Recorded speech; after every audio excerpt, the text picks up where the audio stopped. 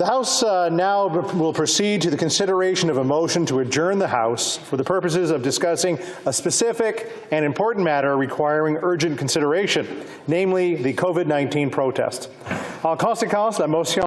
According, the motion is as follows. Mr. Singh, seconded by Mr. Julian, moves that this House do now adjourn. Honourable Member for Burnaby South. Thank you very much, Mr. Speaker. I appreciate the opportunity to lead the debate. And I want to thank my colleague and Member of Parliament for New Westminster Burnaby for the support on this, as well as my entire caucus. I want to start by saying people around the world are looking at Canada right now, looking at Ottawa right now, and asking what's happening. Let me talk about the convoy protests. And let me begin by talking about what they are not. This protest, this convoy protest, is not a peaceful protest. There's a often used saying, if people continue to show you who they are, then you've got to start believing them. This is what the convoy's been about. Hateful symbols like the Nazi flag and the Confederate flag from the beginning have been displayed at this convoy. This has clearly made Jewish and Muslim Canadians and racialized Canadians scared of violence. We heard it clearly in this House, in really eloquent words, what it means to a racialized person to see those flags. We have seen the harassment of citizens. And what is really unique about this, normally protests target the government policies, government decisions. But we see in this convoy that the target of the vast majority of the harassing behavior are citizens. They are harassing workers and citizens, including journalists. Violence is commonplace. We saw an example of this violence, an attempted arson downtown of an apartment building where people started a fire. When they exited, they taped the door. Take a moment to think what that means. They had the forethought that they wanted to set a fire and then tape the door to escape. This is not isolated. These are ongoing examples. Healthcare workers who you would think in a pandemic, the people that have been saving our lives, the people in regular life that save our lives, the people that help deliver my baby girl, these healthcare workers are being targeted by intimidation. What protest targets healthcare workers to the point that security and police are saying to healthcare workers, don't wear your scrubs, don't wear clothing that identifies you as a healthcare worker because you may be verbally or physically assaulted. That's a reality. That's happening right now. So it's certainly not peaceful. The number of complaints of harassment, of violence, of intimidation, targeting citizens, targeting families and kids by the honking and the noise and the fireworks that really are disrupting the lives of families. Most of that activity happens at night when there's no one in Parliament. So they're clearly not targeting Parliament. The convoy is certainly not about helping workers or small businesses hurt by the lockdowns. The behavior and activity of this convoy has directly impacted workers. The blockade at the Coutts border crossing is directly impacting truckers. Truckers are being prevented from coming across the border, Canadian truckers, mind you, that can't even get back home, can't bring goods into Canada because this convoy is blocking them from getting across the border. These are truckers who I've spoken with who are telling me that the conditions were pretty dire at Coutts. There is no facilities for food or water or washroom. They're running out of food and water, and they don't have the facilities to go to the washroom. And their trucks, while they were waiting for days, were running out of gas and running out of battery because they were stopped from getting across the border. Here in Ottawa, thousands of workers have lost wages because they are not able to work in what many have described as some of the worst of the lockdown. By convoy protesters who are talking about ending lockdowns have created some of the worst lockdowns where businesses were forced to shut down. Workers couldn't get to their jobs and small businesses had to shut down. We also heard multiple reports of retail workers being harassed for wearing masks, including young people. It's not even about truckers. I mentioned that the truckers that were being stopped, but the vast majority of truckers are vaccinated. This is not a concern from them. The convoy does not represent their concerns, and they have concerns. Their concerns, truckers' actual concerns, if you speak with truckers and trucking associations, their concerns are wage theft. Often they're not getting paid the wages that they are entitled to after work that they've done. They're concerned about salaries in general, not having good pay. They're concerned about work conditions, not having safe work conditions. They're concerned about the cost of insurance. They're concerned about long driving hours that compromise their health and safety. That's their concerns. Those concerns aren't being raised. And the thing is, the occupiers, the organizers of this occupation, have been very clear about their intention. They displayed it brazenly on their website with their MOU. They wanted to take over the streets of Ottawa and use intimidation to replace a democratically elected government. That was their stated intention. They stated it really clearly. They want to meet with the Senate and the Governor General and put in place an unelected committee to make decisions, replacing the democratically elected officials that are in this House of Commons. And what's been the response to this crisis? And the reason for this emergency debate? We are in a crisis. We're seeing this crisis spread beyond Ottawa to cities like Quebec, Montreal, Vancouver, Winnipeg, Sarnia, the border crossing, as well as Coutts in Alberta, with the border with Montana. And what's the response been to this crisis? Well, the official opposition of Canada, what have they done? They have encouraged it. They've emboldened those who are harassing and intimidating their fellow citizens. That's been the response. The party of so-called law and order has embraced lawlessness and mob rule in the hope to gain political points. They're seeking political advantage by endorsing lawlessness and mob rule that harasses people, families, children, citizens.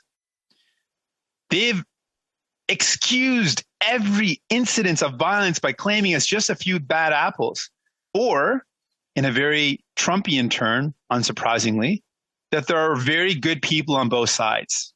Ludicrous. And the federal government has claimed that they are outraged. But ultimately, their answer to this problem, like so many others, is to say it's not their job. Now, I agree that they have offered help, but let's not ignore the fact that they've repeatedly said it's not their jurisdiction. And for everyone out there who likes to talk about jurisdiction, of course, we have a constitution that outlines the divisions of power and the responsibilities at different levels of government.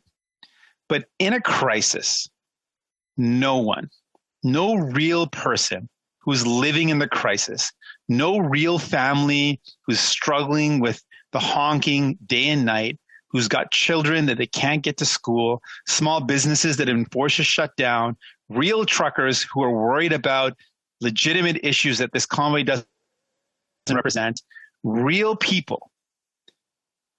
They are not interested in arguments over jurisdiction. I want that to be clear. Normal humans, real people in Canada are not worried about jurisdiction. They want to see solutions. They want to see help. They want to see the problem fixed. That's what people want. They don't want to see people searching for excuses. They want to see leaders find solutions. And that's what I believe. I believe a leader is someone who looks for a solution, doesn't try to find an excuse. At the same time that Liberal cabinet ministers and MPs were claiming that they had done everything they could and that the city of Ottawa, in this case, had everything they needed, the city of Ottawa officials were pleading for more help. Effectively, all three levels of government have essentially told Canadians, and the people in Ottawa particularly, that you're on your own. The only progress into getting some real change in this occupation of Ottawa came from a court injunction won by a 21-year-old resident of Ottawa with the help of her lawyers.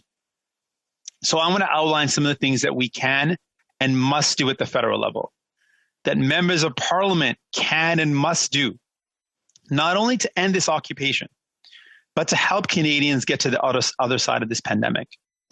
First off, the federal government has to stop using jurisdiction as an excuse for inaction. It's simply wrong. Today we hear that there is an attempt, there is an offer, or there is a start of discussions between three levels of government, that the federal government will work with municipal and provincial levels of government. Today, after almost 10 days of occupation, that Prime Minister should have been working on this from the beginning, bringing all levels of government together immediately. Once they saw the level of this crisis, once they saw the severity of it, that step should have been taken right away. Clearly, this situation was not well handled, and it should not have taken this long to realize that. The convoy organizers were clear about their intent from the beginning. They were allowed to do exactly what they said they would do. Ottawa and other communities are asking for help, and it's not time to argue, it's time to deliver the help. So we want to see the federal government step up and provide the help necessary to these municipalities. The Prime Minister should be meeting with the mayors and municipalities impacted and providing proactive help.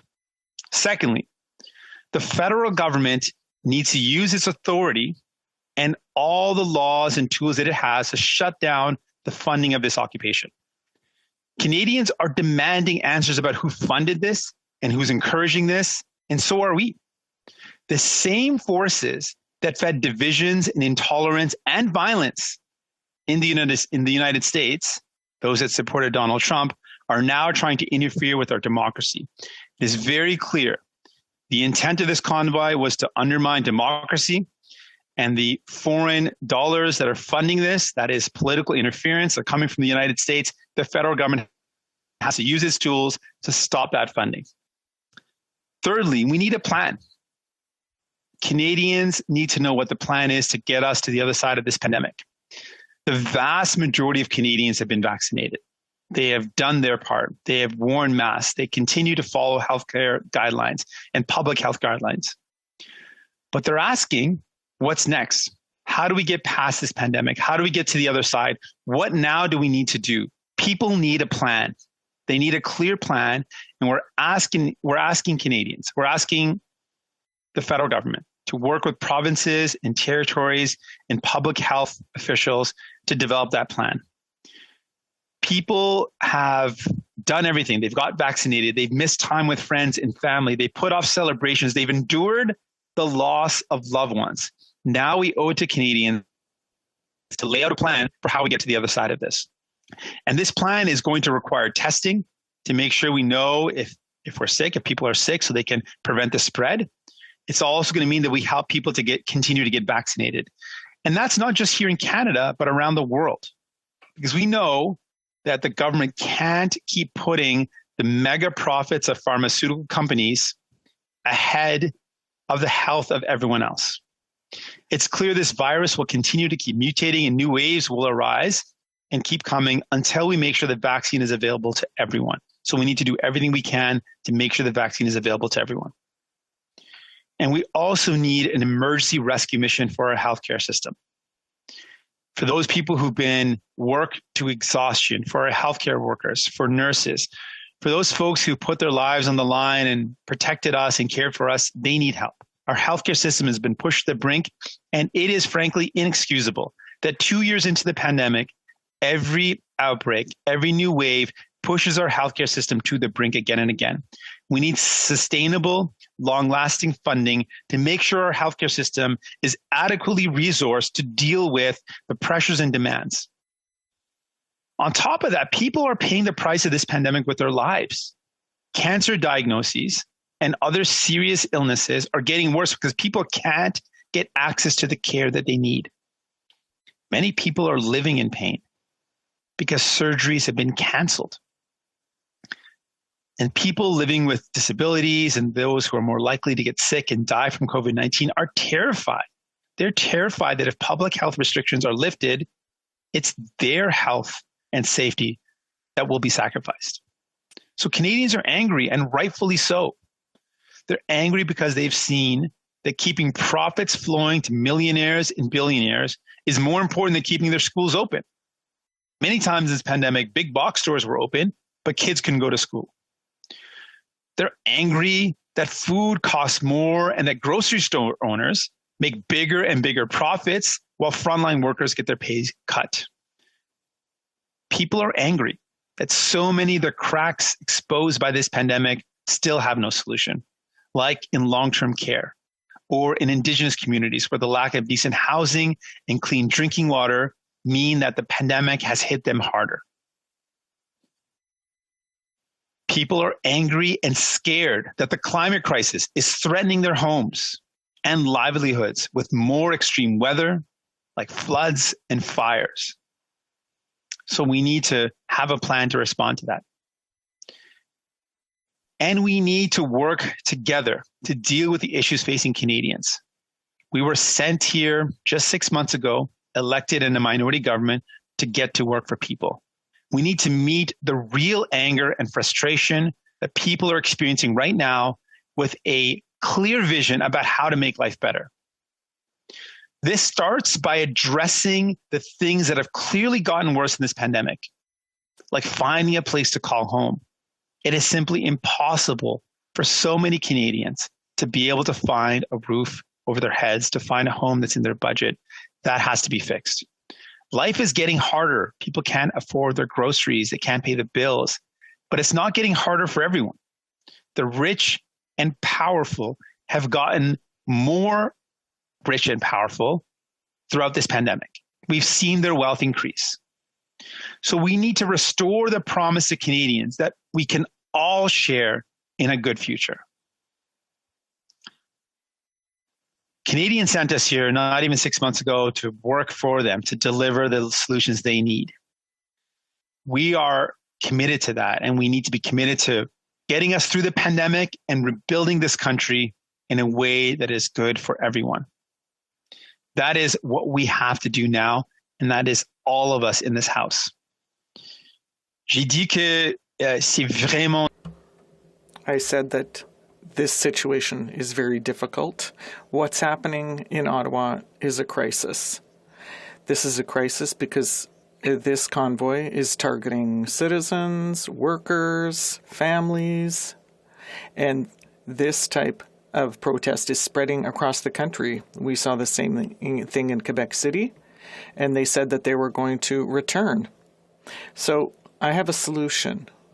We've seen a lack of leadership on the part of the federal government. The federal government simply wasn't there to show leadership in this crisis. So we're calling on the federal government to meet with the mayors who have been hit by these protests. The Prime Minister must meet with them. And the federal government cannot continue to make excuses. It has to find solutions. It is clear that there is foreign interference in this convoy. There's a great deal of money flowing in from abroad, specifically from the United States. So we have to use federal intervention to stop this funding. Third, we need a plan. People have done everything right. They've gotten vaccinated. They've followed health measures. They've followed public health directives. But now they don't know what the plan is to emerge from the pandemic.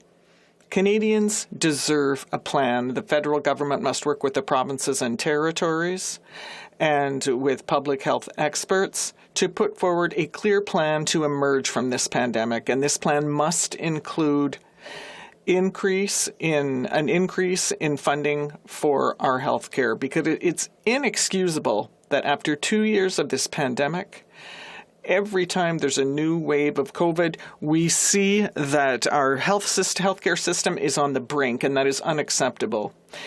And lastly, we need to work together to solve the problems that people are dealing with. Housing prices, the cost of living, we have to solve these problems. Thank you. Hey, Kalantag, questions and comments? The Honourable Member for Kingston and the Islands. Thank you very much, Mr. Speaker. I listened quite intently to the leader of the NDP and his discussion on this debate, and I thank him for initiating this debate tonight. I heard him talk about the actions that have been going on outside and how he condemns the behavior, and I would agree with him that there certainly is a lot that's been happening. It's more than just a few bad apples, as he rightfully pointed out. We're seeing instance after instance. This is not about one or two bad apples here or there. But my question to him has to do with the fact that he indicated that he was pleased to see that that the three different levels of government were coming together. Where does he see that discussion happening? What suggestions does he have for that group? Certainly he wouldn't suggest that they negotiate with what's going on, given his previous comments. What does he recommend to be some possible solutions that those three levels of government should be discussing? Honourable Member for Burnaby South.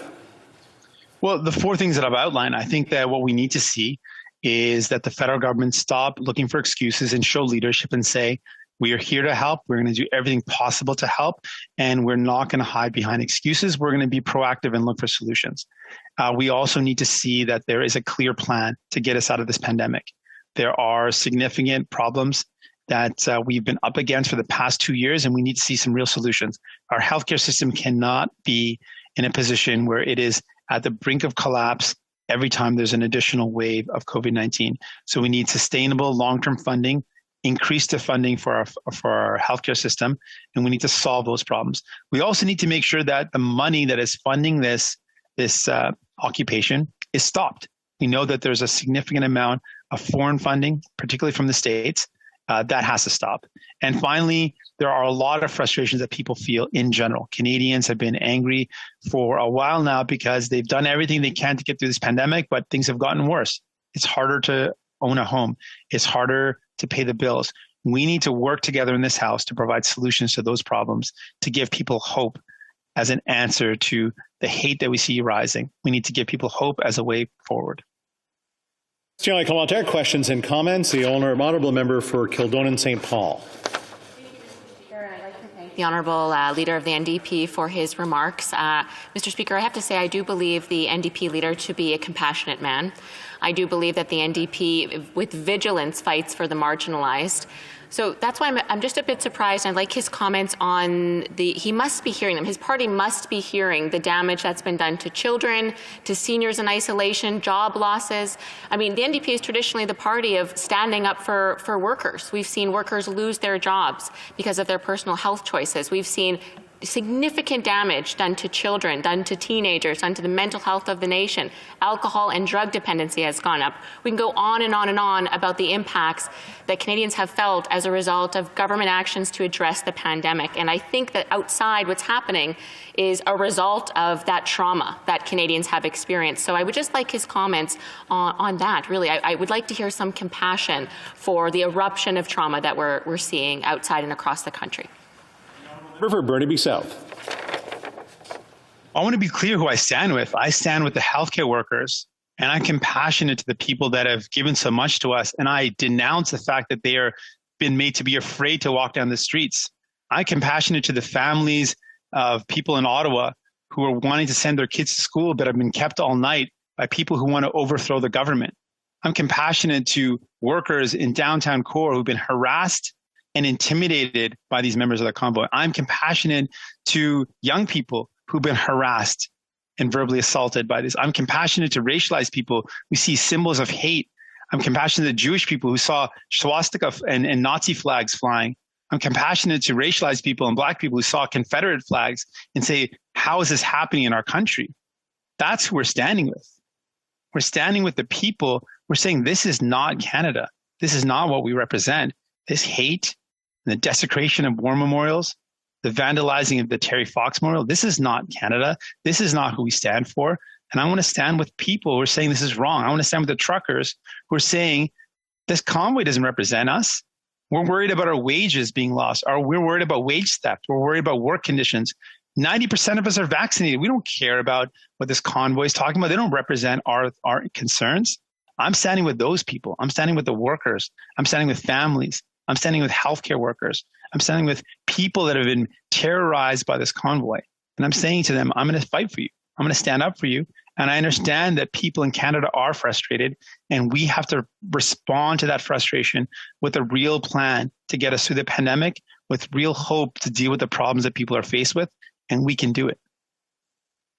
Comments, questions et commentaires, l'honorable député. The honourable member for Avignon, Lamitis, Matane, Matapédia. Thank you, Mr. Speaker, and I'd like to thank my colleague for his speech and for the motion that he brought forward for this debate this evening. It's about time that we discuss this elephant in the room. And when I talk to my Liberal colleagues about what their responsibility should be in this situation, well, they say it's not really a national issue. It's not a federal issue. It happens at Ottawa. It's happening in Ottawa, so it should be the Ottawa police who look after that. So they talk about it jurisdiction, but I have a lot of trouble understanding that. I believe that this is a matter that affects the federal government as well, and the federal government certainly has a share of responsibility in all this. So I'd like to hear him on that. The honourable member for Burnaby South. Thank you very much for the question, and I absolutely agree. It is this lack of leadership that I am criticizing. The fact that at the federal government level, the government has continued to say, well, it's not our responsibility, it's not part of our jurisdiction. But when there's a crisis of this scope in the capital city of the country, then the federal government must act. The Prime Minister must take what is happening seriously, and he must say, yes, as a leader, I'm going to look for solutions. And of course, there are provincial and territorial jurisdictions that are involved. Those have to be taken into account. But in a real crisis, a leader is someone who steps up, who says, yes, I want to help, I want to find solutions, I want to do everything in my power to help people who are in trouble. And that is what I want to happen here in Ottawa and in Quebec City, because there are supposed to be more protests there in a few weeks, and assistance must be given to the municipalities in a proactive fashion to help them. Questions et commentaires. Questions and comments? The honourable member for New Westminster, Burnaby. Thank you very much, Mr. Speaker. I'd like to thank the member for Burnaby South for his leadership in successfully pushing for this important emergency debate tonight that all Canadians can tune into and see the important issues that need to be discussed. Many people have been saying that the federal government has been missing in action, and it's so important to have this debate tonight. I'd like to ask the member for Burnaby South two questions. What would he say, and what is his message to healthcare workers who have, for the last 2 years, as he said so eloquently, have been struggling to make sure that Canadians are taken care of despite the healthcare cuts that we have seen over the course of the last few years that have been devastating? And what is his message to Canadians that see the ever more long food bank lineups that are often in precarious situations or have become homeless, that are seeing the increasing inequality in our country that have been exacerbated during this crisis? What is his message to those Canadians tonight? Honourable member for Burnaby South. Thank you for the question. Thank you to my colleague. First, I would say to healthcare workers, you're the ones who have saved our lives. You've put your lives on the line to care for us. At the minimum, we need to make sure that you're safe. And I am deeply offended that the people that have cared for us have been made a target by this convoy. The people that have put their lives on the line to keep us healthy are the ones that are now at risk of violence if they wear clothing that identifies them. I want healthcare workers to know that is wrong, that I stand with you. I'm going to continue to fight to make sure you're respected for your work, but more importantly, that you are properly resourced so you can do the work that you want to do. I've met nurses with tears in their eyes because they are underfunded and understaffed and overworked. I want you to know I'm going to fight to make sure there's proper funding for our publicly delivered healthcare system and that the federal government does its part. And to the people dealing with inequality, that has only gotten worse in this pandemic. You see a rigged system where those at the top continue to make massive profits while everyone else suffers. That is exactly why we need to provide solutions that speak to people. We need to put people at the heart of everything. And that means making sure workers have fair wages. That means we've got housing that's affordable and accessible to everyone. That means people shouldn't have to rely on a food bank, but have the dignity to be able to provide for themselves and their families and have the supports necessary to live a life of dignity. That's what we're fighting for. You are who we're fighting for. And we're going to stand with you every step of the way. Resuming debate, reprise du débat, the Honourable Minister of Public Safety. Thank you, Mr. Speaker. And at the outset, I'd like to indicate that I will be sharing my time with the Prime Minister. I want to thank the member for Burnaby South for his motion, and I want to thank all of my colleagues who are participating in this important debate tonight. Friends, the situation in Ottawa began as an interruption, and it has now become a sustained convoy and blockade. And during the course of the last number of days, we've seen far too many examples of intimidation, harassment, violence, and hate. The residents here have effectively been held hostage in their own city. And many of them, especially young women, feel unsafe. They've been blockaded by an angry, loud, intolerant, and often violent crowd. Now, of course, all members in this House support the right to peaceful protest, and it is indeed one of the pillars of our democracy. But peaceful protests do not make people afraid to leave their homes. And this convoy has done that, and in doing so, it has crossed the line. Depuis le début, le gouvernement... Since the beginning, the federal government has been there to support the city and the Ottawa Police Service. As the situation has evolved, the RCMP has approved successive requests for additional resources. After a call that I had with Mayor Watson last week and again today, I can confirm that the RCMP has received and approved a request for additional officers. Following another request this weekend, other officers have been made available. Since Saturday, over 275 members of the RCMP have been made available to help the Ottawa Police Service and to work under its command. The RCMP is in discussions with the Ottawa Police Service, the Ontario Provincial Police, and other partners, and will continue to evolve its support as the situation evolves. I have requested information throughout the day from the RCMP Commissioner and from other representatives to make sure that we are doing what we can to end this convoy and re-establish law and order in Ottawa. I am in discussions with my provincial and municipal counterparts, and I spoke with the Solicitor General of Ontario, Minister Jones, as well as with the Mayor of Ottawa, Mr. Watson. The situation remains very concerning on the ground. We have seen progress made over the last number of hours. We've seen charges laid. We have seen investigations ongoing. We are seeing the cutting off of propane and fuel to participants in the convoy, and we are seeing structures removed, and we are seeing the dispersing of crowds, safely and respectfully, and with the excellent performance of our law enforcement. Hundreds of charges will continue to be laid where appropriate, and those decisions will be taken independently by our police services. In the weeks that follow, we will need to be very clear that we cannot find ourselves in a similar situation again, Mr. Speaker.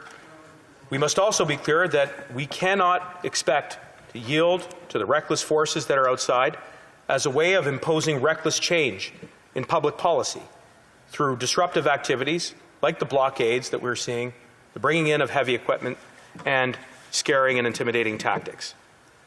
For now, however, we must continue to work together and assess what needs to be done. I've also been asking for operational updates through the day, as well as daily updates, to make sure that me and my partners are doing everything that we can to help restore the rule of law.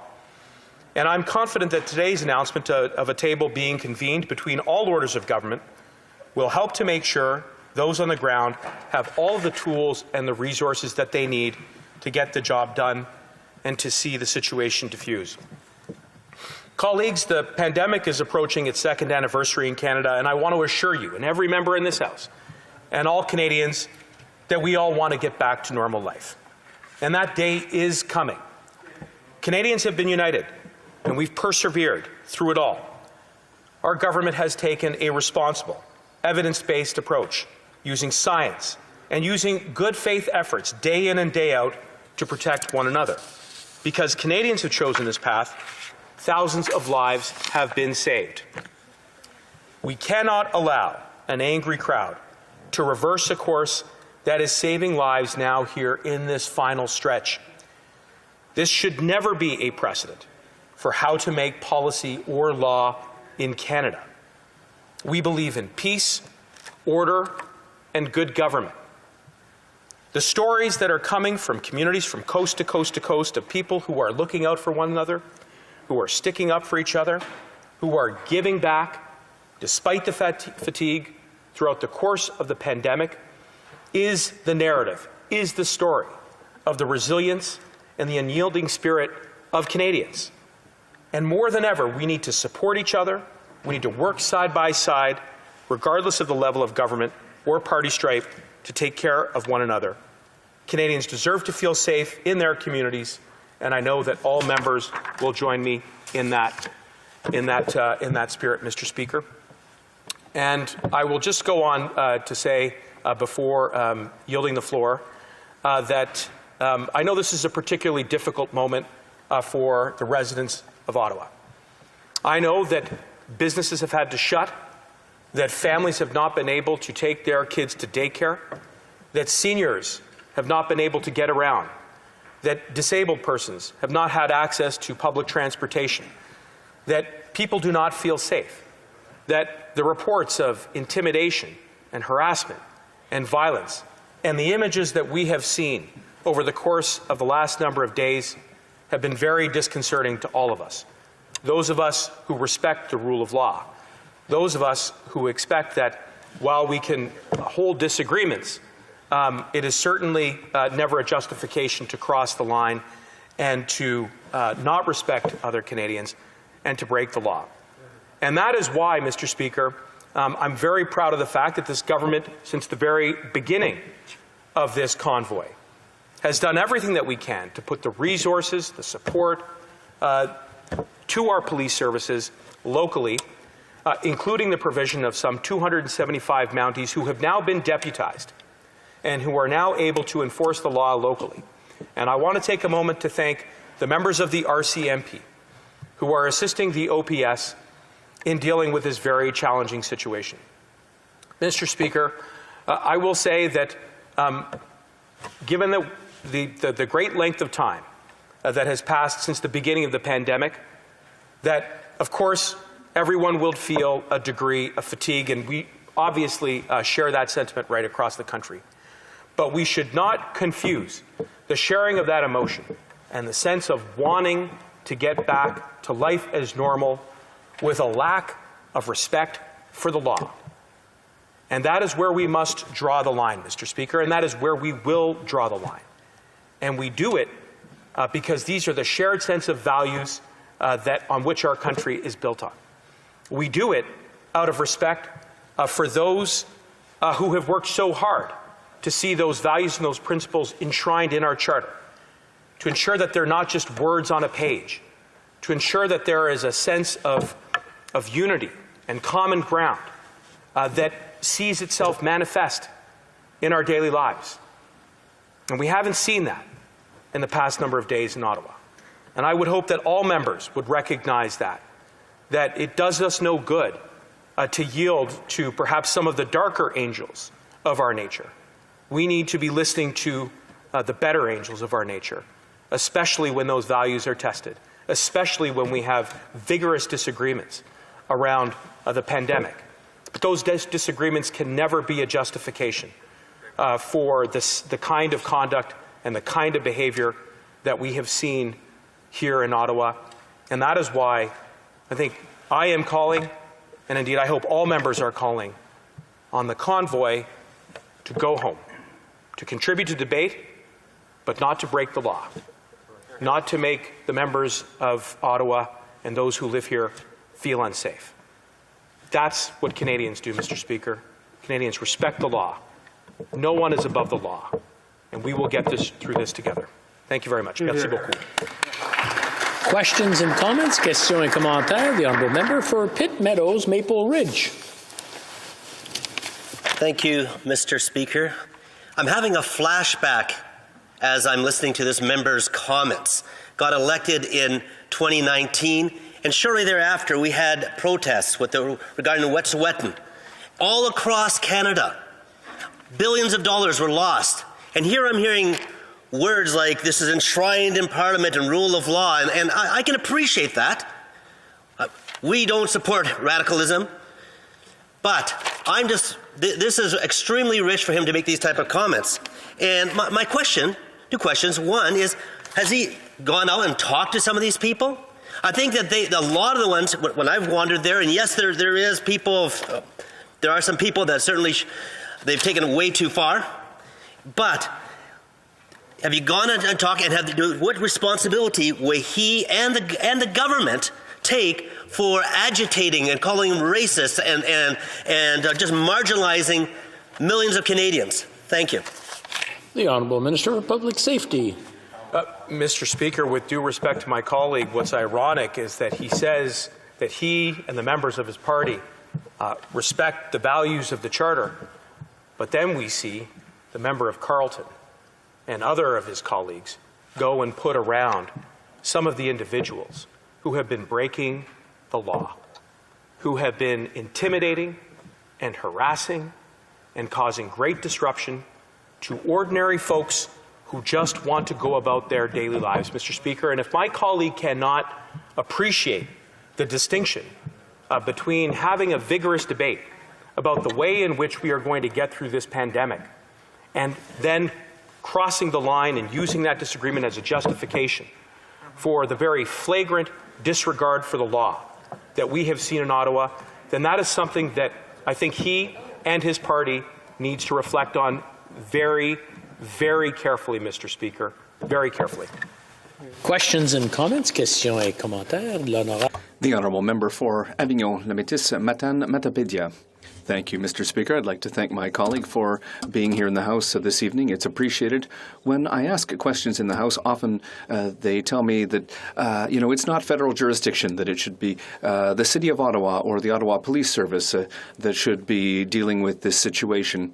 And they've sent new RCMP officers. That's very good, and we're happy about that.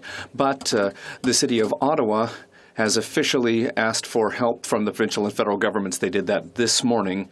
What are they going to say to the City of Ottawa? Will they offer a bit more help than just simply sending more RCMP officers? Thank you. The Honourable Minister of Public Safety. Mr. Speaker, I'd like to thank my colleague for the question. The question of jurisdiction and of decision-making and operational decision-making is very clear. The decisions that the police service makes on the ground are 100% under their jurisdiction, and we need to respect that jurisdiction. That's one of the principles, one of the values that's at the foundation of our democracy. Earlier today, I spoke with Mayor Watson, along with my colleagues, and during that discussion, we were able to have a good dialogue. We discussed their requests, and we have already offered additional RCMP officers, over 275 RCMP officers who are now working on the ground, who are offering their support to the Ottawa Police Service. And with their support, we've been able to make progress today, but we need to continue working this way. We need to bring an end to this convoy for the respect of the people of Ottawa. Thank you. Questions et commentaires. Une question de... Questions and comments. A very short 30-second question. Answer the Honourable... I'm sorry? Oui? Un appel au règlement.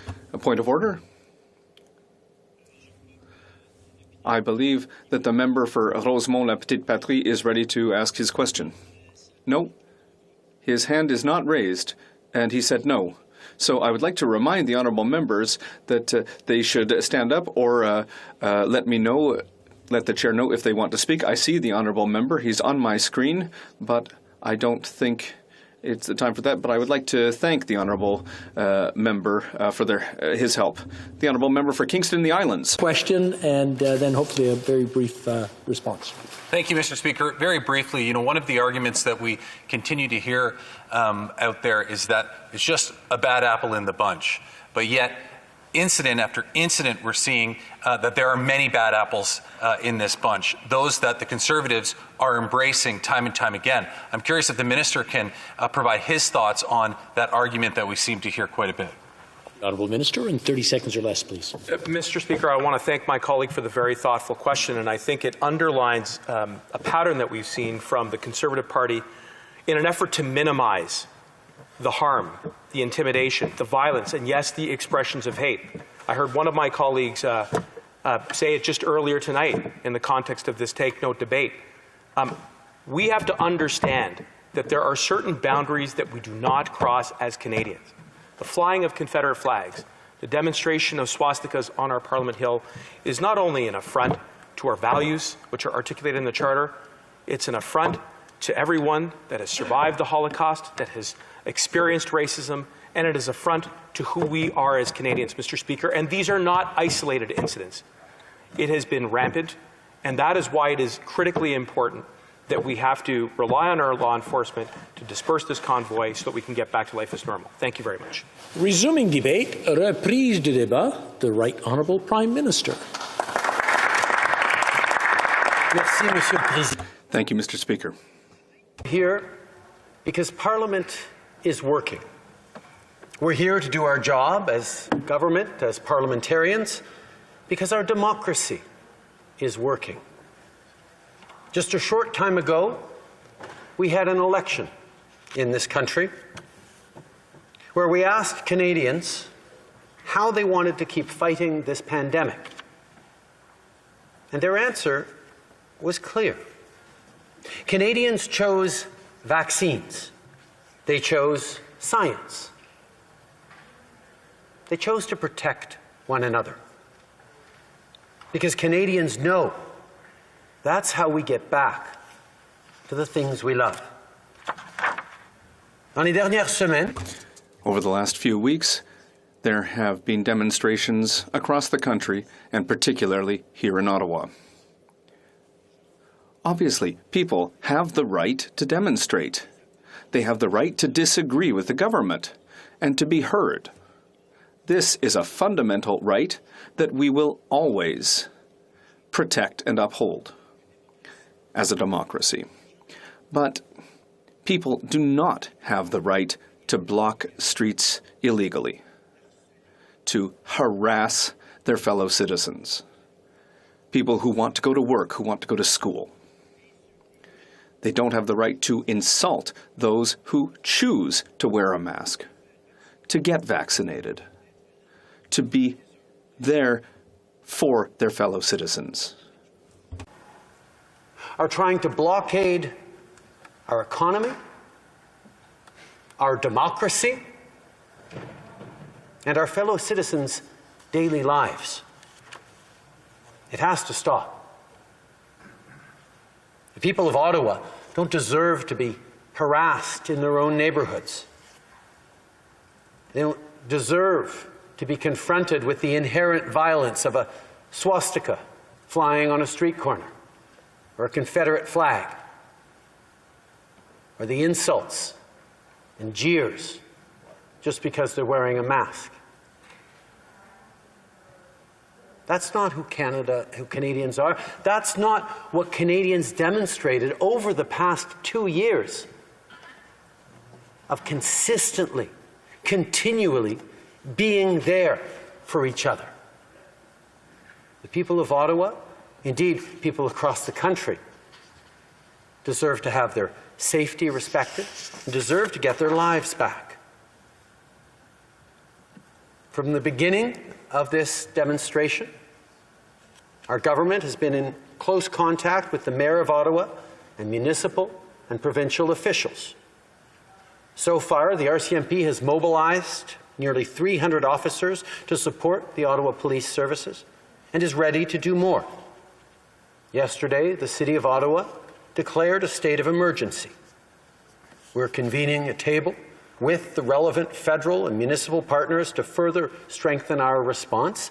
The federal government will be there with whatever resources the province and the city need in this situation. Le ministre des Transports. The Minister for Transport is working with his provincial counterparts to make sure that contraveners suffer the consequences. Speaker, this blockade, these protesters, they're not the story of this pandemic. They are not the story of Canadians in this pandemic. From the very beginning, Canadians stepped up to be there for one another, to support their neighbors, to support their elderly, to support our frontline workers by doing the right things, by wearing masks, by getting vaccinated, by following public health restrictions. We're all tired of this pandemic. We're frustrated, we're worn down. None more worn down than our frontline health workers who've been going flat out for 2 years. But everyone's tired of having to wear masks, having to follow public health restrictions. Families like mine just last week that test positive, have to follow public health rules, have to isolate themselves. Nobody wants to do that. I don't know how many conversations parents have had to have with kids about not going to birthday parties, but not getting to have sleepovers. This pandemic has sucked for all Canadians. But Canadians know the way to get through it is to continue listening to science, continuing to lean on each other, continuing to be there for each other. Les gens qui crient après. Those who are shouting at others because they're wearing a mask do not define what it is to be the majority of Canadians, the vast majority of our country. The majority of Canadians are the millions upon millions who have been vaccinated, almost 90,000 today alone, and tens of thousands who week after week continue to receive their first dose, Mr. Speaker. Country. Canadians step up to get their first dose of vaccinations. That is the story of the country. People who've been there for each other. Everyone's tired of COVID. But these protests are not the way to get through it. On ne devrait pas lutter les uns contre. We shouldn't be fighting one another. We should be united to fight the virus. One another. It's a fight against the virus.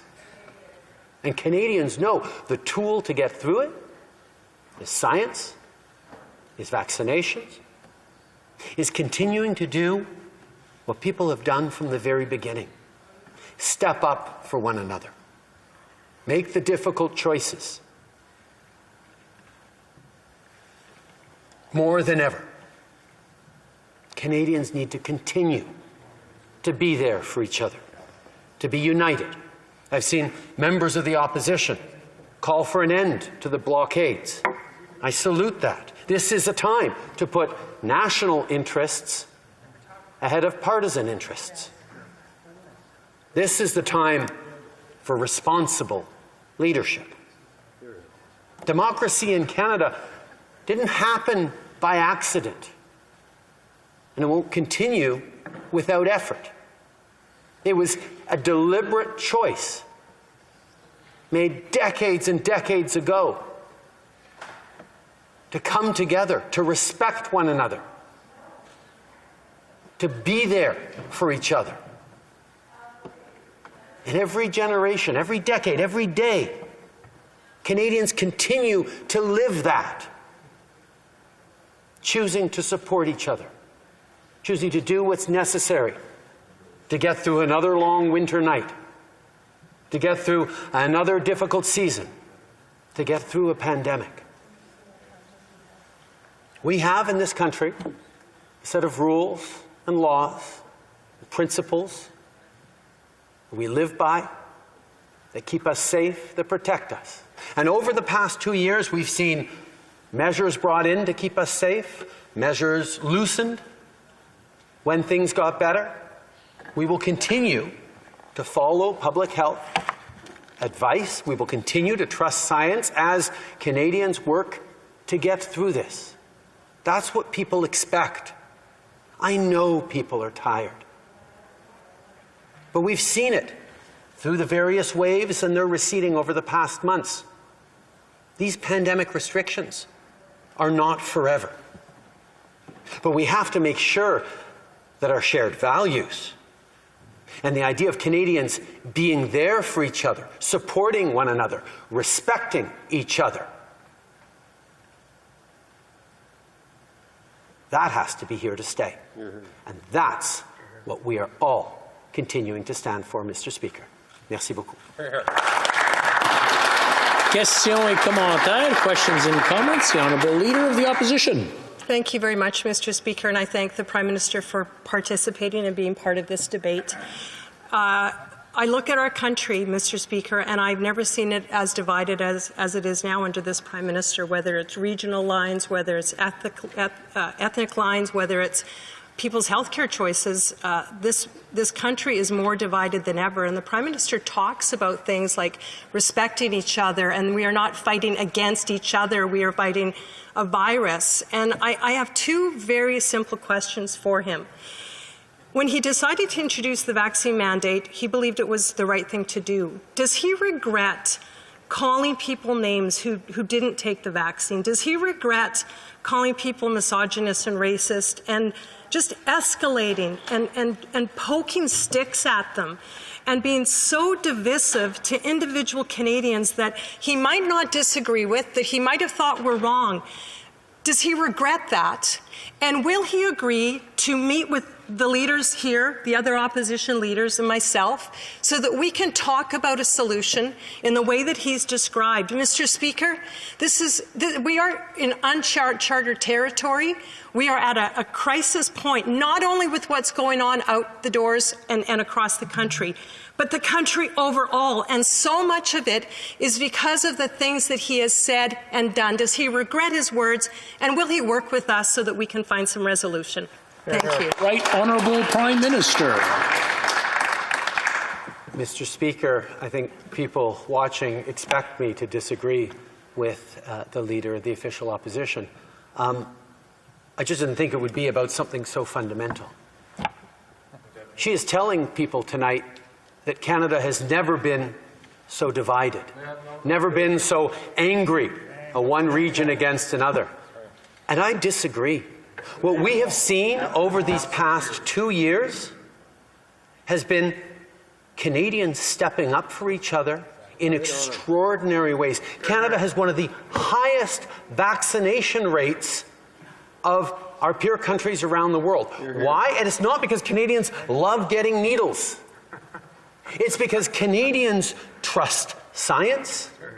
Canadians trust each other to do the right things. It's in our national psyche of being able to be there for our neighbors, being able to push a car out of a snowbank for a perfect stranger, leaning on each other.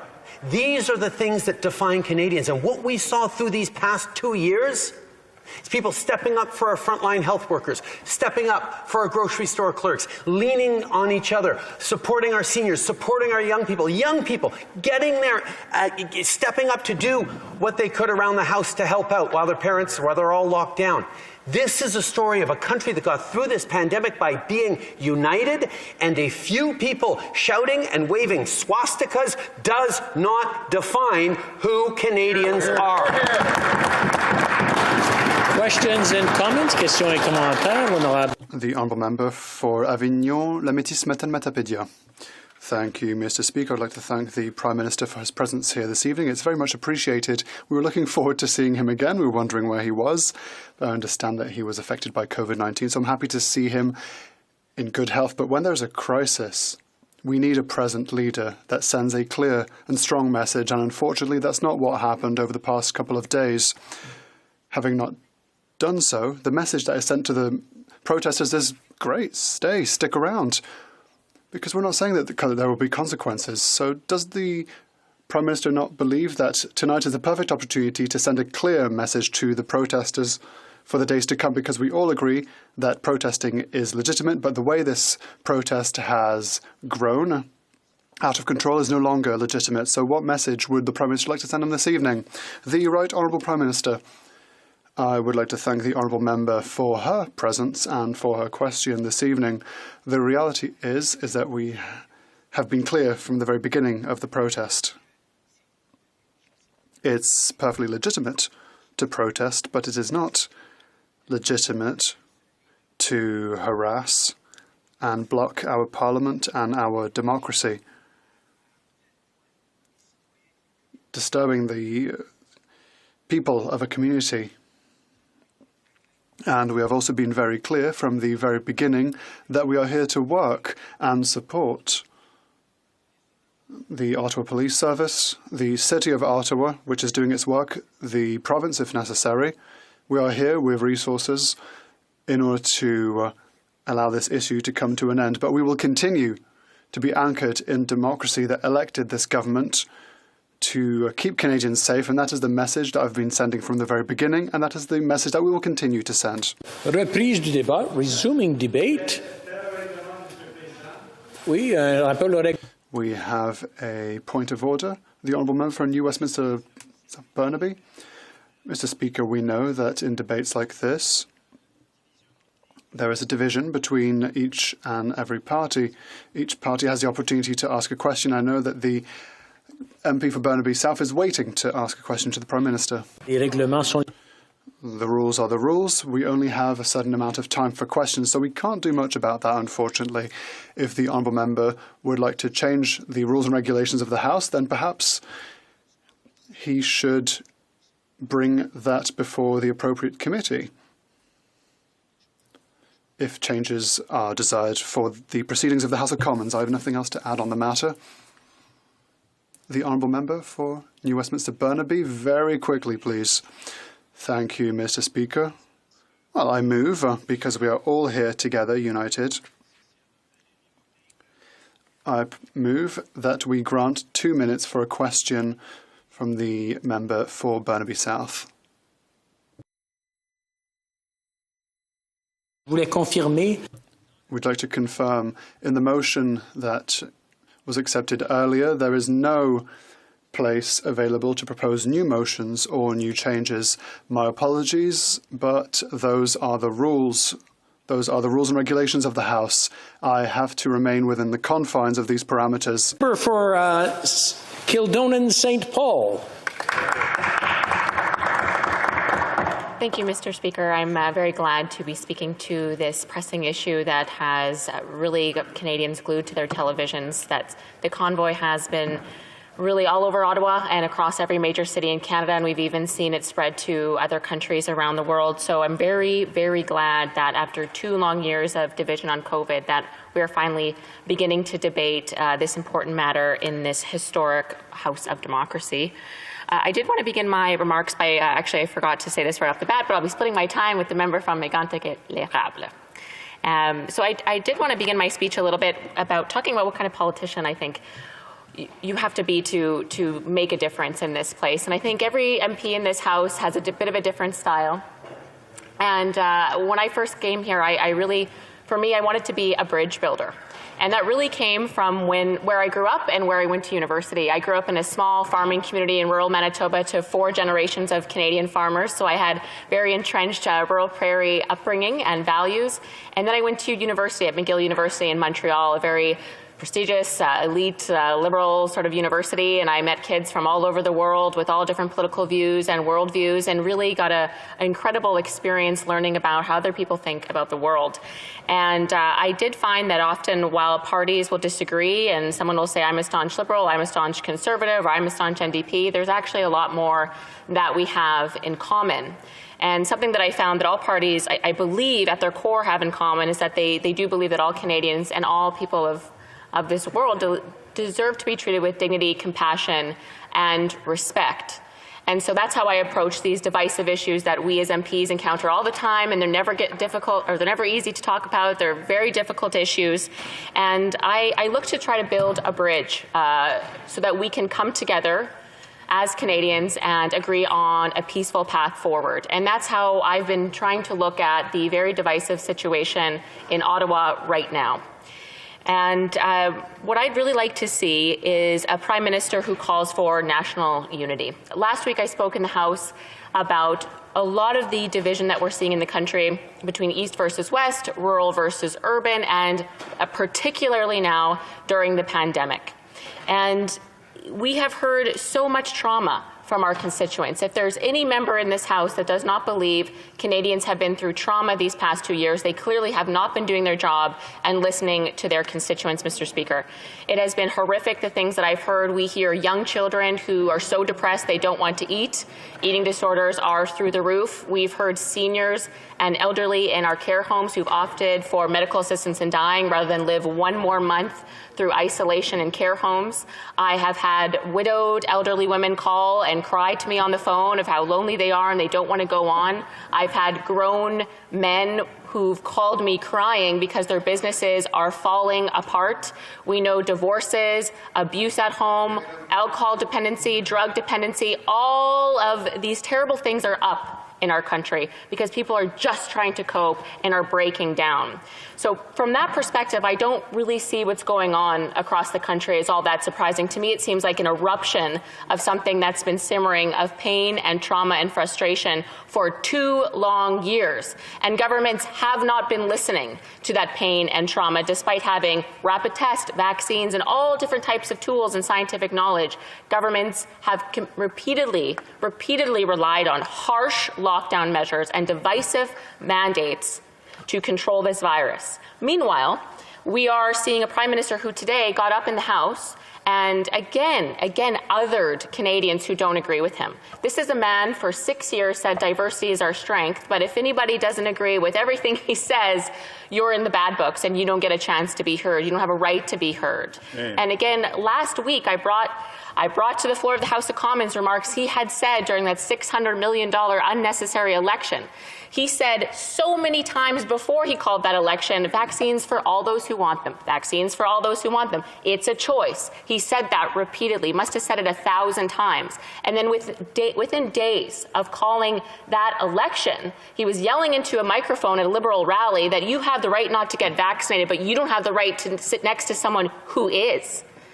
So to me, that doesn't really seem like someone. What did he say in his remarks today? He said, this is not a fight against one another, it's a fight against the virus. Those remarks, Mr. Speaker, suggest very different.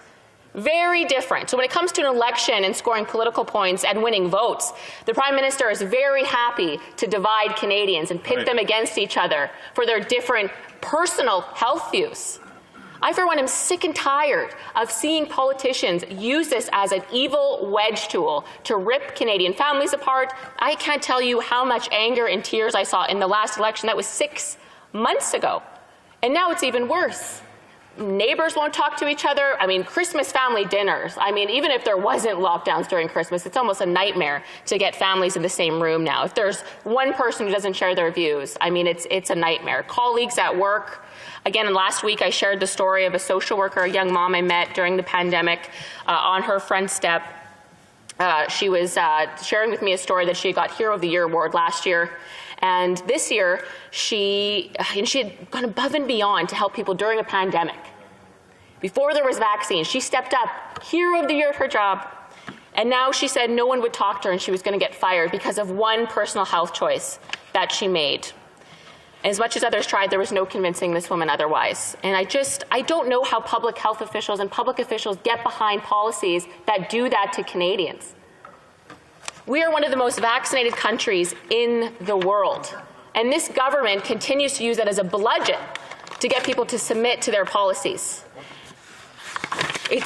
I've never thought that entering politics 2.5 years ago at a federal level, we would see a government that was so keen to divide Canadians on something so deeply personal. And as I've said before, and I'll say it again, I denounce any hateful and violent act outside. Whoever is up to no good, who's ever up to that kind of mischief and that kind of hateful rhetoric and those actions, shame on you.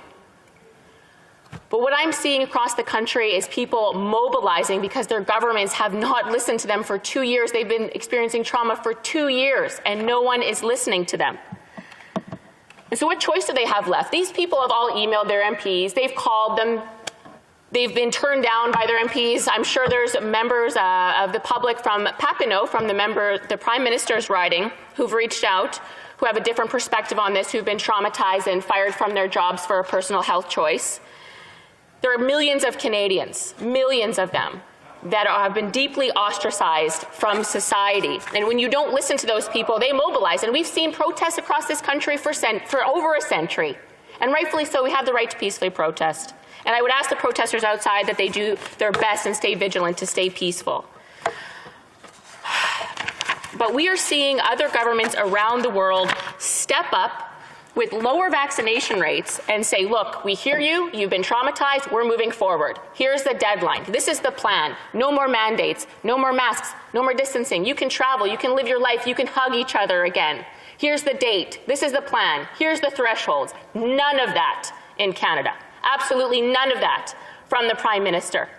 People have been traumatized and they're mobilizing because they need some hope. They need somebody in this House of privilege to come down from our ivory towers and say, okay, little people, we hear you. So sorry we've traumatized you for 2 years. We're going to step up and we're going to give you some hope. Here's a deadline. The member opposite is laughing. The people in this House are incredibly privileged. That member has kept his job. Thousands of Canadians have lost their job. And he's laughing about his own privilege. What has he done to serve members that are marginalized during this pandemic in his community, Mr. Speaker, but laugh at them in this House of Commons? Shame on that member. I would ask this government to do everything they can. I asked them this 2 years ago in the House. Go to other countries, see what they're doing. What are the best practices? How is it that other highly advanced, developed nations like the UK, Ireland, the Netherlands, Norway, Denmark, Germany, Sweden, Switzerland, the United States, how is it that they have all the same tools we have, they have all the economic resources we have, their citizens have done all the work and made all the sacrifices? Why is it that those citizens get a plan for hope of when we get back to normal, when we get our lives back, when the people outside, you think they want to be here, Mr. Speaker? Those people don't want to be here. They want to be working, but that right was taken away from them. When is there going to be a plan from this Prime Minister? When is there going to be compassionate leadership to say, this is it, you've done the work, here's the tools, we're moving forward? Our public health doctors have told us as well, it's time to move forward. It's time to revisit these harsh mandates and divisive policies. Mr. Speaker, I will just end on this, and I'm very passionate about this. I think we all are from our different perspectives, but I will say I will continue to be a bridge builder, to reach out, to try to understand where others are coming from, and it would just be incredible if we could see members of the Liberal Party, the Prime Minister, do the same. Time to build a bridge, Mr. Speaker. And comments, questions et commentaires. The honourable member for Halifax. Mr. Speaker, I just want to first thank the member from Burnaby South for instigating this debate tonight and for his remarks. Now, the member from Kildonan and St. Paul knows that the interim Conservative leader, the member from Portage Lisgar, encouraged her party to not discourage protesters to leave, but rather encourage them to stay and make the occupation the Prime Minister's problem. Shortly afterward, when confronted with the horrific and violent deeds of the occupiers, their interim leader recycled Donald Trump's hateful and disgusting tour de phrase. There were good people on both sides. And even tonight, in this very House, in this very debate, that same interim leader tried to stoke the fires of division when asking, again she did this, when asking the Prime Minister questions. Perhaps the next thing the interim leader will say is she'll tell the occupiers to stand back and stand down. So, Mr. Speaker, the behavior by some of the members on the side of the House of the member for Kildonan and St. Paul's has been repugnant as the behavior of those out in the streets. So I'd like to ask the member how in the world she believes the actions of her leader and her colleagues will help to end this unthinkable and un-Canadian disaster unfolding outside of these very doors. The honourable member for Kildonan St. Paul. Thank you, Mr. Speaker. I appreciate the question from the member who laughed when I said that members of Parliament in this House have extraordinary privilege. We've been able to keep our jobs. Actually, I've never seen that member before, so it's great to see him participating.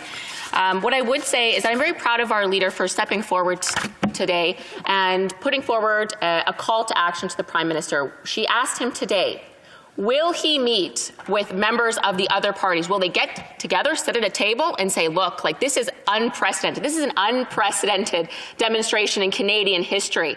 It's time that you get together, put partisanship aside, and work together to see how we're going to have a peaceful resolution to this. As the critic for public safety, the Shadow Minister for Public Safety for Canada, Mr. Speaker, I am growing increasingly concerned that without a peaceful resolution and compassionate leadership from this Prime Minister and that Member of Parliament, that we are going to see this escalate. They're just stoking the fires anyway. They're just pouring diesel on it, so to speak, and raising the temperature with their mean language, their name-calling, when they should be being responsible and lowering the temperature. So that's what I'd like to see from Liberal members of Parliament and from the Prime Minister, some compassionate leadership. It's time to get together at the same table and talk about solutions. Questions and comments? Questions et commentaires. The honourable member for North Island, Powell River. Well, thank you, Mr. Speaker, and I want to thank the member for her speech.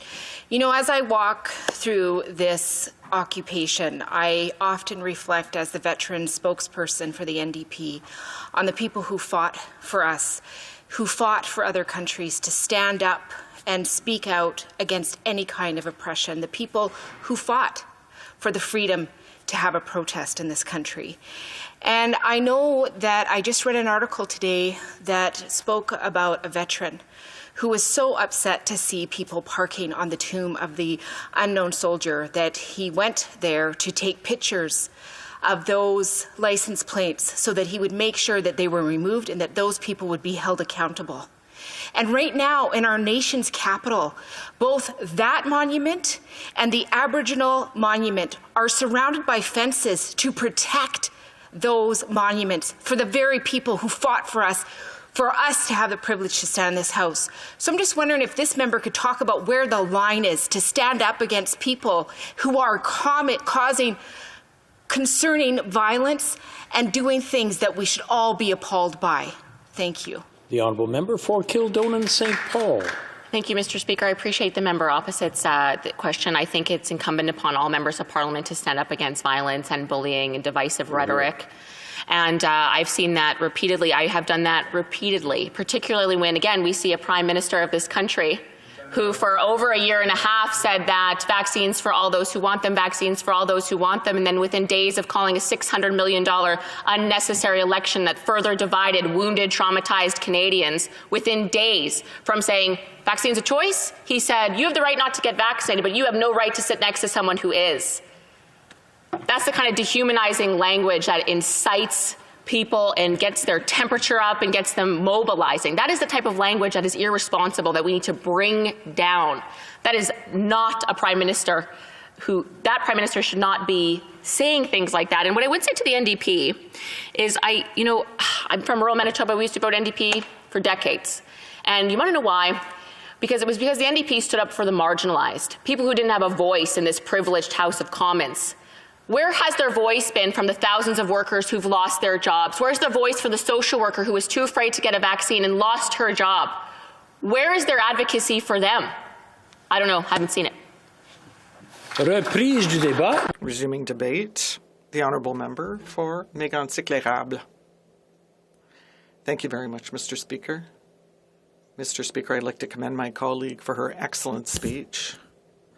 Mr. Speaker, this evening I might have expected for the Prime Minister's first official public appearance since the beginning of this protest that is happening on Parliament Hill. I might have expected that the Prime Minister would announce something.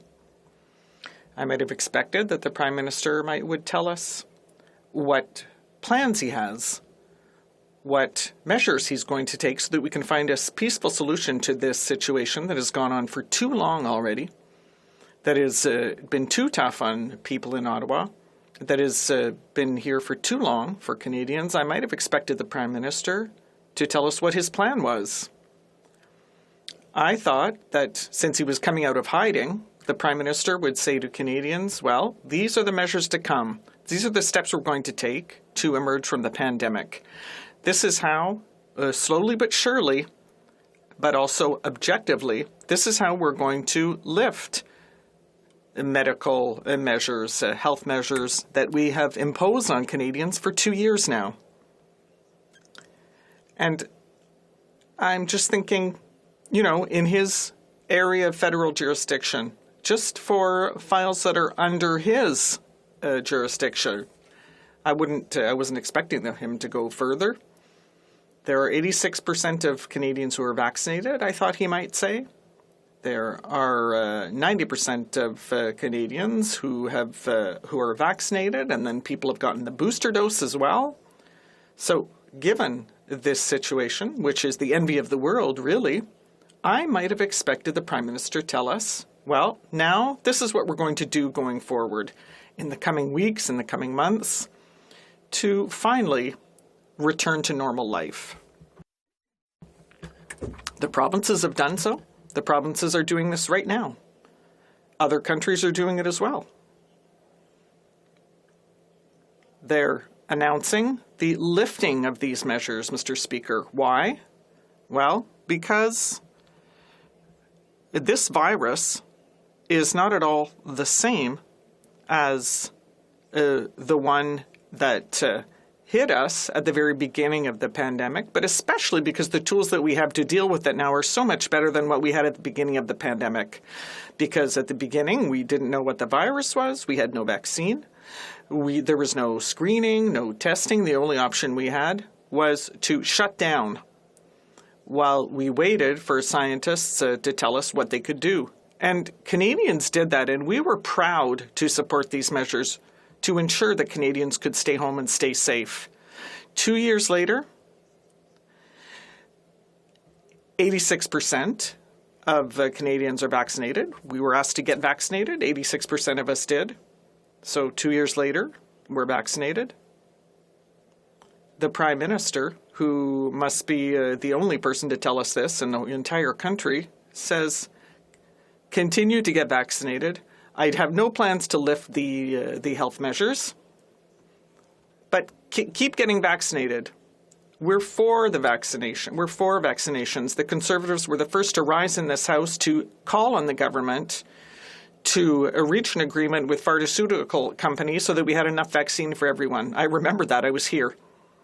They were pretty slow to act, Mr. Speaker. Of course, they were slow to shut the borders down, too, and also they were slow to recognize that there was a pandemic, Mr. Speaker.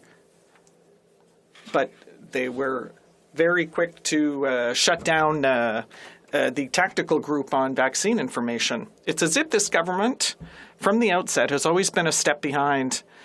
But now Canadians need to hear something more positive. They need hope. How will this Prime Minister, how does he see us emerging from this crisis, Mr. Speaker? That's what we want to know. That's what we wanted to hear from the Prime Minister this evening. That's what I'd like to hear from my Liberal colleagues, instead of hearing them repeat in all the media, everywhere, all kinds of false positions about us on this side of the House. That's the reality. It's easy for them. They don't take their responsibilities. They remain in hiding, and they wait for maybe for someone else to fix this problem. But nothing happens, Mr. Speaker. I saw the Mayor of Ottawa launch a cry for help. I saw police officers begging for help so that someone should stand up somewhere so that this situation can come to an end.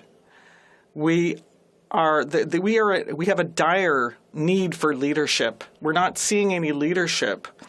We can't change things across Canada because Mayor Watson is looking after his municipality, and he has his hands full. He calls for help from the Prime Minister. He says nothing. He remains in hiding. He says nothing, and all of a sudden he emerged to make a speech tonight that said absolutely nothing. That's the reality, Mr. Speaker. And that's what Canadians are sick and tired of. At first, with COVID, we knew someone who had had COVID. It was far away from us, but we were scared. But today, I got COVID over the holidays. My kids got COVID over the holidays. My wife did too. My neighbor got COVID. But the government is still applying the same rules as the very beginning of the pandemic 2 years ago. And they've broadened these rules as well. And if that's not throwing oil on the fire, if that's not exacerbating the situation, then I don't know what is. That's exactly what the government's doing right now. Mr. Speaker, today the Conservative leader called on the Prime Minister to commit to a process that might see a peaceful solution to this conflict. She wrote to the Prime Minister with a letter that was published also to the other two opposition leaders. The official opposition, well, that's us, but this letter went to all the party leaders. What that letter asks for is that all four of those leaders should meet to discuss a solution in order to calm the situation down, in order to end this demonstration so that Ottawa citizens can go back to their normal lives. Yes, those who are listening, this is coming from the Conservative leader, this proposal that was sent to all party leaders. And I'm going to continue. Canadians want this impasse to be solved peacefully. They need such a peaceful solution. Yes, because everyone's sick and tired. Everyone is fed up. I can feel it in my riding. I can feel it everywhere. And what we need is for a real leader to stand up and tell us what the plan is to emerge from this crisis.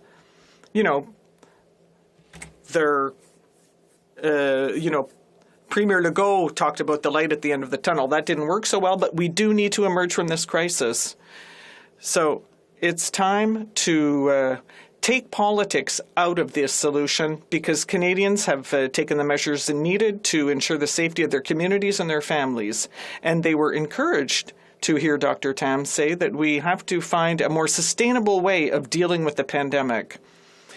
She also recommended that all public health policies be re-examined with the provinces and territories so that we can return to a certain type of normality. Dr. Tam said that. That was her.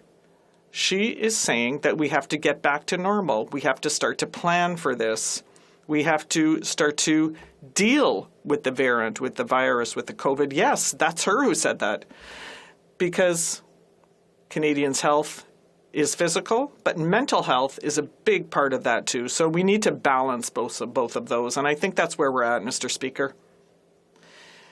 Mr. Speaker, our leader said something that was very important. The leaders of the federal parties have a responsibility to respond to our unhappy citizens. I hope that the leaders will use scientific data and agree to meet to lift these measures. Mr. Speaker, this appeal has been made. We've reached out to the Bloc Québécois, to the NDP, to the Liberals. We hope that the party leaders will sit down together to discuss how we're going to emerge from this crisis. We need a peaceful solution to the protests here in Ottawa, but they're also happening in Quebec City, Toronto, in fact, all across the country. There's room for agreement. We can work together. And what we also need to give hope to Canadians, let's do so by asking the four party leaders to get together and to work to find solutions. Thank you, Mr. Speaker. Questions and comments? The honourable member for Kingston and the Islands. So let me get this straight, Mr. Speaker. Days ago, an email is leaked that the leader of the official opposition actually stated that they should not ask the protesters to leave and instead make this the Prime Minister's problem. But now we're led to believe by this member that the leader of the opposition is suddenly the one that's bringing everybody together to come up with a solution. Is that what this member is trying to say? L'honorable député de... The honourable member for Mégantic-L'Érable. I'm saying it. Yeah. She is trying to do something good for Canadians, and I will support her 100% with that. And it's totally true, Mr. Speaker. It's totally true that it is on the Prime Minister's responsibility what we are facing right now. I stand with that because he was hiding for more than a week, Mr. Speaker, instead of addressing this urgent and very, very disastrous matters. Questions and comments? Questions et commentaires? The honourable member for Pierre Boucher, Les Patriotes Verchères. Thank you very much, Mr. Speaker. Since the beginning of this emergency debate and up to now, we've heard several Conservative members stand up to denounce, and with reason, the lack of a proactive approach from this government, and I think that that's true. But at the same time, there's something that doesn't seem clear to me, and that's what really is the Conservatives' position. Where are they specifically on all of this? Because, you know, my partner is a nurse, and she talks to people every day about what they can do to prevent the spread of COVID amongst their friends and family. And, you know, she is afraid that the healthcare system might have to deal with worse conditions before it can get better. But at the same time, here we have the Conservatives who are trying to get political mileage out of fatigue with sanitary measures. So I'd like to know, what is the Conservatives' message to the people who are outside, to the people who are protesting right now? Are they telling them to stay? Are they telling them to go home? Are they telling them to respect health guidelines, public health guidelines? I'd like to know, how do the Conservatives want to get us out of this pandemic, and what is their message to the protesters? The honourable member for Mégantic-L'Érable. Mr. Speaker, I am a member of the official opposition, and last Friday, I asked a question very clearly in this House. I said that it was time that this demonstration come to an end, and that it was also time to bring an end to the restrictions which have caused this protest, and we got no response from the government on that, Mr. Speaker, and that's the problem. We are, you know, the government is trying to make Canadians think that this situation is the fault of everyone except the government. This is a government that decided to call an election after imposing mandatory vaccination, and that's the reality, Mr. Speaker. Those who are playing politics with COVID are those who have been in hiding for the last 10 days, Mr. Speaker. Questions and comments? The honourable member for Rosemont-la-Petite-Patrie. Thank you, Mr. Speaker, and I'd like to thank my colleague for his speech. And I agree with him on one point, and that is that there is a responsibility for the Liberal government and that there's a lack of leadership, which means that, you know, this occupation of Ottawa, this siege, has been going on for 10 days now. But I would also like to note the incredible cacophony from the Conservative Party right now. This convoy announced from the beginning that they wanted to overthrow the democratically elected government and replace it by a sort of a committee with the Senate and the Governor General. This is a very anti-democratic position, which was supported by the leader of the Conservative Party and by the member for Carleton. These are facts. And this convoy, as soon as it arrived in Ottawa, it started harassing people, it started spitting people, and the several members of the Conservative Party went out and got their pictures taken with these people who are holding the city hostage. What is the current Conservative Party position? The honourable member for Mégantic-L'Érable in 30 seconds or less. Well, I will try to limit myself to 30 seconds, Mr. Speaker, so I'll focus on one very key point. The demonstrations that are hateful and racist, we condemn those. We denounce those in the strongest possible terms, and we should never see these sorts of things happen in any democracy and in any protest in this democracy. However, in Canada, the right to protest is very clear, and I've seen my colleague protest in Montreal in all kinds of protests for all kinds of causes, and sometimes those protests led to chaos, Mr. Speaker. That doesn't mean that the cause at the basis was not a good cause. It's just that there are some people who took over that cause. So what I'm saying, Mr. Speaker, is we need to denounce the racist and hateful acts, but we need to allow people to speak out, because for 2 years now, people have felt a need to speak out, and they need to be able to speak out. And if it's not on the Hill, it's not just on the Hill, it's across the country. Resuming debate, the honourable member for Avignon, Lévis-Matane-Matapédia. Thank you very much, Mr. Speaker, and I'm very happy to be here this evening. And I'd like to say at the beginning that I'll be sharing my time with the member for Saint-Jean. I'd also like to thank the NDP for having called for this emergency debate. I think, as I said earlier, it's really time that we discuss the elephant in the room, and the elephant in the room is this occupation of Ottawa. And it's incredible that since the beginning of this protest, we've seen protesters continue to protest and parliamentarians continue to sit. It's like two solitudes and nobody's speaking, and in particular the government is not speaking to the protesters, so we're at a bit of a dead end. So this protest against mandatory vaccines for truckers who need to cross the Canadian-American border has gotten quite out of hand. We're no longer talking about a minority of truckers, and as we all know, 90% of truckers are vaccinated. So it's a small minority who are here with their points against these measures. But there are other points that have been brought up. There are people who are protesting against the measures put in place by the Legault government, or by the Trudeau government, or rather by this government. So things have gotten out of hand. There are people who are saying dangerous things. There are people who are intimidating journalists and the people of Ottawa. There are people who are blocking the roads, who are not acting in a respectful way. We know that protesting is legitimate and it's legal to do so, but the way they're doing it is not the case. And this occupation has become illegal. You don't have the right to park your car in the middle of the street endlessly and think there'll be no consequences. This movement's been taken over by conspiracy theorists, people from the far right, and many others. And if we go back to January 29th, Mr. Speaker, the protesters met in Ottawa and paralyzed the downtown of Ottawa on Wellington Street. A number of incidents took place. There was a protester who was carrying a swastika. There were others carrying Confederate flags. A number of protesters parked on the tomb of the unknown soldier. Others urinated on that. Other protesters put their message on the Terry Fox statue and other statues. Protesters also went and took food from the homeless in soup kitchens. And then there's the noise, which has added to the blockade on the roads, and that's causing problems to the people of Ottawa. There are people in Ottawa who have organized counter-protests. There are businesses who have lost a lot of income with this occupation of the downtown.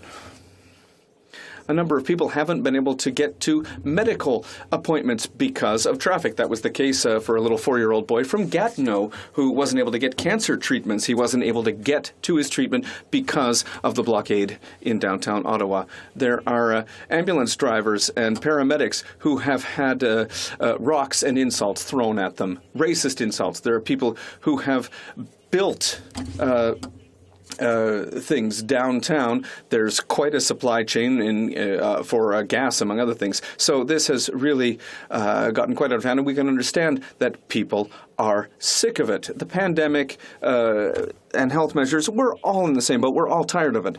But, even if I don't agree with the claims of the protesters, I have to say that the protesters who protested in Quebec City did better than the ones in Ottawa. I'm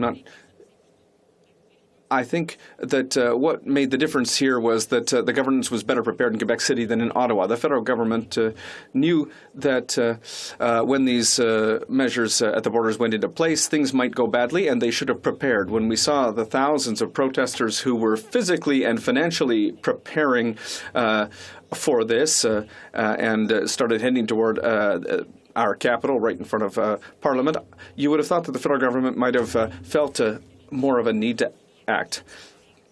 And it was written in the newspaper Le Soleil today, Ottawa has failed and Quebec did its job, Quebec City.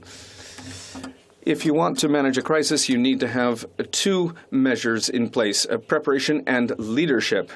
In this crisis, Ottawa has failed while Quebec City was able to succeed. And since the beginning, when we've asked the Minister of Public Safety about this, he said, well, it's not his job to tell the Ottawa Police Service what to do. And we know that that's not his role. But he could show leadership and collaborate with the police forces and establish a plan at the very least. In a time of crisis, a true leader goes out on the ground and takes control of the situation. And in this case, we haven't seen the Prime Minister at all. And we know that the Prime Minister had to isolate because of COVID-19, but clearly his health allowed him to participate in a number of virtual activities. He was able to participate in question period. He was able to hold press conferences from his residence. And the only statement that he made was to say to the protesters, well, stop complaining. And telling people who don't want to get vaccinated to go get vaccinated, well, that's not very productive. The federal government looked weak faced with these protesters, and that's certainly stimulated their enthusiasm to continue their civic disobedience in the name of their freedom and to the detriment of the freedom of the people of Ottawa. And I'll come back to the comparison with what happened in Quebec City over the weekend with protests. There was leadership there. The government of Quebec said upstream clearly that they wouldn't tolerate anything getting out of hand. The mayor and the police force mobilized to make sure that everything would take place calmly and respectfully, and that's what happened. They didn't let the protesters set up camp. By Sunday night, they were all gone, all the protesters. But here in Ottawa, the protesters are still here, and they're planning to stay. Why? Well, because nobody is dissuading. Nobody of them is encouraging them to leave. It should be the role of the Prime Minister and the Minister of Public Safety to send a clear message that the federal government won't tolerate this, and that they'll give all the necessary support to the City of Ottawa and to the Police Service of Ottawa, that they'll make sure that they are in constant communication with the Government of Ontario, with the Ontario Provincial Police, and with the RCMP. Last week, we proposed that a crisis group be created, that the government take leadership, that they give updates to the people, that they start a dialogue, that they do something. But the Minister of Public Safety clearly said in the House on Friday, when answering a question from the leader of the Bloc Québécois, that the federal government has never attempted to speak to any of the leaders of this these protests. They've given that responsibility to the police service, but the people, the protesters, are here to speak to the federal government. We should never have let the protesters set up camp, but now that they're there, what are we going to do? Well, clearly, the City of Ottawa is out of resources. The people of Ottawa are sick and tired of it, police officers too. The City of Ottawa has asked for more support from the different levels of government, including the federal government, because the municipality feels powerless given that the protesters are here to meet with the federal government. So they're calling for help. And today, Ottawa City Hall voted on a measure to ask for help from the federal and provincial government. So the message is very clear, and we've been saying it since the beginning of this siege of Ottawa, that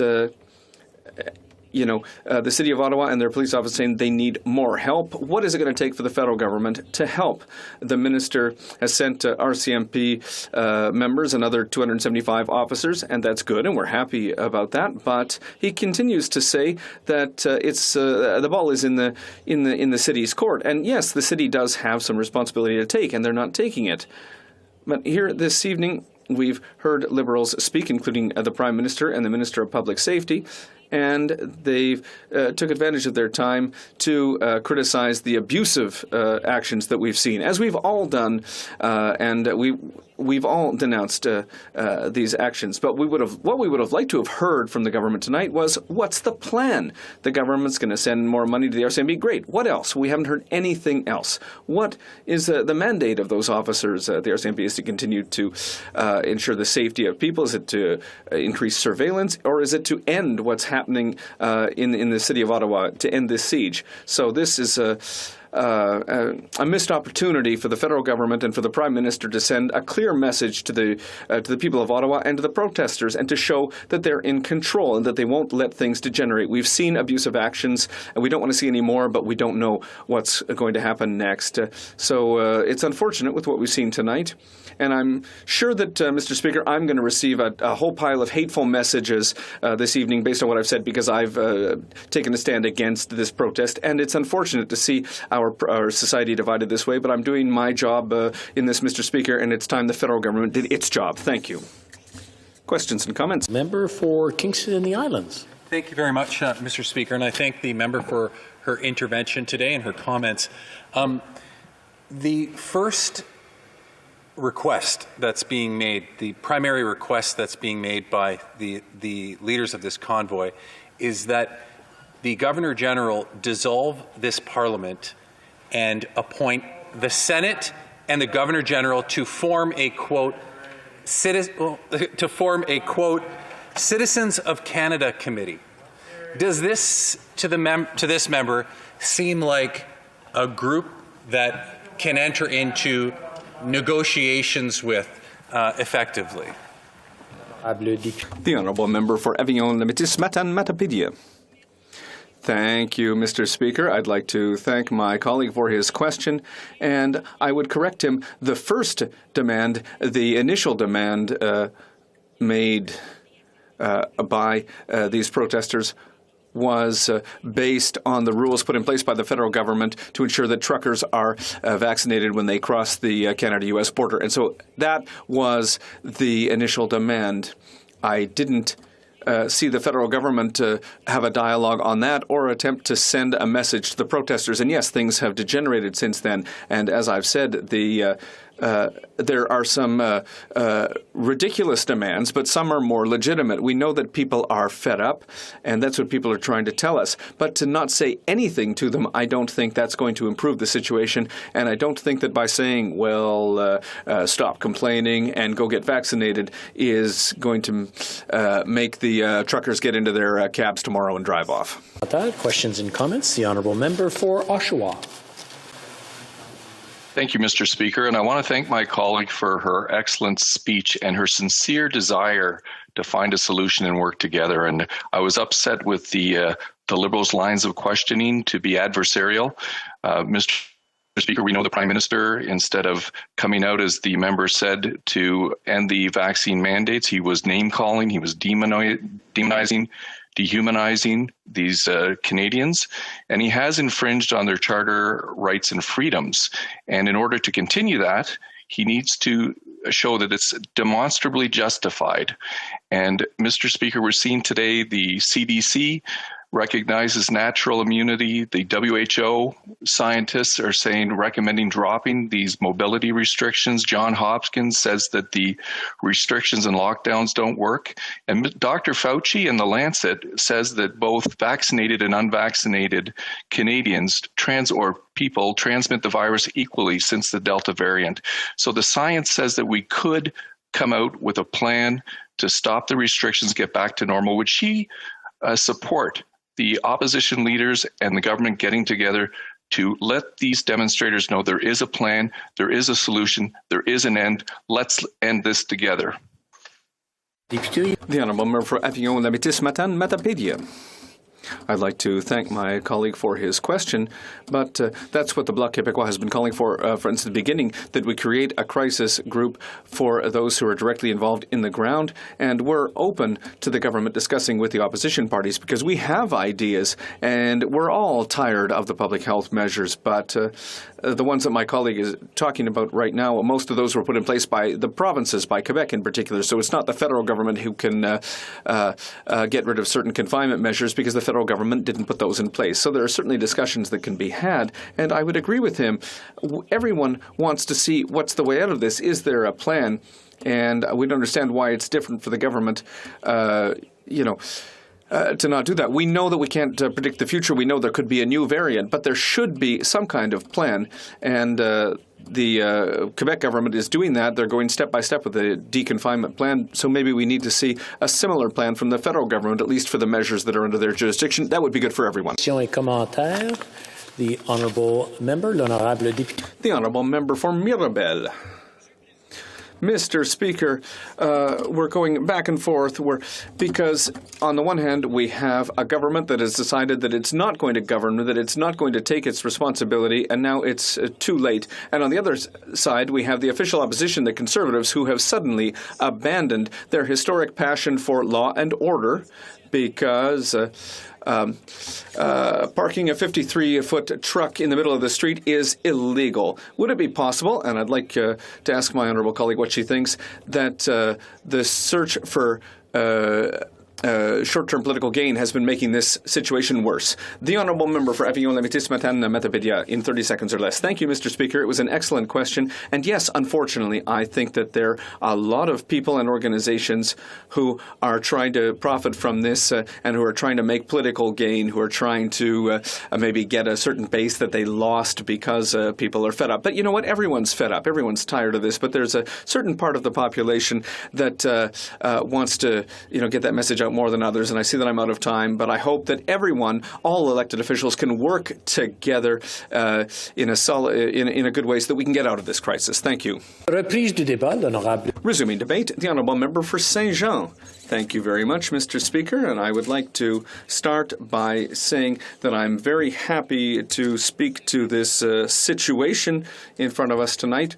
Unfortunately, I'd hoped we wouldn't get to this point, but it's necessary. So I'm not going to go back on the description of what happened with, all of the unfortunate things that we've seen, which took place. My colleague outlined that very well. So I'd like to go speak to some other points, something that's maybe a little bit more, not necessarily emotional, but maybe talk to some of the missed opportunities that we've seen because this situation has got worse and worse. So all those things that we missed.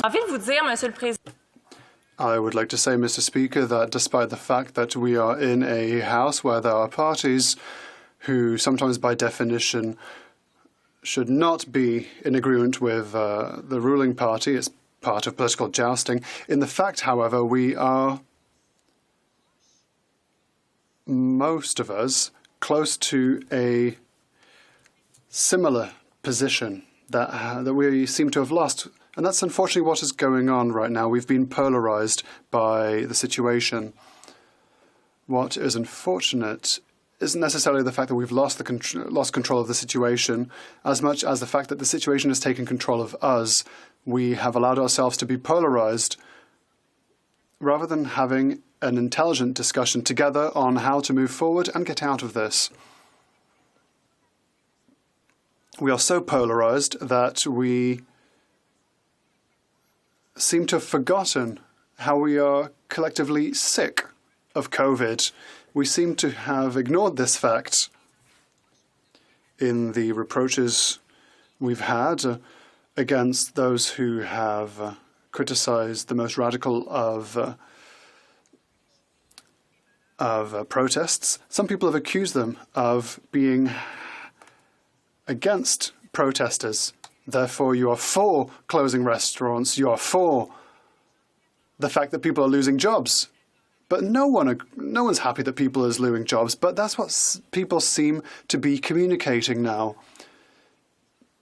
Some people have even said, if you are against the fact that people are protesting, you are against freedom of expression. And me, myself, I've taken part in a number of protests in the past. What I can say is that it's not the case for me. The issue is that the Prime Minister has missed the opportunity to avoid this situation. He is leader, and therefore he has to be a source of de-escalation. This started with the fact that he called some people racists extremists. He muzzled those who were a bit more moderate in their claims and put them in the same proverbial basket. And so the more moderate and the more thoughtful protesters perhaps didn't want themselves to denounce their fellow protesters, and so a certain form of polarization was fostered. Some people, therefore, closed themselves to discussing and to talking. And some people did want to talk. First of all, our friends, our neighbours, our families. When I say we, I mean we all MPs, those who have talked to us. Unless you live under a rock, you know that something is happening out there. And our friends, our close ones, said, hey, I brought my daughter to see the trucks. It's nice to see that people are finally mobilizing because we are truly sick of COVID. When you take the time to talk to them, you realize that, well, we agree on a number of issues. And there are many people who are ready to protest in a perfectly benevolent way and peaceful way. But the situation has been allowed to run rampant. And the protests in Ottawa turned into the collective protesting of how sick people are. And this was scooped up by ill-intentioned individuals. It was diverted. The message itself was diverted. But when you speak to these people, these friends, your friends and family, when you spoke to them at the very beginning of the protest, you realized that people were doxing others. They were giving out MPs' addresses and numbers, saying, go, harass them. But a lot of people were saying, no, I want to protest, I'm sick of COVID, but I don't want that to happen. And so when you were talking to these people, you realized that we were much closer to what they wanted and what they were thinking rather than anything else. There are also protesters who took their cars and who drove around, people with whom discussion was possible. I did it myself. On day 3, I believe, of the protest, I was waiting for my car. I was waiting for another car. I was waiting behind a car with a Quebec flag, and I said, hang on, we're not the day before the Saint-Jean-Baptiste.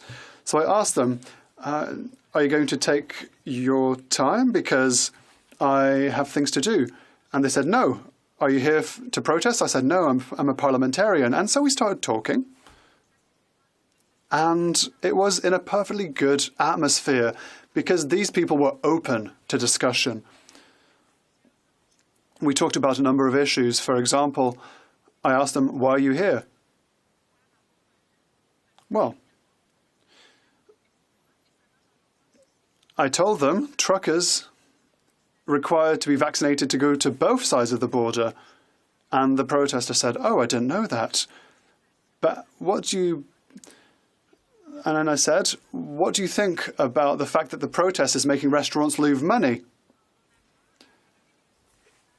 You're trying to help them by protesting, but you're harming them. And they said, I hadn't thought about this. And we talked about this for more than the time it took for them to load their car.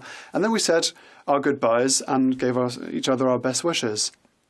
But these channels of conversation and dialogue were cut by the Prime Minister. It's a missed opportunity to tell parliamentarians, talk to these people, talk to the protesters, people who perhaps have the same opinion as you do. And the third group of people whose channel of communication has been severed, intelligent communication has been severed because the situation has been exacerbated. The situation has gotten so bad that we wonder if intelligent conversation is even possible. We were so polarized that we felt obliged to say either we are for or we are against, which wasn't the case in Quebec City. There was a protest at the end of the week. Everyone found it perfectly accessible. No one felt obliged to say I'm for. No one felt obliged to say I'm against because it was done in a disciplined way. On one end, People were saying, oh, you're racist and you're violent. And on the other side, people were saying if you're against the protest, you're against freedom of expression. However, it's not that at all. We were so concentrated on what's happening here in the House of Commons that we seem to have lost sight of the fact that had we decided to be more open with vaccination, or we'd been more rapid with vaccination, we wouldn't have had mutations. Perhaps we wouldn't even have to talk about people on the front line, because that's also a huge issue. Confinement was implemented because we have to reduce as much as possible the burden on first responders. And that is what is essential here. We seem to have lost sight of the fact that none of this would have happened if the federal government hadn't divested from healthcare in the past years, because confinement is the direct consequence of underfunding. I find it unfortunate that we are here this evening because we've missed amazing opportunities to have an intelligent dialogue, an intelligent conversation on the ways to get out of this crisis. And I hope that this evening's debate will be an olive branch that all parliamentarians will tend to one another, so that we remember the reason for which we are here in the first place. And the reason is to finally find an end to this pandemic. Thank you, Mr. Speaker. Questions and comments. The honourable member for Kingston and the Islands. Thank you very much, Mr. Speaker. And I do want to thank the member from St. Jean for her intervention today. I think that I certainly learned a lot from what she had to say. I really appreciated the personal account of the story that she shared about interacting with some of the protesters. And I think she makes a really good point, quite frankly, and I think I can learn something from it, which is the fact that there are many different people out there with many different objectives and motivations. And indeed, she's absolutely right. There are people that have come to this protest quite innocently. I've seen myself families out there walking the streets, and it's important to recognize that. So I thank her for that. I guess the problem for me is when I'm going to a drugstore like I did, and I saw somebody confront the store clerk and put a camera in their face and said, "You can't force me to wear a mask in here. I have rights, blah, blah, blah, blah." Like, where do we draw the line? Like, how do we figure out how to appease the people who are legitimately not trying to create problem versus those that are overtly trying to do it? I'm wondering if she can share her thoughts on that. Honorable député de Saint-Jean. The honourable member for Saint-Jean. I would like to thank the member from Kingston and the Islands for his question. What he has described is a situation where people have done great things. People were doing individual things in the communities, but people were denouncing them on social media. The problem is, these denouncers coalesced into a sort of legitimacy, and then people on the margin added themselves to the soup, and it turned into something completely different. Had we rapidly taken control of the occupation, perhaps there would still be isolated acts that would be easier to denounce. Something that would have been better defined than what we see now. Reminder to keep your questions short and your answers short, so we make sure we can get everybody that wants to have an opportunity. Question et commentaire, l'honorable député de la... The honourable member for La Petite Patrie. Thank you very much, Mr. Speaker. I'd like to thank my colleague for her presentation. It was a very interesting one with interesting angles. I would like to come back to what her colleague said, the colleague for Avignon La Métis Matapédia. She said that the Liberals are hiding behind games of jurisdiction to explain their lack of responsibility, their lack of leadership, and lack of accountability. They're saying that it should be they said that it should be the mayor of Ottawa and the Ottawa Police Service that should act. It is not federal jurisdiction. I would like to hear if the honourable member agrees that in a crisis, jurisdictions are important, but it's not a reason to not act. The honourable member for Saint-Jean.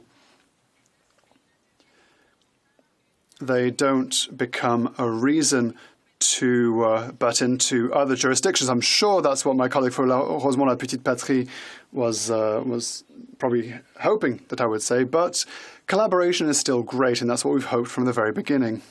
Commentaire, questions and comments? Can't believe there's nobody else that wants to ask a question. I'm going to wait 1 second here just to be sure. The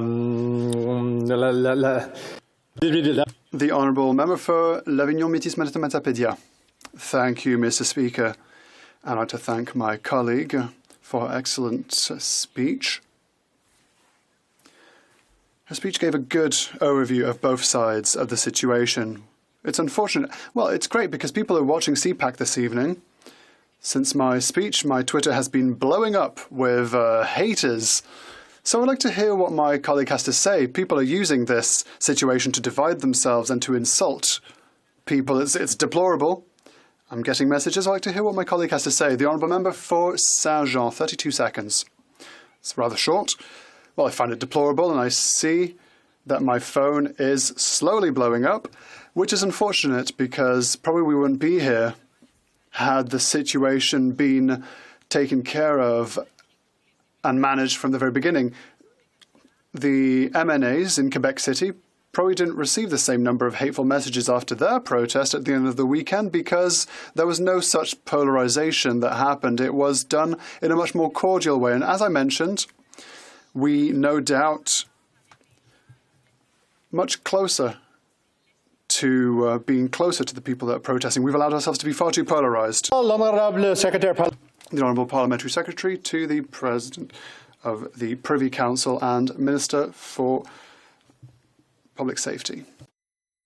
Thank you very much, Mr. Speaker, for giving me this opportunity to speak on this very important issue and a very important debate that is taking place.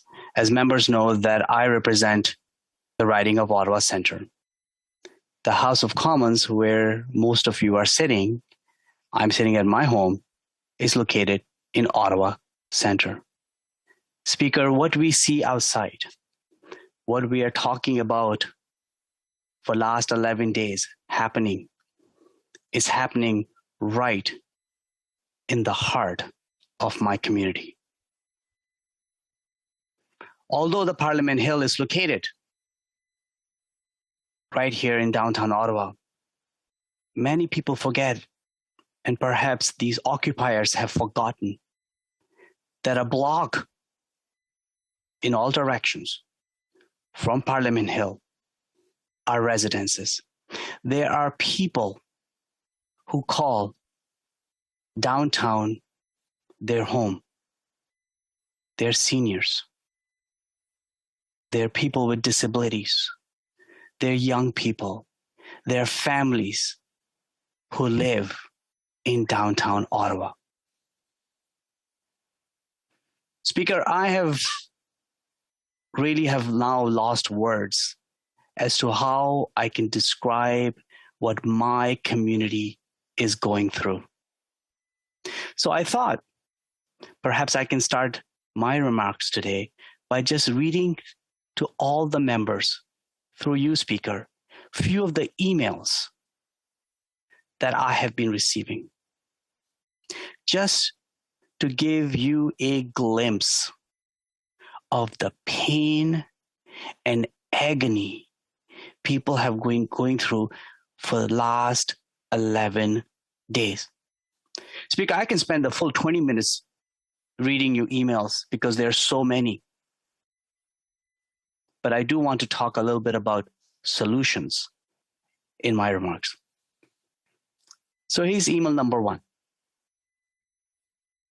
I'm one of the Ottawa residents in your riding. I feel the need to raise my concerns with you so you may escalate them through the appropriate channels. The members of the convoy who are occupying the city have been causing damage and mayhem across downtown. And I strongly disagree with the police action, or rather the inaction of the police up to this point. These people from the convoy have stolen from homeless shelters, vandalized and damaged houses and businesses that display pride flags, assaulted and harassed residents for wearing masks during the pandemic, desecrated our memorials, launched illegal fireworks, and most recently have been caught attempting to set an apartment building on fire while taping the doors closed. This is just some of the inexcusable actions that these people have done to our city and to the residents of our city. Email number 2. I have been a resident of Ottawa for over 40 years. Never before have I seen such prolonged, aggressive, and unlawful behavior in our community. Constant truck horns blaring, diesel fumes, engines revving and shouting at all hours have become insufferable. I am horrified by the racist and anti-Semitic symbols I have recently seen in my neighborhood, which are unacceptable and have no place in Canada. Email 3. It should be well understood 2 years into this pandemic that disabled folks are among the most vulnerable to COVID-19. We fall into many groups. There are those like me who are vaccinated but who face a higher risk of adverse outcomes should we get infected. Others are immunocompromised and get less protection from the vaccine and would be less able to fight off an infection. Others still are medically ineligible for a vaccine. Public health measures requiring mask wearing and vaccine passport have kept the disabled community safe. They are our first line of defense. Disabled Ottawans have been placed at serious risks over the past 10 days given the flagrant disregard for mask wearing and vaccine passports by occupiers. Places like the Rideau Center as well as small businesses have closed because they were unable to keep customers and their employees safe. Email number 4. We're constituents of Ottawa Center and unfortunately live in the Glebe. Our daughter, however, is in Centertown. She was first impacted by the current crisis when a week ago, last Friday, she was trying to do an online presentation from home with a background of air horns. She moved in with us 9 days ago. Others have not been so lucky and have had to remain confined to their homes in the red zone. One of our daughter's visits to check on her home, all she could smell on her first 2 floors was diesel fuel. Imagine trying to take care of kids in this situation. One of our daughter's neighbors has downloaded an app that measures decibels. 66 is the maximum before hearing begins to be impaired. The neighbor's app was reading 72 inside her home. Email number 5. I feel unsafe buying groceries as people are in the store without wearing masks and behaving aggressively. Like many other businesses, Massine's independent grocer on Bank Street is dealing with the protest noise and aggression from the public, as well as possible increased exposure to COVID-19 Omicron from those not wearing masks. While taking on the cost of hiring extra security, I feel bad for the cashiers and security staff who have remained patient and calm under these dire conditions. I'm exhausted. While the last 23 months of the pandemic have certainly been challenging, working from home during the week with all the noise from the protests has become aggravating, while not being able to enjoy a short walk or a quiet afternoon indoors over the last 2 weekends has truly become depressing. Mr. Speaker, I can go on. I can write you 5, 10, 15, 20, 100 more emails. People pleading for peace. People who are peace-loving. People who understand that we live in the nation's capital and peaceful protest is part of our democracy. But not that is something of this nature, as something that is nothing short of an occupation, something that is unlawful and definitely not peaceful. What people have been asking in my community is that, have we forgotten that we are still living through a global pandemic? In fact, we are still going through a 5th wave with restrictions around us to ensure that we do not get ill and that we do not overburden our healthcare system and our healthcare workers. sometimes I wonder when I hear some of the debates, some of the arguments coming in this House, especially from the official opposition, that something like COVID-19 pandemic never happened. That somehow things were normal and we just all decided to change the rules around us.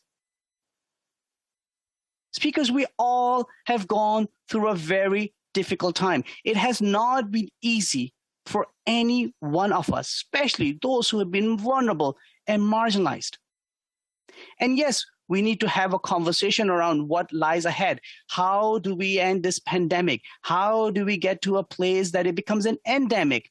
And how our lives will be impacted by that. But that debate does not take place in the form that is happening right now outside the House of Commons.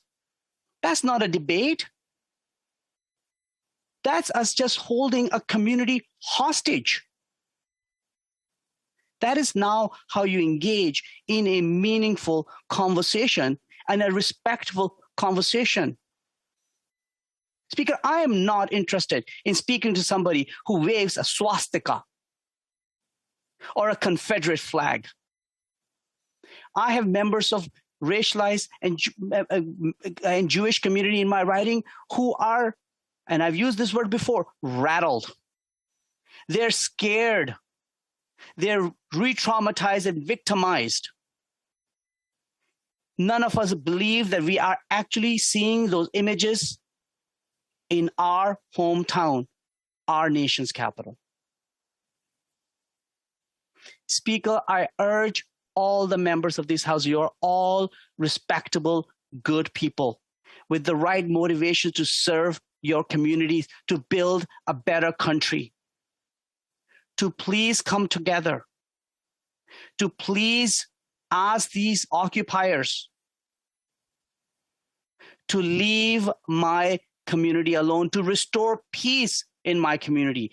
They want to engage in a conversation, have a conversation, but we cannot have a conversation when a whole set of neighborhoods are being held hostage over the last 11 days. This protest, this occupation, this civil unrest has to come to an end.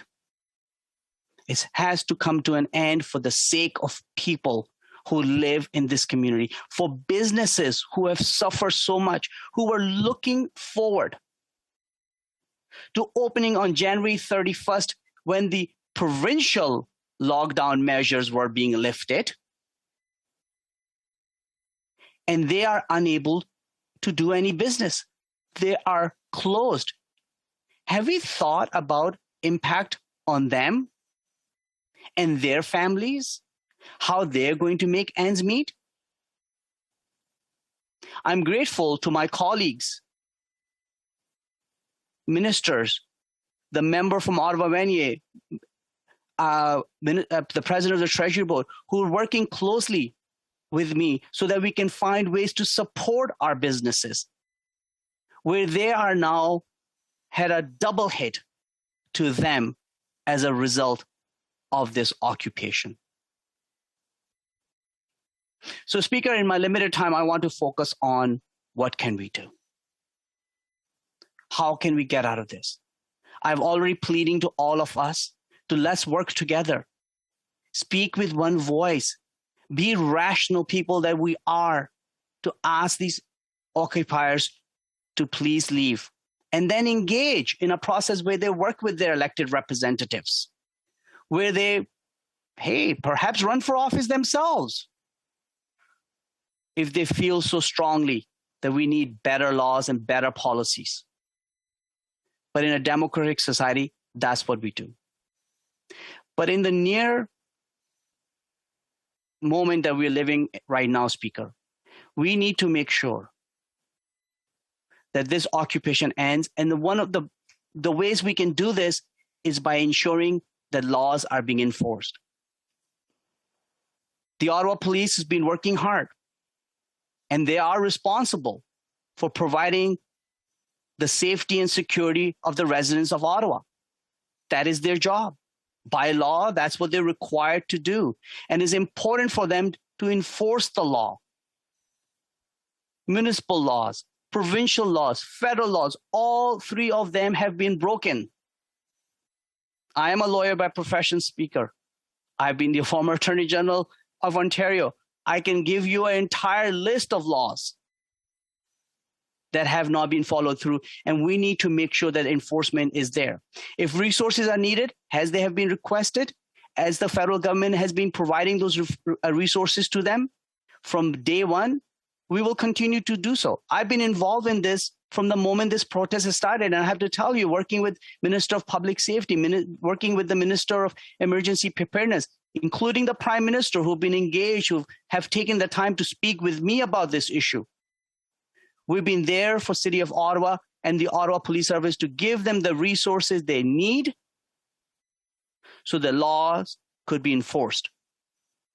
We saw some enhanced law enforcement starting last night. I really hope that that enforcement remain in a sustained fashion so that peace could be returned back to our community, so that we could ensure that the members of my community can go back to living the way they lived. But we need to enforce the law. That is what the members of our community are asking for. We need to make sure that there's a plan and this occupation is put to an end. Speaker, there's no doubt that there's going to be a fair bit of conversations that are going to take place after this occupation is done, and it will come to an end.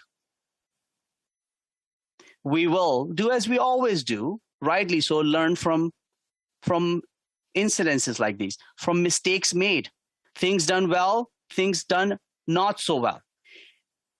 And we shall do so in this circumstance as well. As you can imagine, as a member for Ottawa Centre, I am already starting to think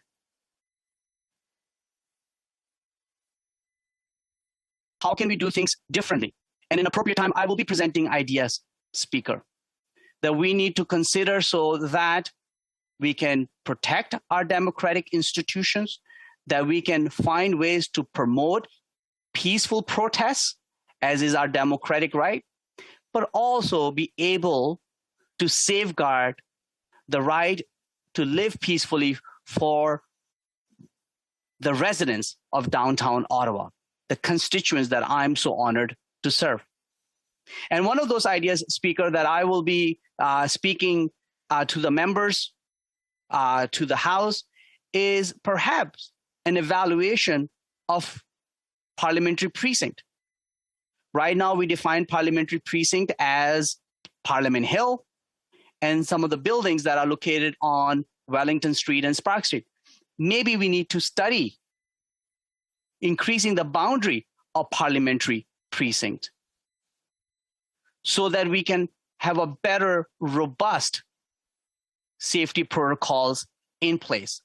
Not take away lawful, peaceful protests, which are critical to a democracy, but ensuring in a way that we do not run into the kind of circumstances we are running in. So I will be indulging members, my colleagues, into a conversation where we analyze and study better whether parliamentary precinct needs to have a more bigger footprint and better protocols in place as to how we ensure that a whole downtown is not held hostage.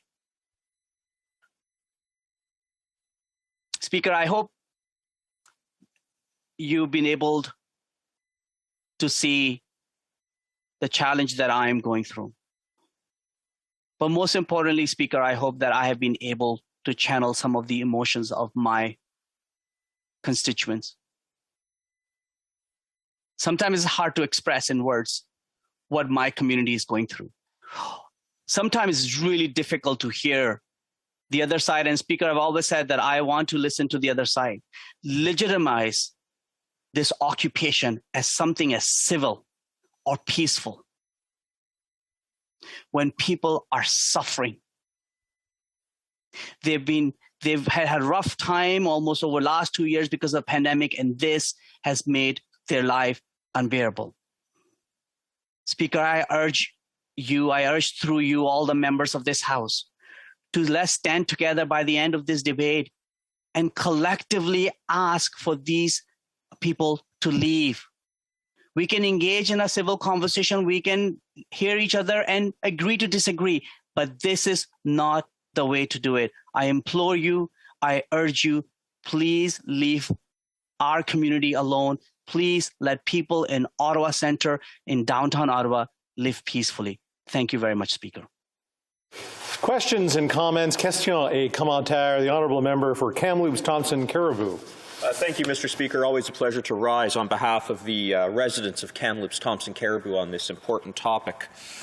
Mr. Speaker, the honourable parliamentary secretary made 2 points that I wish to follow up with him on, and they're both relatively brief. The first is, Mr. Speaker, he said, let's work together. And I note that the official leader of the opposition tonight sent a letter to the Prime Minister and to all party leaders to work together. So based on that, would the honourable parliamentary secretary be prepared to advise the Prime Minister to do just what he said we should be doing?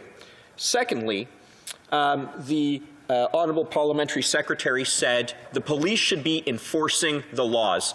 Does he view it as the Prime Minister's job to tell the police what to do in this situation? The honourable member for Ottawa Centre. Thank you very much, Speaker, and I will address the second question first. I think the member opposite knows quite well that in our system of our democracy, politicians do not tell our police officials as to how to enforce the law. There is a very important, significant, and healthy distinction and differentiation between the two. I have the honor of serving as the Solicitor General of Ontario. I very much know, Speaker, that you cannot tell police how to operate.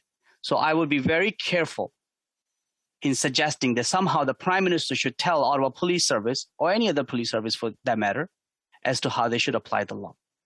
As for working together, of course we should work together, and I look forward to looking at the reading of the letter. But I think the member opposite should also listen to the healthcare experts, to the medical experts, as to why it is important that we get vaccinated and put an end to this pandemic. Thank you. Questions and comments. The honourable member for Mirabel. Thank you, Mr. Speaker. And I'd like to thank my colleague for his speech. It was a very moving and passionate speech. He talked about his constituents. And, Mr. Speaker, if you hadn't told me, I would never have guessed that my colleague was a member of the governing party, because I counted the number of concrete solutions that have been proposed by the colleague, and I came up with 0. So where's the crisis group that was suggested by the Minister of Justice? Where is that with the policemen, the police officers? Where is the daily press conference from the Minister of Public Safety? That press conference is nowhere. The Liberals have to understand that after the last election, Canadians gave them a minority mandate. So they have to stop listening to themselves and start listening to solutions. The Honourable Parliamentary Secretary. Well, thank you very much, Speaker. And I think the member opposite is trying to say that somehow this is a political problem. Speaker, we're living through a pandemic. We have a healthcare challenge at the moment. This is a global pandemic. Canada is not alone in fighting this pandemic. This is happening across the world. So to suggest that the way to deal with the protests outside is by holding daily press conferences, I don't understand how that was going to put an end to this crisis. What's needed is to ensure that the laws that we have created, and you and I are part of creating those laws, are properly enforced. And if somebody breaks the law, then they should face the consequences of breaking the law. And that's what it's required in Ottawa at this moment. I'm on the ground. I'm out in there trying to find solutions. We need to make sure the laws are enforced. This is an unlawful protest which needs to end. Thank you. Questions and comments? Question et commentaire. The honourable member for Victoria. Thank you, Mr. Speaker. I want to thank the member for his speech. When I talk to constituents, they are tired and frustrated and disheartened that we are still in this pandemic, but the vast majority of them are following public health guidelines. They are tired and fed up with people who refuse to wear masks, refuse to follow public health orders, putting others at risk. People at Ottawa, as the member mentioned, are beyond tired and fed up, experiencing harassment and assault, witnessing anti-Semitic and fascist symbols, women being threatened with rape, residents from racialized and 2S LGBTQIA+ communities having discriminatory slurs hurled at them. Canadians are also concerned hearing reports of an attempted arson in the lobby of a residential apartment building. It's terrifying. Does the member agree that it should not have taken this long for the Prime Minister to start talking to municipal and provincial governments? The convoy organizers were clear about their intent. They were allowed to do exactly what they said they would do. Does the member understand why Ottawa residents are tired and fed up with this Liberal government? Well, the member for Ottawa Centre.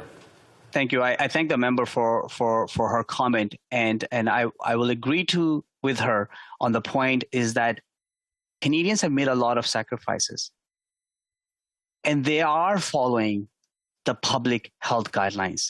They are getting vaccinated. They are wearing masks. They are socially distancing themselves. It's amazing. I have 2 young children. It is amazing to see the kind of habits our kids have developed. They're good habits. Good hygiene as a result of this pandemic. But a lot has been done. But I also want to assure the member that since the beginning of this crisis, the Prime Minister has been fully engaged. I've had conversations with him. He's being briefed. But the Prime Minister, as the head of government, has no power to tell police how to deal with the situation. Our law is absolutely clear. Nor we want in our system of democracy having politicians tell police what laws they should be enforcing and how. It's our job to create the law, and an independent police role is to enforce the law, and in fact, independent judiciary to arbitrate whether the application of the law is correct or not. But I can assure all the members that the Prime Minister has been engaged, the Prime Minister is fully informed and briefed, and making sure that this crisis gets over as quickly as possible. Thank you. Question et commentaire. Questions and comments. The honourable member for Halifax. Thank you very much, Mr. Speaker. And I just want to tell the member from Ottawa Centre that my heart is breaking for him and for his constituents. It's hard to imagine taking what's happening here in Ottawa and putting it in Halifax, a city that I love as much as he loves his city, and seeing the kind of damage and terrorizing of neighborhoods, damage to property, illegality going on. It just must be so incredibly heartbreaking. And so many of our hearts go out to you. Now, the member is in a very unique position, being the member of Parliament for the most directly impacted part of the city, but also as a former Attorney General for the province of Ontario. He alluded, Mr. Speaker, to some of the changes that he'll be bringing, proposals for changes that he'll be bringing forth in due course. I'd love if you could give us a sneak preview on the flavor of some of those. He mentioned changes to the parliamentary precinct, the elimination of vehicles off of Wellington Street, and the pedestrianization of that street would be a remarkable innovation, but even changes to the operating procedures of this House to better manage some of the activities of members. We're very interested to hear that. Thank you. The Honourable Parliamentary Secretary. Thank you, Speaker. And I thank the member opposite. You're absolutely right. I, along with the member from Ottawa, are in the heart of this crisis. And as I mentioned, the community suffering is unbearable. I'm starting to run out of words to explain it. And that's why I think as soon as this crisis is over, we need to start engaging in thinking about the future and how to prevent things like that. by ensuring that we create an environment where we have peaceful protests, which is, again, I want to stress, is a democratic right. And so one of those things, and one of the interesting things, as I know everybody can imagine about Ottawa, is multiple jurisdictions. You know, we've got the Parliament of Canada, which is the government of Canada, and then you have the municipal service too. And so from street to street, jurisdictions can change. A park is owned by one federal entity, and a street next to it is a provincial or municipal street. And so what we need to look at is the boundaries of parliamentary precincts, so we can perhaps better coordinate. But you just, the member speaker just said something which has been a deep desire of mine, that we need to look at finding ways to convert Wellington Street into a pedestrian street, to make sure to beautify it, making it green, so more people can enjoy the beauty of Parliament Hill as opposed to being able to drive their cars and perhaps even occupy, as we've seen in this instance. Continuing debate, reprise du débat, the honourable member for Wellington Halton Hills. Thank you, Mr. Speaker. I will be splitting my time with the member from Sherwood Park, Fort Saskatchewan. Mr. Speaker, Canadians have the right to protest. Protest has long been part of our democracy, so important that we enshrined it in the Constitution, in the 4 fundamental freedoms enumerated in Section 2 of the Canadian Charter of Rights and Freedoms. All Canadians have the fundamental freedoms of conscience and religion, of free speech and expression, of association, and of peaceful assembly. The freedom to protest in the public square, whether on a sidewalk or in front of a legislature or in a public park, is a fundamental freedom. And so if Canadians individually or in groups want to protest by walking up and down Wellington Street or by standing around the Centennial Flame in front of Parliament, they are free to do so. Millions of Canadians over many decades have exercised this fundamental freedom. But what Canadians do not have the right to do is to blockade. There is no right to blockade. There is no right to blockade a street. There is no right to blockade a highway. There is no right to blockade an international border crossing. There is no right to blockade the construction of a new pipeline, nor is there a right to blockade a rail line. There is simply no right to blockade. And Canadians do not have the right to harm other people or to interfere with the freedoms of their fellow citizens. And while freedoms are fundamental, they are not unlimited. Freedoms are limited by what harm they do to other people, and freedoms are limited by how they interfere with other people's freedoms. Mr. Speaker, we are a nation rent asunder. West against east, rural against urban, those unvaccinated against the vaccinated. We are a nation divided because of a lack of leadership that begins at the top. That's right. The Prime Minister needs to reflect on the language and rhetoric that he has used over the past 6 months that has so divided this country. Rhetoric that has referred to over 3 million unvaccinated Canadians in disparaging terms. Rhetoric that suggests that those who disagree with him are not Canadian. Rhetoric that has poured rhetorical fuel on the fires of division that are pitting one Canadian against another, friends against friends, family members against family members, those unvaccinated against those vaccinated, those in favor of mandates against those opposed, those calling for an end to restrictions against those in favor of restrictions. And while many have fanned the flames of division in this country, they are not the head of government. They are not the Prime Minister of a G7 country. The Prime Minister's rhetoric in the last 6 months is unbefitting the high office of this land that he holds. Instead of bridging divides and reducing tensions and lowering the temperature, He has demonized the other.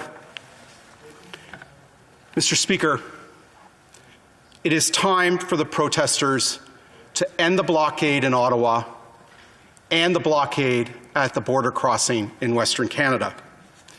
It is time for the protesters to go home to their families and their communities. We have heard their concerns. We have met with some of them, and it is now time for them to go home. Their concerns have been heard loud and clear, and no doubt in the coming weeks, their concerns will be debated here on the floor of this democratically elected legislature. Mr. Speaker, Canada is a country founded on the trinity of a belief in freedom, a belief in democracy, and a belief in the rule of law. And in a free and democratic society, the rule of law must be upheld. In this case, the governments in this country have delegated the enforcement of the law against blockades to the police. I encourage the protesters blockading here in Ottawa and at our international border crossing to follow the direction of the police. In a democracy, only the state is authorized to use force, including lethal force, to uphold these fundamental freedoms that we enjoy, to uphold the rule of law. We have delegated this use of force to law enforcement. In our democracy, citizens are not entitled to use force. As citizens, we settle our differences through the ballot box or through the court system. We don't settle them through force. Mr. Speaker, we all bear responsibility for the current divisions in this country. We all have a responsibility to reflect on how we got here. I grieve for my country. Instead of peace, order, and good government, we have chaos, disorder, and poor government. And while many democracies are under pressure, both from domestic and foreign forces, Canada has been particularly buffeted by an inability to respond. The pandemic has laid bare the state of our institutions, and they are weak and ineffective. For most of the last year, we did not have a Governor General because of scandal. 8 of the most senior members of the Canadian military were forced out in scandal. The former clerk of the Privy Council resigned in scandal. We have a military procurement system that cannot procure, and we have payroll systems that cannot pay. And we have a parliament that cannot do its job because the government defied 4 orders of this House and its committee for the production of documents. We have a debates commission that ran in the last 2 elections what is almost universally acclaimed as the 2 worst set of election debates since election debates were first held in this country in the 1968 election. The People's Republic of China interfered in the last federal election and spread disinformation through proxies, leading to the defeat of several candidates, and nothing has been done. We have some of the highest levels of household indebtedness in the world, and governments in this country are not far behind. Less than 2 years ago, some provinces in this federation had trouble raising cash on debt capital markets to pay police officers and nurses, and the federal government had to step in to bail them out. We have the 2nd worst healthcare system amongst leading economies of the OECD, according to the Commonwealth Fund. Greenhouse gases continue to rise each and every year that this government has been empowered to a record high level in 2019, the last year for which we have data. And in the early months of this year, it looks like we will once again break through records with record high levels of emissions. We haven't met our NATO commitments in decades, and now Russia is about to invade a democracy in Eastern Europe. And now we have a national capital in paralysis. And the seizure of an international border crossing, the hallmark of a sovereign state. Mr. Speaker, we have gotten to this place because we have not been serious. We have not been serious about the rule of law. We have not been serious about ensuring our democratic institutions reflect the diversity of views in this country. We have not been serious about domestic policy. We have not been serious about foreign policy. Mr. Speaker, it's time we got serious. Question et commentaire. Questions and comments. The honourable member for London North Centre. Thank you very much, Mr. Speaker, and thank you to the member for his speech. I wanted to ask him a question relating to vaccine mandates. Given the fact that rates of hospitalization continue to be a challenge in Canada, how does the member feel about vaccine mandates? The honourable member for Wellington Halton Hills. Well, Mr. Speaker, I believe that we should encourage all Canadians to get vaccinated. Vaccines are a miracle of modern medicine. They are safe and effective, and they are a critical tool to emerging out of this pandemic. And we should encourage Canadians to get vaccinated through nudges, through encouragement, but not by demonizing them and singling them out. And I think that is the leadership we need from this government as we go forward to emerge from this pandemic. Question et commentaire.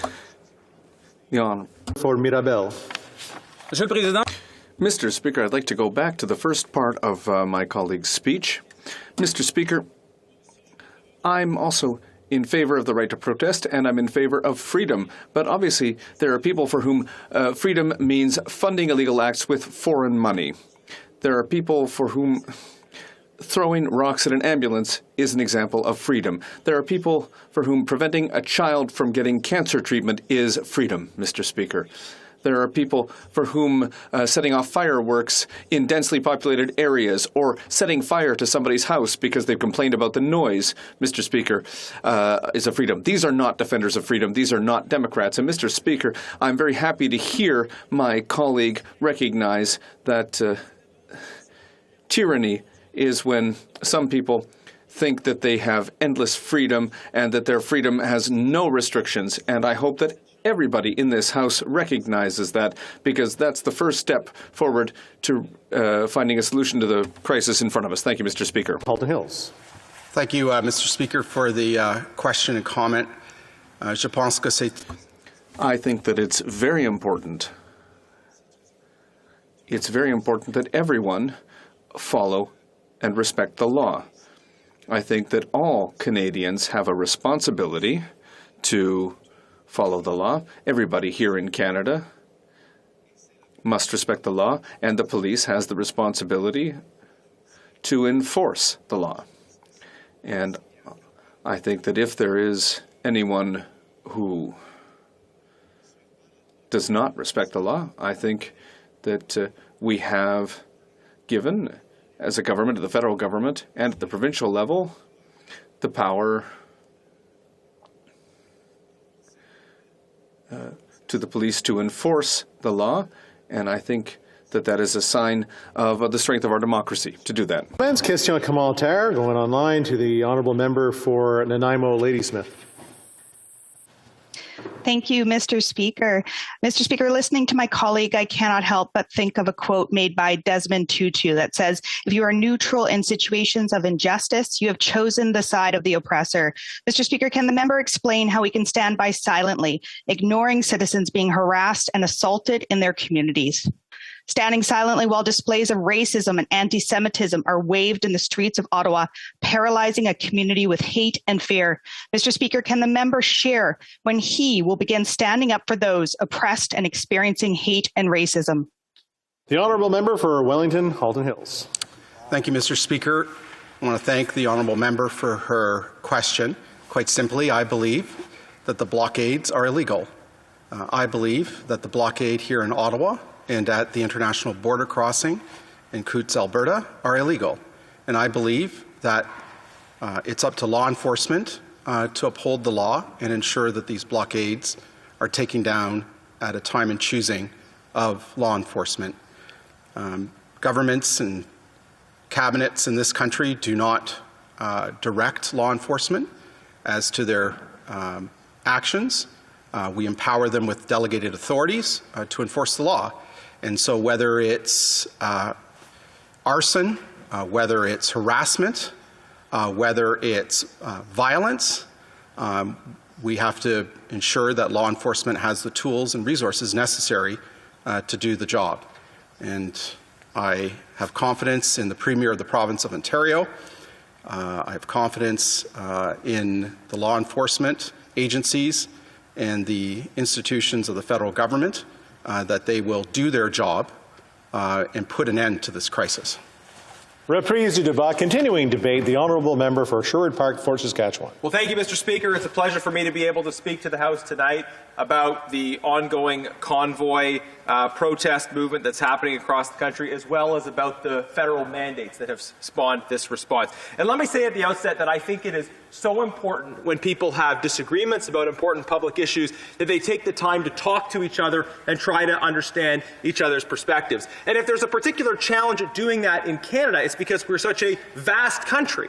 People in different regions with different kinds of experiences or perspectives that are informed by their region have a maybe harder time engaging in that dialogue with people who live very far away.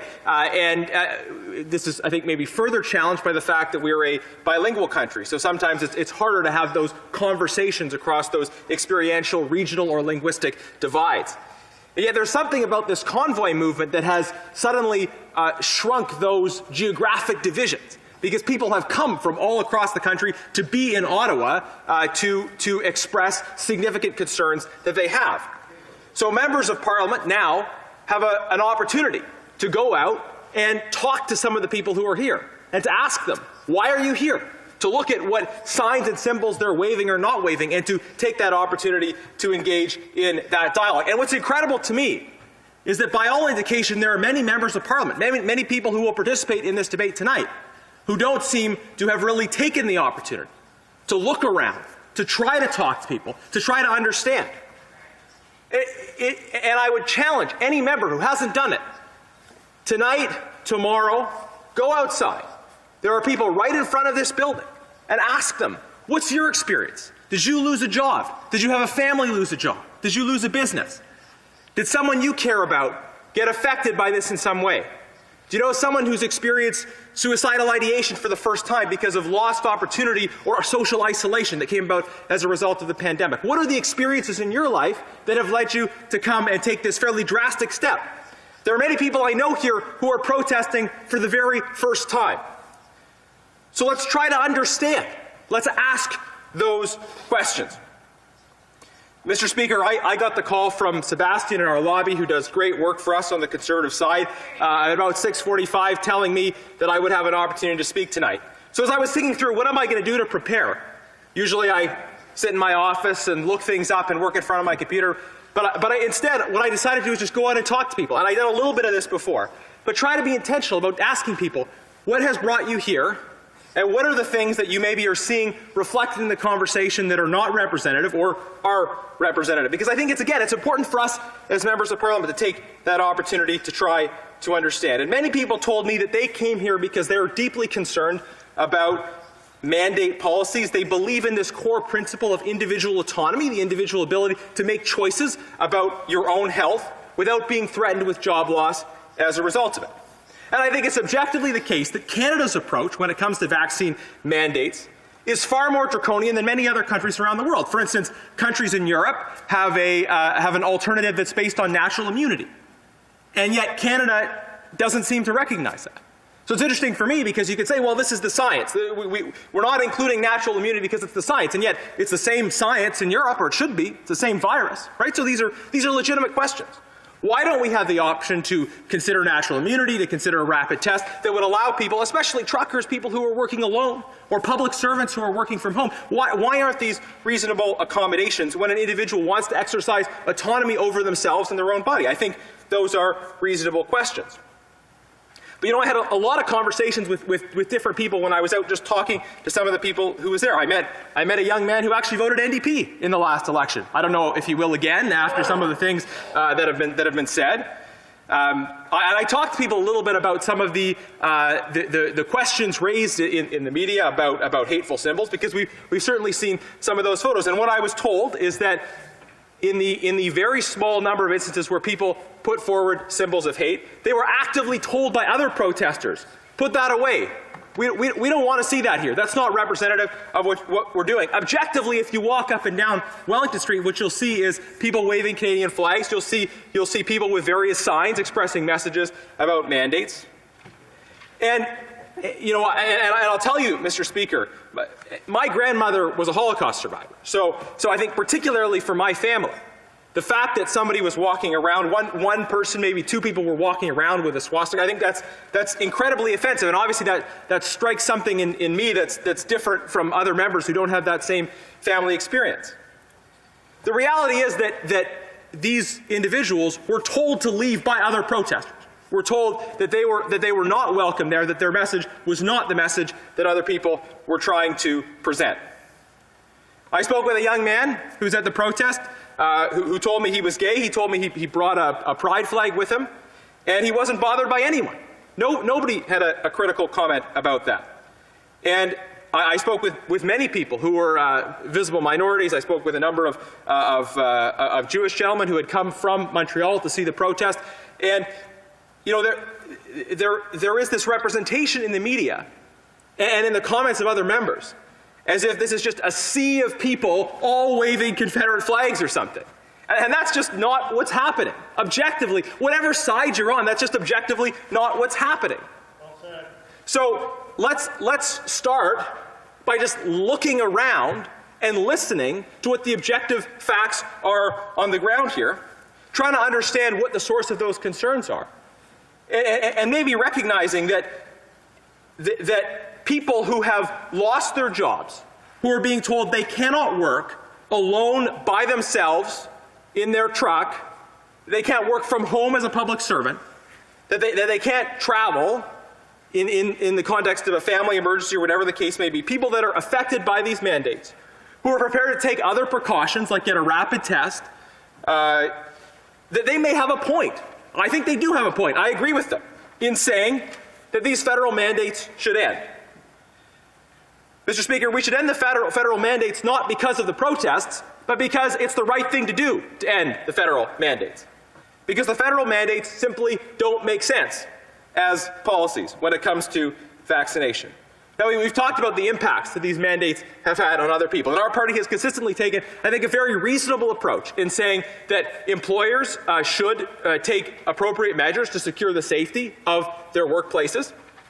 If you are in the public service, for example, if someone is choosing to exercise their autonomy not to get vaccinated, then they should take a rapid test if they're coming into the office. A lot of people are still working from home. But the availability of testing is a good alternative. And in fact, we know there are many breakthrough infections, right? And so even for those who are vaccinated, getting regular rapid tests is a pretty good idea. I would think it would be reasonable under the circumstances of the Omicron variant, for example, to say rather than having a vaccine mandate for air travel, that simply everybody has a rapid test before they fly. Now, we've had problems with the availability of rapid tests because the government only discovered rapid tests, it seems, about 2 years into this process, and now they want to be congratulated for, 2 years later we're procuring rapid tests, right? And 2 years from now we'll be having better ventilation in schools. Well, folks, you're too late. You're just too late. We should have been talking about rapid tests right out of the gate, deploying a system of widely available rapid tests before the vaccination was even available. And then we would be ahead. Mr. Speaker, we could be where other countries are. Many other countries, many other jurisdictions around the world are now lifting their restrictions completely. And yet the government is continually talking about ways to further tighten mandates, to further squeeze the very small portion of the population that is not vaccinated. The fact is, the vast majority of Canadians have gotten vaccinated. The small minority who have chosen not to get vaccinated, I think it's fair to assume at this point they're probably not going to get vaccinated. So at this point, it's time to say, well, we have the reality of COVID. It's going to be with us. Most people are going to choose to get vaccinated. Some people are going to choose not to. We believe in this principle of individual freedom and autonomy. And we can't function very well as a country if the government continually wants to fire and otherwise penalize people who exercise their autonomy. So I would say it's time to lift the mandates, and it's time to work towards getting back to normal. Of course, we can continue to take appropriate precautions in response to events that come up. But the level of restrictions on individual freedom, the level of coercion, is not something that I think any of us would have thought possible in this country 2 years ago. These were supposed to be temporary measures. But now, Mr. Speaker, it very clearly is time to move on. It's time to look to the future. Because continually finding new ways to squeeze that small minority of the population who are not vaccinated isn't going to change anything. It's not going to move us forward. It's not going to actually allow us to get out of this. Mr. Speaker, people who have never protested before are coming here to say they want to be able to work. They don't want to be fired from their job for exercising personal autonomy. They don't want to be seeing empty grocery store shelves. They don't want to have long delays for accessing immigration services because people are being laid off because of these mandates. Mr. Speaker, let's end the mandates because it's the right thing to do. Questions and comments. The Honourable Member for London North Centre. Thank you very much, Mr. Speaker. In debate, obviously, we exchange points of view, and here's a point of view I wanted to quote, Mr. Speaker. It reads as follows. I spent the week undergoing the siege of Ottawa. I asked that we clear the streets and that we stop this occupation, controlled by radicals and anarchist groups. Those are the words of the previous Conservative Party's shadow critic for public safety, a member of this House. To the member opposite, does he agree with his colleague or not?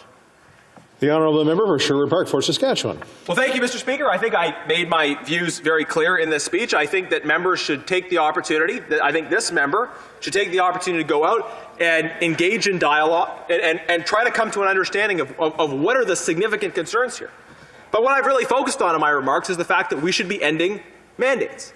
That the continuing squeezing of that minority who have chosen not to get vaccinated and all the impact that that's having on access to services. We're seeing significant backlogs for immigration services in our offices and backlogs accessing other services. And you know, when you put people who are working from home on unpaid leave and don't allow them to provide services that they've been providing, we can't pretend that that's not going to have an impact. When you take trucks providing essential services off the road, that's going to have an impact. These mandates are having a severe impact on vaccinated and unvaccinated people alike, and they need to end. Commentaire, questions and comments. L'honorable député de... The member for Mirabel. Thank you, Mr. Speaker. Mr. Speaker, I could express a great deal of disagreement with what my colleague has just said, but we do agree on one thing. It is important to go out and to meet people. I spoke to a number of my fellow Canadians in a number of municipalities in Mirabel who were for the convoy at the beginning, who were enthusiastic about it. But today, when I talked to them, they realized that it perhaps was not the right solution and that to break the law with impunity is not the best way to solve a problem. Does my colleague agree at least on that? For Saskatchewan. Well, thank you, Mr. Speaker. And I do want to be clear, because I didn't mention this specifically, but I do want to be clear that I think it's critically important that people be able to protest and that we minimize the negative impact on the lives of people in this city. That there be effective dialogue between protesters in the city that allows the necessary access and transportation to occur. And I think that dialogue can take place if the Prime Minister plays a constructive role in bringing down the temperature. This is the national capital. People should be able to protest here. And there has to be a space at the same time for that to happen in a way that's respectful of the city. I think there are many people that want to see those kinds of accommodation happen through dialogue. And I think it can happen. But that's different from saying that people shouldn't be able to be here or demonizing the importance of the message they're presenting. Commentaire, questions and comments. The Honourable Member for Churchill, Kiwatanuk, Askey. Thank you, Mr. Speaker. Well, I found the member's speech not just bizarre, but deeply concerning. First off, hate and violence we've heard of over the last number of days. He goes on to talk about the people he spoke to, making it sound like it's a group of Boy Scouts. Mr. Speaker, you know, everybody has talked about the occupation that our nation's capital is under. It's international news, and what Canadians expect is leadership from their politicians, calling on these folks to leave and allow for people to live their lives free of hate and the lack of safety they face. And what's deeply concerning is the a number of Conservatives insist on shifting this conversation to talk about vaccine mandates, etc. This debate is about calling for an end to the occupation and also condemning the foreign money, American money, fueled by Trump supporters that are supporting this occupation. Will this member condemn the use of foreign funds fueling a hateful and violent occupation in our nation's capital? Honourable member for Sherwood Park, Fort Saskatchewan. Well, thank you, Mr. Speaker. To hear that member found my speech bizarre is a high compliment indeed. The member raised the issue of foreign money. And I'll just take this opportunity to say to the member, I would love to see a consistent approach taken by parties opposite when it comes to foreign funding and foreign influence in our democracy. Let's have that debate. Let's see that legislation come forward. Because I know that member could maybe take a little bit of a stronger position when it comes to the interference of the Chinese government in Canadian affairs. I'd like to see that member take a stronger position when it comes to issues like the Uyghur genocide and other cases of that foreign interference happening here in this country. Let's talk about addressing foreign interference. I would love to see a stronger and consistent policy on that issue. Continuing debate, reprise du débat, the Honourable Parliamentary Secretary to the Government House Leader. Mr. Speaker, and I'll say at the outset that I'll be sharing my time this evening with the member from Parkdale High Park, even though the member from Sherwood Park, Fort Saskatchewan would like me to speak for 20 minutes. Unfortunately, it'll only be 10 minutes this evening. And I will note that he still has not invited me on the podcast that he touts so much when he's in the House. I'm still waiting for my invitation. Don't worry, I'm not checking my email 3 or 4 times a day looking for it or anything. Mr. Speaker, I am very glad to participate in tonight's debate, and I think I'm going to take the opportunity to present some facts, because I think that facts are extremely important. I think that there's a lot of misinformation out there, and I think that it would be beneficial to put on the record some of the facts. It's been said once tonight, but I'll expand on it slightly. 90% of truckers have been vaccinated. You know, Mr. Speaker, I drive to and from Ottawa to get here. I drive from Kingston to Ottawa and back, and I have seen on both occasions of making that travel since this protest began, countless truckers that are working right now as we speak, traveling up and down the 401 or whatever major highway in the country they might happen to be in order to move goods around our country. 90% of truckers are vaccinated. I actually believe, Mr. Speaker, that this inception of this protest, this convoy, probably started from a place that was genuinely about truckers and about concerns that they had. But unfortunately, we've seen this morph into something as it's been hijacked by other groups. And as so well pointed out by one of my conservative colleagues in a tweet over the weekend, whatever the objective was, it's been lost by those that have hijacked this protest, unfortunately. And that's the reality of the situation that we're in. You know, I find it interesting. I heard the member from Sherwood Park, Fort Saskatchewan, and a number of conservatives this evening talk about these mandates. I mean, his words, these mandates need to be ended. The mandates as it relates to proof of vaccination, the mandates as it relates to hospital workers, those are all provincial mandates. It's ironic that the opposition would encourage protesters out front of this building to protest something that, at least in Ontario, belongs in Queen's Park.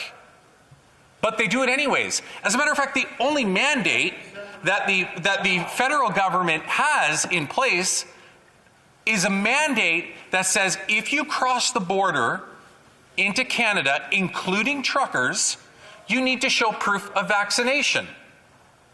But guess what? The United States of America has the exact same mandate. So before you even had to present your proof of vaccination to a Canada border officer on your way into Canada, you will have had to show it on your way into the United States leaving Canada. Right. And that's the irony of it. That is the mandate that the federal government has as it relates to this particular protest, as it relates to where all this angst began. But yet, my concern is that the opposition continues to throw fuel on the fire.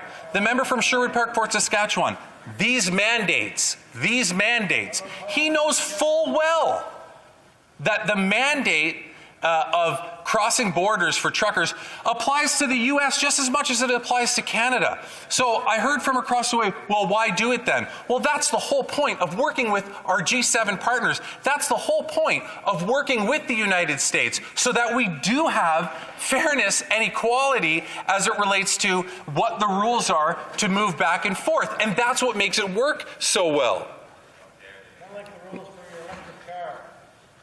Well, the member brought up my electric car.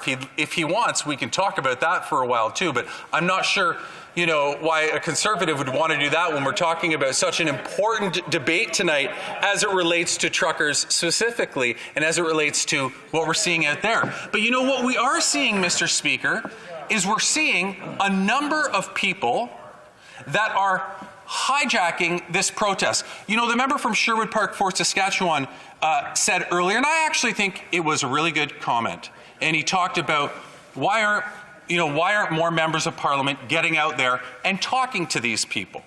You know, he's trying to show and open a door there. The problem is, Mr. Speaker, is that this particular protest, although I have no doubt there are some well-intentioned individuals participating in it, have attracted a lot more behavior that we all would agree is extremely problematic, extremely troubling, and quite frankly,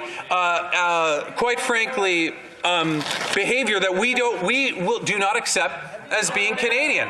So I'll tell you an example, Mr. Speaker. Order. I'm really having a hard time hearing the member. The member does speak very loud, but I'm having trouble hearing him. So if we can just sort of keep it down, be respectful, and we'll continue on. The honourable member for Kingston and the Islands. Thank you very much, Mr. Speaker. And so where I was going with this is that although there might be some well-meaning and well-intentioned individuals out there, I can't help but think of just the other day when I was in the Rexall at the corner of Metcalfe and O'Connor. I was in there, and I saw a protester. I have to assume that the individual is a protester. I should make that clear. Shove a camera in front of the clerk's face, saying, "You can't make me put on a mask. I have a right not to wear a mask.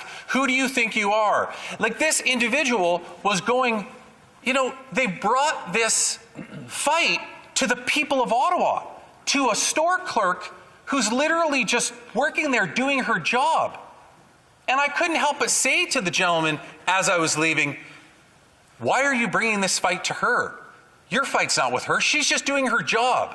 And I trust that my Conservative colleagues and any member of this House would do the exact same thing. And that brings me to the last point that I wanted to bring up as it relates to this particular issue, Mr. Speaker, is that for some reason, protesters don't realize that those that they are affecting the most by this are the people that live in downtown Ottawa. Listen, I don't know if we should tell them this, Mr. Speaker, but we cannot hear the honking in here. As a matter of fact, you can walk in here early in the morning. You don't hear a single thing, and this was all last week too. You don't hear a single thing in here. You don't. And you almost forget that it's even happening until you get up and leave and go outside and you see it again. Meanwhile, all of the activities that have been going on, and then on the weekend when members of Parliament the vast majority aren't even in Ottawa, these events continue to go on and on. It's impacting the people that live here. I mean, most protests seek to get more people on board by delivering a message, seek to find more supporters to come and join their cause. Most protests that would come to Ottawa here and come to the front lawn or to the Centennial Flame or Wellington Street do so in a way that is meant to develop a following on the way. But instead, this protest has come here and just completely made the people that live here irate with what's going on. And so I believe that it's time for this to end. I believe that it's time for the protesters to recognize the fact that they've made their point, and now it's time to dispense of the activities and to go home. Thank you, Mr. Speaker. Questions et commentaires. Questions and comments. The honourable member for Oshawa. Thank you, Mr. Speaker.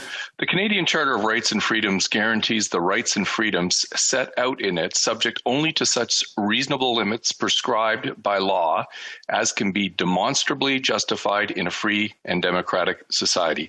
Mr. Speaker, my colleague talked about the science and the availability of these mandates that the Liberal government has put in, especially infringing upon Canadians' mobility rights. I have a question for him. The rationale for restricting Canadians' charter rights with these mobility restrictions is that vaccinated people don't spread COVID and unvaccinated do spread COVID. Now, Mr. Speaker, that was the belief before, but the science, the updated science spoken by Dr. Fauci, the Lancet research shows that vaccinated and unvaccinated persons will transmit the virus equally. The CDC recognizes natural immunity. Could the member please present the scientific rationale for continuing these mandates, and let's get on with it. Let's solve the problem that we're faced with today. Honourable Parliamentary Secretary. If the member feels as though charter rights are being infringed upon, there is a building about 200 meters from where I stand where he can argue that case. That is where he should take his issue of charter rights being infringed upon. Not encouraging people to continue honking their horns on the street, shooting off fireworks in the middle of the night in a downtown, heavily urbanized area. Go to the Supreme Court and fight the case there. That's how we do it in a democracy, not occupying a downtown core of a nation's capital. Questions and comments. We're going to go online. L'honorable député de Pierre Boucher. The member for Pierre Boucher, Les Patriotes Verchères. Thank you, Mr. Speaker. I was listening to my colleague's speech very carefully, and I was happy to hear that there are people who are demonstrating who went there in good faith and for good reasons. Because the impression that I've had since the beginning of this crisis is more the opposite. It was that the government did not want to see or understand that people had something to say, that people were tired of the health measures, and that they wanted to express this frustration. But what we saw is that we have a government and a prime minister who put oil on the fire and actually wanted things to degenerate so that he could point the finger at the people who are unhappy. And I'm wondering whether the prime minister could not have shown leadership instead. So if you look at what's happening in Quebec, there's a government there that was acting rather than talking. And here, there's a lot of talk, but not a lot of action. The member from the Bloc Québécois suggests that we should try to open up dialogue with individuals who have been spreading hate, who have been associated with people that are spreading hate, people that are waving flags that have swastikas drawn on them, people who are raiding soup kitchens to feed themselves because somehow they're entitled to that food, people who have been desecrating a war memorial statue, people who have been dressing up Terry Fox's statue. It's not one bad apple, Mr. Speaker. This is a whole host of problems. And here we have a member from the Bloc Québécois saying, why aren't you sitting down and talking to these people? They're literally waving flags around that say F and the Prime Minister's name. Come on, this is not, the member must know that there are starting points to negotiations and to sitting down with people, and there are lines that can be passed, and several lines have been passed in that regard. We have time for a really, really, really short question here and answer. The honourable member for Port Moody Coquitlam. Thank you, Mr. Speaker. And I just need to revisit an important comment from my colleague from Churchill. There is a sinister component to this illegal occupation.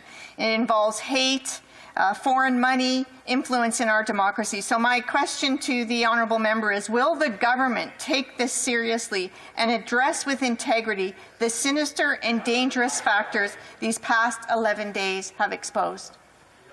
Parliamentary Secretary. I would love to find out the answers to some of the questions that the member mentioned. I would love to see some form of investigation into seeing where the money came from, where the activities were generated and where they started. I think that that's a very important, but I am not going to presuppose that I know the answers to those in advance, because that would just make me a conspiracy theorist, which I believe we're seeing quite a bit from across the way.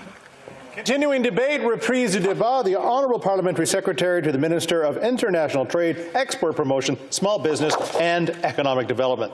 Thank you very much, Mr. Speaker. It's a pleasure to join this evening's debate. And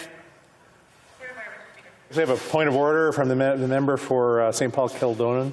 Yeah, the member who just spoke just said blatantly on the record that members on this side tonight are conspiracy theorists. That's a pretty significant claim. We are here representing Canadians. He's calling what we've said conspiracy theorists. Can he point to one example of us being conspiracy theorists? I think we're descending into debate. I'll go back to the. We're getting into debate. Thank you. Listen, I'm gonna stand here for just a few moments until people cool down just a little bit. This is a long debate. We're still about a little over halfway through, and I know that there's tremendous respect in here. That we need to make sure that each person that has something to say has the opportunity to say it. So let's try not to be inflammatory. Let's try not to accuse people of things, but let's try our best to talk about the emotions and the instances that we're hearing. The Honourable Parliamentary Secretary. thank you very much, Mr. Speaker. It's an honour to participate in tonight's very important debate about a very pressing issue and about a very important event that's occurring right outside this chamber and has been occurring for the last 8 days or so. I want to thank the member for Burnaby South for actually bringing and initiating this emergency debate. Mr. Speaker, let me just start by saying, as somebody who came to this chamber as a practicing lawyer who worked in the area of constitutional law and human rights for 15 years prior to first getting elected, that the right of protest in any democracy is sacrosanct. That is fundamental in any democracy. It's protected under Section 2B of our Charter of Rights and Freedoms with due reason. And the issue about speech and protected speech is at its apex when you're talking about political speech. That is the highest form of speech that deserves the highest amount of protection. That's entrenched in Supreme Court jurisprudence. What is problematic, Mr. Speaker, however, is when speech, demonstrations, and protest veers into hatred. Now, I don't want to overstate the case. We know that there's been some instances of hatred. Perhaps not all of the protesters are engaging in this, but it does taint and flavor and characterize what we're seeing when we see it on a repeated basis. And what have we seen? We've seen swastikas and we've seen the Confederate flag. And what do those mean, Mr. Speaker? Well, a swastika is obviously a symbol of the Third Reich. It harkens back to Nazi Germany. It's a very vilifying and detestable manifestation of what that regime represented and what it did to Jewish people, all sorts of minorities, racialized persons, religious minorities, LGBTQ2 communities, people who are Roma, etc. The Confederate flag obviously represents the institution of slavery. And we heard very eloquently from the member of Hull Aylmer how that feels for a person of black skin, for a person who is racialized, how that feels for a person like me, brown-skinned Muslim man who takes his place in this house. Those are symbols we don't need here. And what does it mean, Mr. Speaker? It means that what we have devolved into, and we've heard about this repeatedly this evening, for the people of Ottawa, for even the people here who work in Ottawa, such as me, Mr. Speaker, it's starting to look a lot more like an occupation than a protest. When you destabilize people, when you disturb them intentionally, when you honk horns just to aggravate individuals, as the member who just spoke, the member from Kingston Yonge indicated, the fight has been taken not to the government, but to the people and the residents of this city. And that's problematic, Mr. Speaker, because it starts to affect people's behavior. Perhaps that's what's intended here, Mr. Speaker, to have a chill on people's behavior. But I think it's problematic when a storekeeper can't open their storefront, a cashier is worried about working at Rexall, and when even members of Parliament, my colleagues, and even dare I say and dare I admit myself, Mr. Speaker, that when I went home after the Ukraine debate, the emergency debate 1 week ago, I was concerned for the first time in my 7-year parliamentary career about who I might encounter at 10:30 at night on the streets of Ottawa. That's not a pleasant place to be in, Mr. Speaker, and I think that's what, unfortunately, this has been driven to. The next point I want to make, Mr. Speaker, is that it's always important to take issues with policy positions. That's what a democracy is all about. That's a good thing. What has been thankful is that at least with that protest outside, some people had the good sense to carve out a lane of traffic for emergency vehicles. That's also a good thing. But what I've still seen, and what we've seen last summer, this past fall, now this winter, even just yesterday, Mr. Speaker, is that the people that drive those emergency vehicles are being targeted. They're being targeted with acts of hatred, acts of violence, acts of harassment. People shouldn't fear wearing their uniform, Mr. Speaker. We talk about the people who are in uniform who are keeping us safe, and they deserve to be credited. There are other people who are wearing uniforms called scrubs, Mr. Speaker. When people are cautioned about wearing their scrubs in public, the people who have been keeping us safe, the people who swear a Hippocratic oath to keep everyone safe, no matter how heinous their attitudes, no matter how vile their positions may be, people that keep everyone safe, both the people that are vaccinated and the people that are unvaccinated, those people deserve our respect, appreciation, and gratitude. And it is exactly the opposite that some people are foisting upon them right now. I'm not saying all people, but some people. That has to be stopped in its tracks. Mr. Speaker, I want to inject a third aspect into this discussion, which is about the notion of trucks being filled with gasoline, being parked 50 meters from a legislative building such as the House of Commons I'm speaking to you from. Mr. Speaker, we know, I know, Muslims know, Mr. Speaker, that trucks have been used as instruments of death and terror around the planet. And what I'm saying here, Mr. Speaker, is that we have to question things such as unconscious bias in terms of how we approach parked vehicles loaded with gasoline very proximate to a legislative building. Because I don't think it's vast speculation or venturing a guess here to say that if those were black protesters, indigenous protesters, if those were Muslim groups, if I could finish, thank you to the member from Sherwood Park, Fort Saskatchewan. If those were Muslim protesters calling for peace in the Middle East, I venture a guess that perhaps the reaction of law enforcement wouldn't be to let trucks idling, filled with gasoline, idle for 8 straight days outside of the Parliament buildings. So there's some food for thought to inject into this debate. But the last point I want to make, again, I guess I have to speak over the people opposite because they don't want to listen, is that I find there's an inherent illogic in a lot of these protests. Now, I've asked a couple times here already just to sort of hear people out. You all have the opportunity to ask questions. You all have the opportunity to get on the speaking list. I see some of you are all ready to go. So let's take the opportunity to listen and make comment and ask questions when we have that opportunity. The Honourable Parliamentary Secretary. Speaker. So the inherent illogic in terms of what's going on outside, and there's about 6 points I'm going to make, and I'll make them quickly. First of all, the amount of federal lockdowns that have been issued in this country in the last 2 years are exactly 0.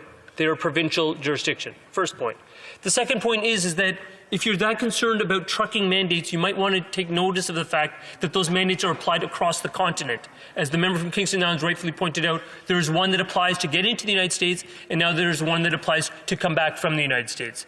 The third point is that it seems puzzling to this lawyer's mind as to if your intense philosophical position is that lockdowns are problematic and should be eschewed, then why are you causing a lockdown in downtown Ottawa, and by virtue of your actions preventing the storekeepers in places like Spark Street, Wellington, and the Rideau Centre from opening? It is inherently illogical. The fourth point, Mr. Speaker, is that what I find puzzling is that the party of supposed law and order, the party opposite, Her Majesty's official opposition, is doing exactly the opposite in terms of maintaining law and order in this country. What we've seen instead, and I know they're going to start talking because maybe they don't like what I'm about to say, but their interim leader has actually said, let's not tell them to go home. Let's instead make the Prime Minister wear this one. So instead of encouraging law and order and enforcement of the law, they're encouraging exactly the opposite. What I find also puzzling, Mr. Speaker, is that the official opposition prides itself on being the party of fiscal prudence. By the last tally that I heard, Mr. Speaker, this protest, quote unquote, is costing the good people of Ottawa, the City of Ottawa, and the Ottawa Police Service about $800,000 a day. In terms of fiscal prudence, that's not fiscal wisdom. I'm very impressed that a member, a physician, no less than a physician, is seeking to heckle me from across the way because he isn't happy with what I'm talking about. Order. I don't know why we've descended into that. We've had great debate up to now, and for some reason we've descended into a lot of heckling.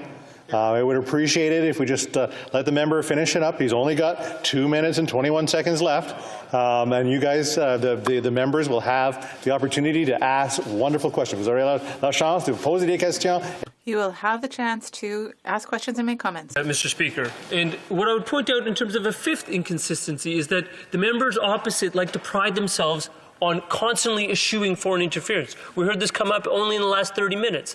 What I recollect, even prior to my time in politics, was lots of concern about things such as foreign money flowing into this country with respect to environmental protesters, particularly with respect to the Alberta oil sands. I do find it puzzling and a little bit inconsistent that there's much less concern about foreign money that has been declared to be flowing into this country right now in support of what these people are calling a protest. And that is money coming from Florida and money coming from Texas. So I do find that inconsistency a bit puzzling and to weaken my friend's opposite's position. But let's get back to maybe someplace where we can find a meeting ground. There is some discontent, clearly. Some of that discontent has been fomented in the form of hatred, which thankfully everyone has eschewed in this chamber. I think we could be doing it a little bit more forcefully. But what I do think we need to do is get to the stage where we understand that the point has been made, and the notion of taking a city hostage and occupying it and taking your concern with perhaps my government or this side of the aisle and manifesting it and fomenting that kind of protest against a cashier at Rexall, against a storekeeper at the Rideau Centre, and against the people in the city that are just trying to go about their daily business and get some rest, has gone too far. That is when the protest loses credibility. And unlike exactly as the member from Kingston and the Islands put it, normally protesters want to gather momentum. What they've done is exactly the opposite. They've created people who don't see them as credible, don't see them as legitimate, and want them to leave. The point has been made. I think the time for the convoy is over so that we can get down to the business of producing better policies and better politics for this within this chamber, for this entire nation. Thank you, Mr. Speaker. Questions and comments. Question et commentaire. The honourable member for Cumberland Colchester. Well, thank you, Mr. Speaker. I appreciate the opportunity to rise on this very important topic. You know, I really find it very, very fascinating that the member opposite would suggest that somebody over here drove those trucks there. That's really quite fascinating, that we're somehow responsible for this and that we're responsible for ending it. I believe that this evening our leader actually sent a letter to the Prime Minister imploring him to join the leaders of the other parties such that we could come to a peaceful and urgent conclusion to this. So, and I guess the other thing that's interesting, Mr. Speaker, is my honourable colleague Michael Chong, my honourable colleague who spoke earlier. Thank you very much. The other honourable member Cross, appreciate that. The other honourable member down the road, who I can't remember where he's from, but that being said, thank you very much. The member opposite actually was not here to hear his speech, in which he said very clearly that we agreed with law and order and that. Order. I'll let you ask I'll let the member ask the question in a second. But you cannot refer to someone being here or not being here. So I know, just retract that and ask the question. No. Member for Cumberland Colchester. I'm sorry for saying that the member was not here. I really apologize for saying that he wasn't here. That's unfortunate. You got to just unreservedly apologize for him. Whether someone's here or not is irrelevant.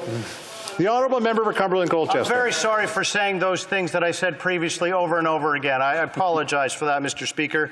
You know, the unfortunate thing is when we have these debates, perhaps that everybody should pay very close attention to what's happening, Mr. Speaker, and that would make the debate much better. So, will you get your Prime Minister out there to talk to these people? Make sure, to the member of Cumberland Colchester, make sure that when he asks a question, he's asking it through the chair, not directly to a member, the parliamentary secretary. So three quick responses. No one accused the member opposite or his colleagues for driving the trucks outside. Second point is that attempting to resurrect his interim leader in terms of what she may have said today does not eviscerate what she said last Monday, which is that we should take political advantage of the situation, not discourage people to leave, and indeed make the Prime Minister aware of this as his problem. That is a matter of record that has been reported by multiple media outlets. And thirdly, I actually find it quite puzzling that the member opposite, given his vocation as a medical doctor, is not appreciating the simple fact that if people of his ilk are afraid to wear scrubs in public and are being told by law enforcement not to wear scrubs in public because they might be targeted, we have a problem generally, and we have a problem for those in his profession, who I hope he would stand up for. Thank you, Mr. Speaker. Questions and comments. The honourable member for Avignon Métis Matan Matapedia. Point of order. In Colchester. It's quite possible that I don't know the rules, but I'm quite sure that ilk is really not a favorable term that I should be called in this great House of Commons. I guess we're descending into debate a little bit. The honourable member for Avignon Métis Matan Matapedia. Thank you very much, Mr. Speaker, and I'd like to thank my colleague for his question. He was referring to words from the member for Sherwood Park, Fort Saskatchewan earlier, and I'm also a little bit, how can I say this, a little bit concerned by what he said earlier when he said that, you know, colleagues, I would challenge you to go speak to the protesters, to go see what these people are living, as if over the last 2 years as parliamentarians we had never gone out and spoken to our constituents, to businesses that are having difficult times, people that have had to close their businesses, to people who don't agree with the public health measures. You know what, we've been talking to our fellow citizens for the last 2 years, and we've heard all of this. And, you know, to be unhappy about this, that's legitimate. And I would like to know if my colleague agrees with me and that it's not just up to the police of Ottawa, the City of Ottawa, to manage this, but also the federal government has some responsibility to manage this. Thank you for the question. And I know that there is responsibility at every level here in this country, at the municipal, provincial, and federal levels. But the policies that we've put in place have always been based on science and experts and doctors. And that's where we find our guidance, and we listen to them, and we will continue to follow their advice in this situation. Thank you. Questions and comments. The honourable member for Nunavut. I wanted to thank the member for acknowledging that the NDP have a great leader in our member for Burnaby South. Unfortunately, I can't share the same sense of acknowledgement for the Liberal leadership.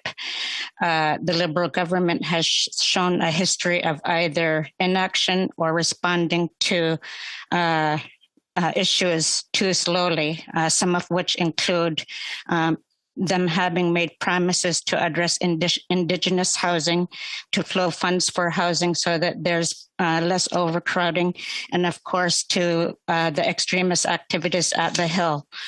Can the member commit to ensuring that implementation of the 4-point solution that the Burnaby South addressed when he asked for this emergency debate, which first is to calm the situation at the Hill, and then to end with ensuring that there's a strategy to making sure that Canadians move to a sense of normalcy, so that we can make sure that, first of all, he meets with the municipal leaders, that he addresses the interference with funds from foreign states, and to make sure that provinces and territories have this. The Honourable Parliamentary Secretary with a very short answer. Yeah, thank you very much, Mr. Speaker. I thank the member for a question, the member opposite for a question. And what I would say to her is simply that as of yesterday, we had an announcement from the Prime Minister that a table is being struck with respect to leadership from all 3 levels of government. That is exactly the type of cooperation we need, because we are seeing a situation that is very concerning for the City of Ottawa and for all Ontarians and all Canadians. Thank you, merci. Reprise du débat, continuing debate, the Honourable Member for York Simcoe. Lake Simcoe. Thank you, Mr. Speaker, and I'll be sharing my time with the honourable member from Brandon, Surrey. I'm glad we're having this debate this evening. It's a very important issue, and it's necessary to address the growing sentiment that exists right here across this great country. Canadians are frustrated, Mr. Speaker. They're sick and tired. Constant shutdowns, lockdowns, restrictions, mandates are having a terrible toll on our country's population. This toll is now becoming far beyond that of COVID-19 itself. After 2 years, we know that COVID-19 is not going away. That's why we have to use all the tools at our disposal so that Canadians can live healthy, normal lives and businesses can reopen. Unfortunately, the Liberal government has failed in its handling of the pandemic, and now they are failing to provide Canadians with a credible plan to get life back to normal. Even as countries around the world drop their restrictions and mandates, even as they put forward plans to help their citizens learn to live with COVID, the federal Liberal government persists with policies and practices here in Canada that no longer make sense. Over 90% of the population has been vaccinated already. And we know that vaccines have limited utility in preventing the transmission of the Omicron variant. Instead of putting forth a credible plan, the Liberals continue to sow division and resentment among Canadians. They ignore the widening gap between those on guaranteed government salaries, like themselves, and those who are only able to work if the government lets them. There is a widening gap between those who live in rural Canada and everyone else. A gap between low-income workers and those at the very top. Between homeowners and renters, and the haves and the have-nots. It's no wonder Canadians are angry and frustrated. It's no wonder that after 2 years, that frustration has led to one of the most significant protests Parliament Hill has ever seen. The Freedom Convoy of trucks and other vehicles that has assembled outside from coast to coast. They are here at Parliament, as is their right, protesting the policies of the federal government. They are doing this outside the federal building and protesting provincial policies outside legislative buildings across the country. I would note, Mr. Speaker, that this is the appropriate place to do that. They aren't outside private homes or cottages of MPs or premiers' homes. The Prime Minister may not want to speak to those protesters, but I have, Mr. Speaker. I've spoken to many of them. I've read their signs and listened to what they are saying. And one thing is abundantly clear. It's not just the protesters outside in the provincial capitals across the country who have these so-called unacceptable views. These views are not held by some fringe minority. I've heard these opinions from my own constituents. Canadians from all walks of life have real concerns about how the Liberals have handled this pandemic, and want to know what the government is doing to put COVID-19 behind us. Instead of addressing these concerns, the Prime Minister, his government, and some in the mainstream media have labeled them as racist, misogynist, extremist, just to avoid scrutiny for the Liberal government's numerous failures. Unlike the Prime Minister, I believe the most important job I have as an elected representative is to listen to the residents of my community, just as it is his job supposed to listen to the citizens of this great country. Over the past few weeks, I've heard from the owner of a local gym in Bradford, 9 Round, who was in tears. She's been shut down so many times, she can't even count.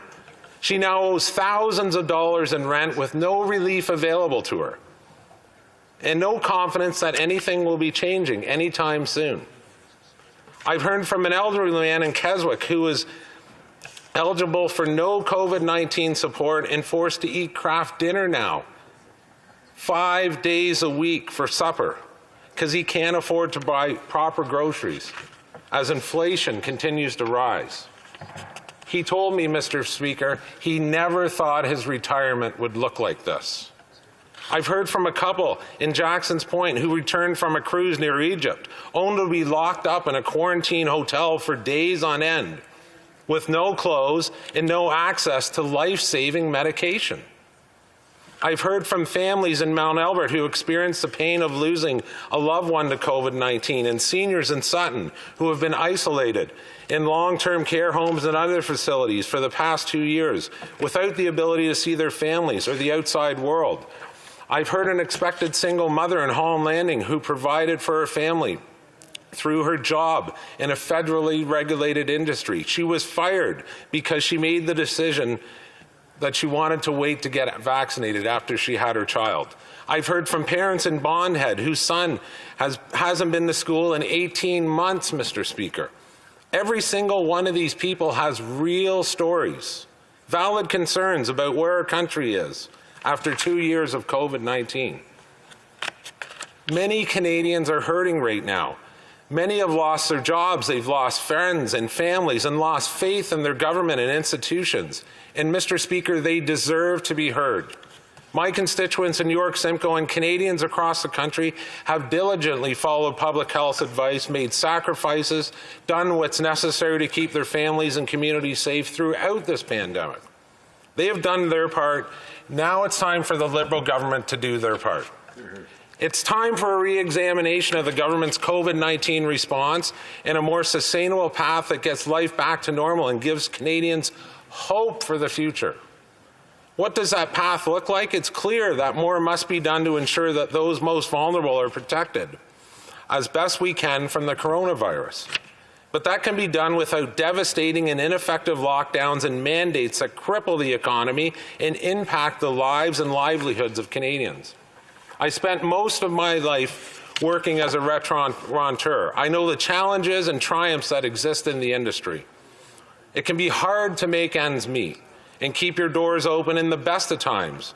But when the government has shut you down and prevented patrons from coming in, it's no wonder many have closed their door for good. Instead, we need to be looking at alternative policy approaches that will keep Canadians safe while strengthening our economy and respecting individual freedoms.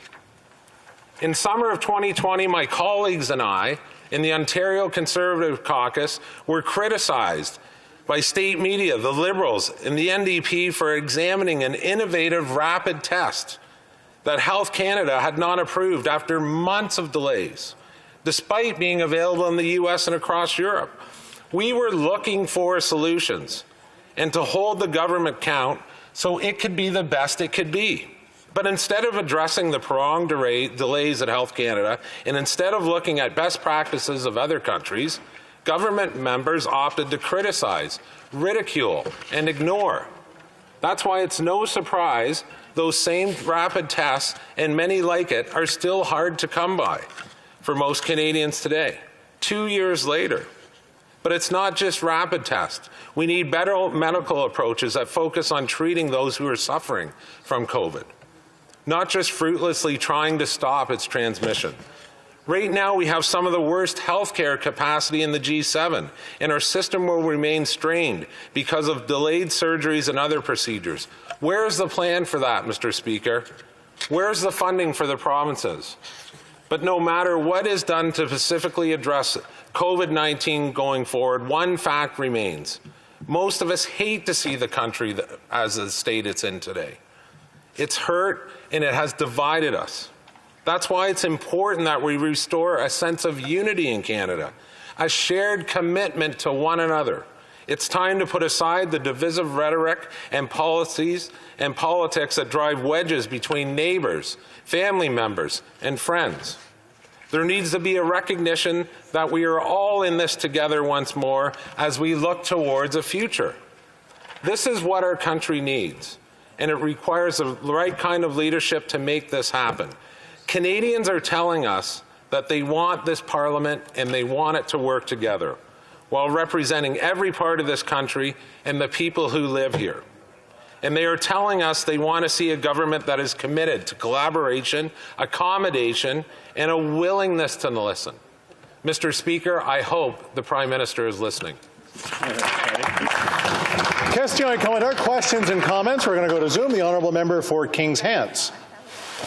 Thank you, Mr. Speaker, and I'd like to thank my honourable colleague from York Simcoe for his remarks tonight. Through you to the member opposite, you'll forgive me if I thought I was sitting in Queen's Park as the member opposite highlighted the school closures, the gym that was facing troubles, and of course businesses. I presume he won't be voting for Doug Ford in the upcoming election in Ontario because that is the government that is imposing those elements. What I will agree with the member opposite, of course, is that we do need to transition beyond COVID.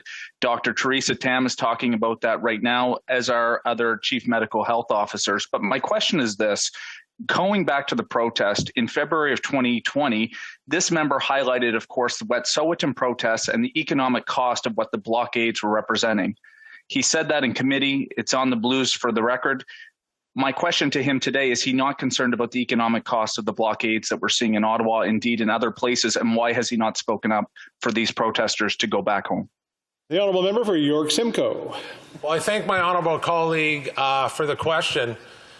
You know, pointing out the provincial, let's say, lockdowns to this, I'm trying to show the government the people that are outside right now are hurting, okay?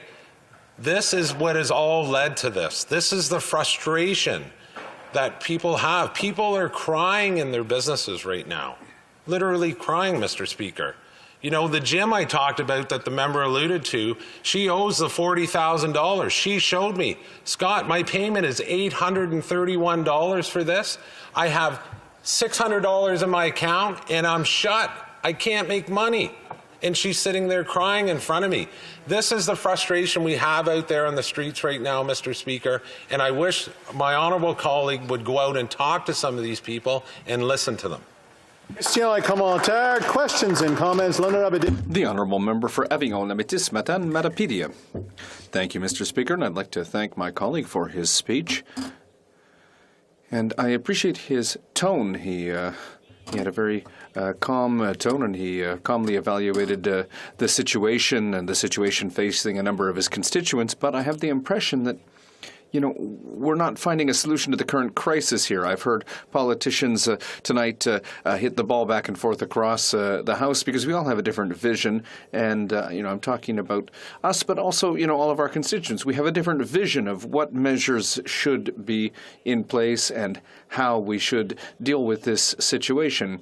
And in the short term, I don't think that all of this is going to get the trucks off the street tomorrow morning when politicians are using the crisis to their advantage. So I'd like to hear my honourable colleague on that. Does he think that it's putting oil on the fire to see politicians try to make gains off the crisis? No. I love that. No, and I thank you, Mr. Speaker, and I thank my honourable colleague for the question. You know what? No one should be making political gains off this. This is where, you know, again, I spoke to it in my speech. We are in a minority parliament. Canadians have sent us here to work together and, quite frankly, come up with a solution for this. You know, today, our leader put forth a suggestion to the Prime Minister that we should go out and meet with these people. Canadians don't want to see these convoys anymore. And, you know, these are the conversations about new government policy, about mandates that we all have to have together, Mr. Speaker. You know, the government will keep alluding to 92% of Canadians are vaccinated, 90% of truckers are vaccinated. You know, people will ask the question, and it's okay to ask that question now. You know, Scott, why am I being put in a corner? If it's 90%, why the mandates? Why the mandates? And they keep alluding to the United States. I don't take my marching orders from the U.S., Mr. Speaker. We have time for a 30-second question and a 30-second answer, and the honourable member for Vancouver East. Well, thank you very much, Mr. Speaker, and I thank the member for his comments. He says that he doesn't take his marching orders from the United States. Well, with the convoy, what we are understanding is that there's a lot of money coming from the United States. So does he agree that that should be stopped? And in fact, this is going to be brought up at committee as an issue from the NDP. And would he agree that funding from the United States should not be going to the convoy and it should be stopped? Member for York Simcoe. Put forward the bill. Well, I thank the honourable colleague for the question, and it's my understanding, Mr. Speaker, that that is being studied at this time and being looked at. Thank you. Continuing debate, reprise du débat, the honourable member for Brandon Souris. Thank you, Mr. Speaker, and thank you to my colleague from York Simcoe for he's used to wading into deep waters, and he's done a great job of speaking on this one tonight. As I rise today, unfortunately, I rise with heightened awareness of just how divided Canadians have become. This emergency debate is predicated on that very reality. A lot of people are angry right now. On any given day, I hear from people who think that we have too many restrictions, and I also hear from those who want even further imposed. In all my years in politics, I've never seen such heated debates, which has caused a lot of tension in families and in communities throughout Canada. To clear up any misunderstanding, I am vaccinated. I believe they are safe and have helped reduce hospitalizations. I believe they have saved lives, particularly those who are older and have underlying health conditions. I have also encouraged others to get vaccinated. But I want to be able to question the Liberal government's COVID policies without being labelled anti-science, anti-vaccination, or without being discredited because I have the audacity to criticize government policies. For too long, we have been given a false choice that either we acquiesce to every government measure or we are only lending credibility to those who spread false information. The one thing I know for sure is that the political environment we now find ourselves in is directly related to this mindset. Without a doubt, COVID-19 has been hard on all of us. Families have lost loved ones, and many individuals have suffered or are suffering illness. Families in my constituency have been prevented from driving across the border to be with loved ones. University students have been unable to set foot in a real classroom and be able to take advantage of a full educational experience. Healthcare staff in particular have been pressing on for 2 years to care for those with COVID and all other healthcare concerns. They've provided an essential service, and we are grateful for their commitment and sacrifices on behalf of their fellow Canadians. And to those who think that protesting in front of hospitals is a good idea, I can assure you it isn't. The doctors and nurses working in those hospitals are busy saving lives, not setting government policy. The last thing they should have to deal with when coming off a long shift is the sight of angry placards or shouting protesters. Grocery store staff immediately come to mind, as do all those involved in our supply chain, including truckers. It may seem thankless to work in these positions during a time like this, but I hope every single one of them knows how critical they've been. It was on this understanding that governments made a point of underscoring which workers were essential at various times throughout the pandemic. We all understand that we owe a debt of gratitude to these workers. We all want them, thank you. We all want them to know how their contributions have helped all of us through this time. And yet, here we are today. After 2 years of truckers being deemed essential workers, the Liberals decided they no longer were. After 2 years of praising their efforts doing what they do best, delivering the goods we rely on, the Liberals decided truckers weren't really essential after all. But the obvious question is, why? What changed, Mr. Speaker?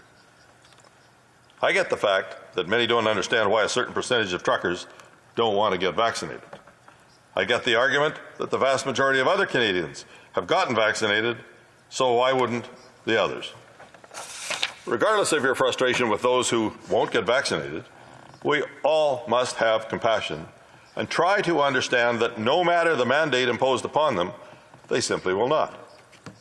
At this stage of the pandemic, we must ask ourselves, what reasonable benefit could society and our economy attain from the trucker mandate? The Liberals have failed to give any rationale whatsoever for the decision. And if they're holding on to data indicating that the truckers have been responsible for COVID outbreaks, they've never shared it with Canadians. This lack of transparency is unfortunate. Canadians deserve to know whether the mandate on truckers is justified. They deserve to know whether the benefit of taking truckers off the road outweighs the impact of our economy, to our economy. Worse yet, this government either has no framework for lifting mandates, or if they do, they sure have a funny way of communicating it to the public. We can all appreciate that this situation is fluid. But the government should be able to explain what metrics it is using to determine the scope and speed for removing mandates. On what basis is it making its decisions? There's nothing strange about Canadians wanting transparency from their government. In fact, if had the government been more open with us, with its federal response, perhaps we wouldn't have seen the same levels of angst among Canadians. Perhaps we wouldn't have seen the same levels of frustration from millions of Canadians who are eagerly awaiting an end to lockdowns and restrictions. It should go without saying at this point, but people are tired. People are frustrated. After 2 years of personal sacrifices, many are looking to this government to explain the path forward. But to date, it seems like they're waiting in vain. Many Canadian public health officials are signaling that they want to make a shift in policy. BC's chief medical officer has indicated their COVID response is transitioning to become, quote, much more like how we manage influenza, end quote. As she stated, and I quote, we cannot eliminate all risk, and I think that's something we need to understand and accept as this virus has changed and has become part of what we will be living with for years to come, end quote. In reply to the last question that was asked of my colleague, Ontario's chief medical officer has also said something similar. I absolutely think, quote, I absolutely think we have to start to learn to live with this virus, and we've let our lives be controlled for the last 2 years in a significant amount of fear, end quote. That's from Ontario's chief medical officer, Mr. Speaker. And Canada's top doctor is noting the need, quote, to be able to address the oncoming presence of COVID-19 in a more sustainable way, end quote. Looking around the world, many countries are removing restrictions or laying out their framework to do so. In the United Kingdom, it's been mentioned in the House many times today, vaccine passports have been dropped. Sweden is removing entry restrictions and domestic rules, and Denmark ended their COVID restrictions last week.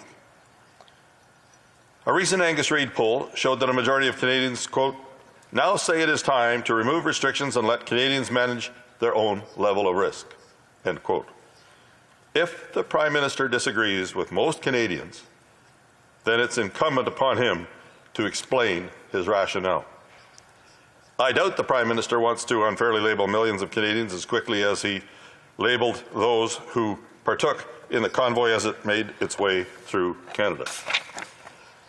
Protests are occurring in communities across the country, but none are more pronounced than what we've seen outside this very place. He's painting every protester with a broad brush, name-calling, dismissing even the most genuine concerns about his government's actions over the last 2 years. There were literally thousands of people lined up on highways in support of the convoys. The only message they're hearing from this Prime Minister is that because they're supporting the convoy, they too must be beyond redemption. Make no mistake, I denounce all symbols of hate and have zero tolerance for illegal behavior.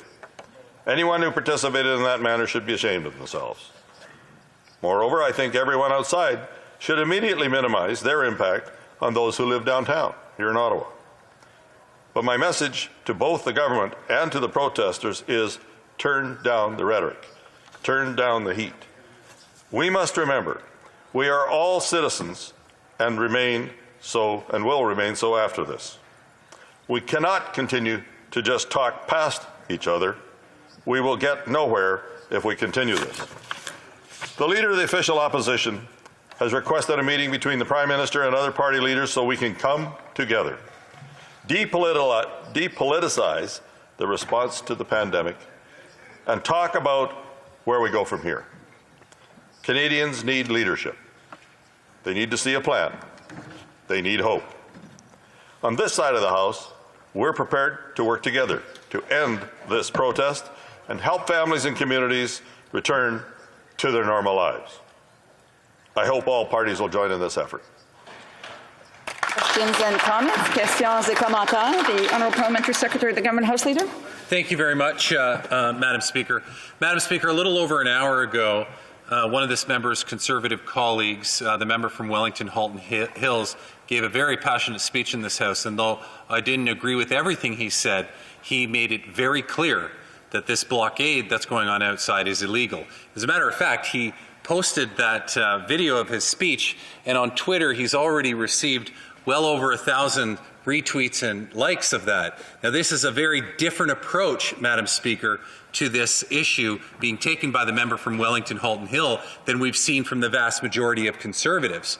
I would like to ask this member how he feels about what the member from Wellington Halton Hills said about this blockade being illegal. Does he agree that it's illegal?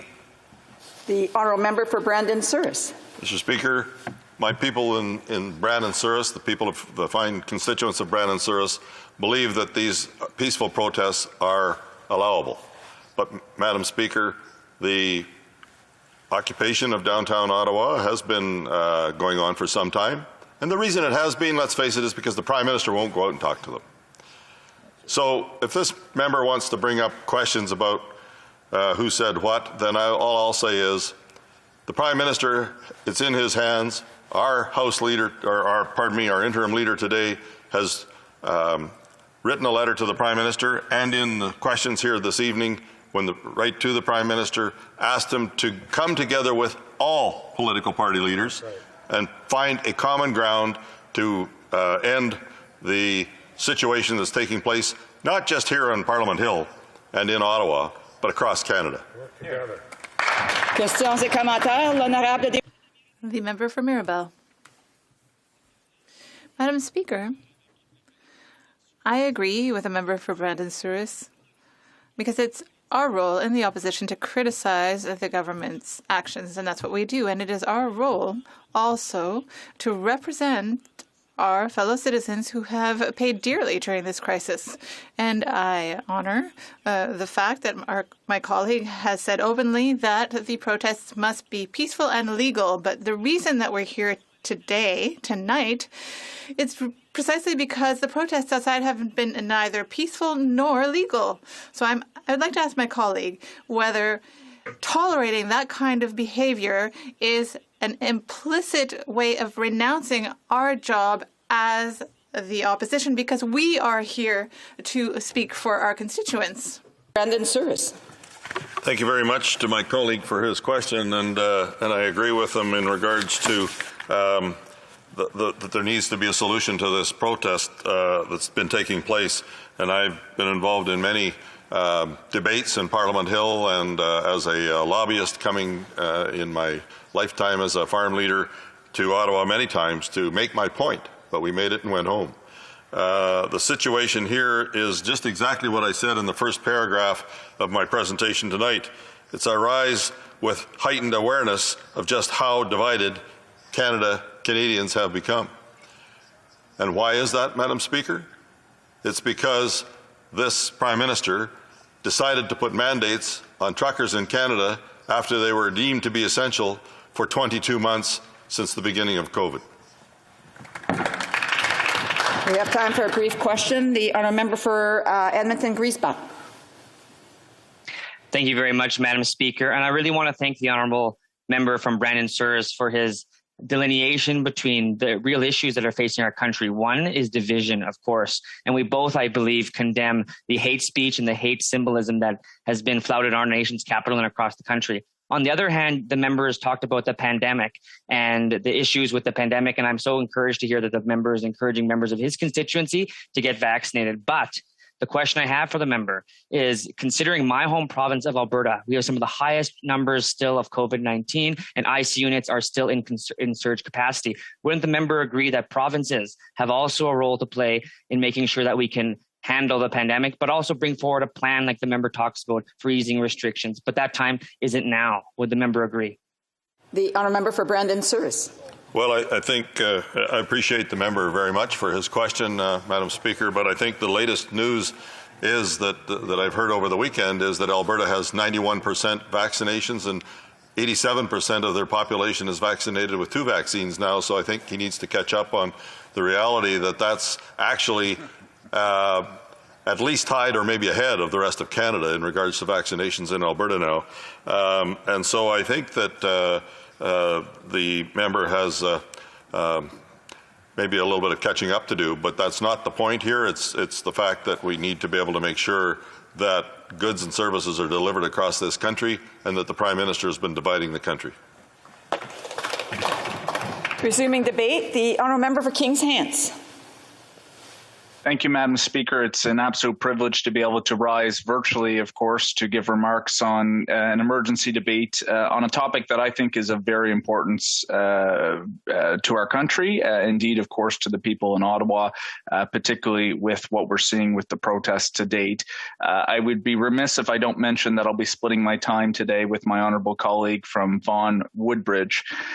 Madam Speaker, I had the opportunity about a week ago to present in this House for 10 minutes on the reply to the speech from the throne, but I used it as an opportunity to see and to articulate what I was seeing vis-a-vis the protests in Ottawa. And of course, there's been 7 days transpire since then.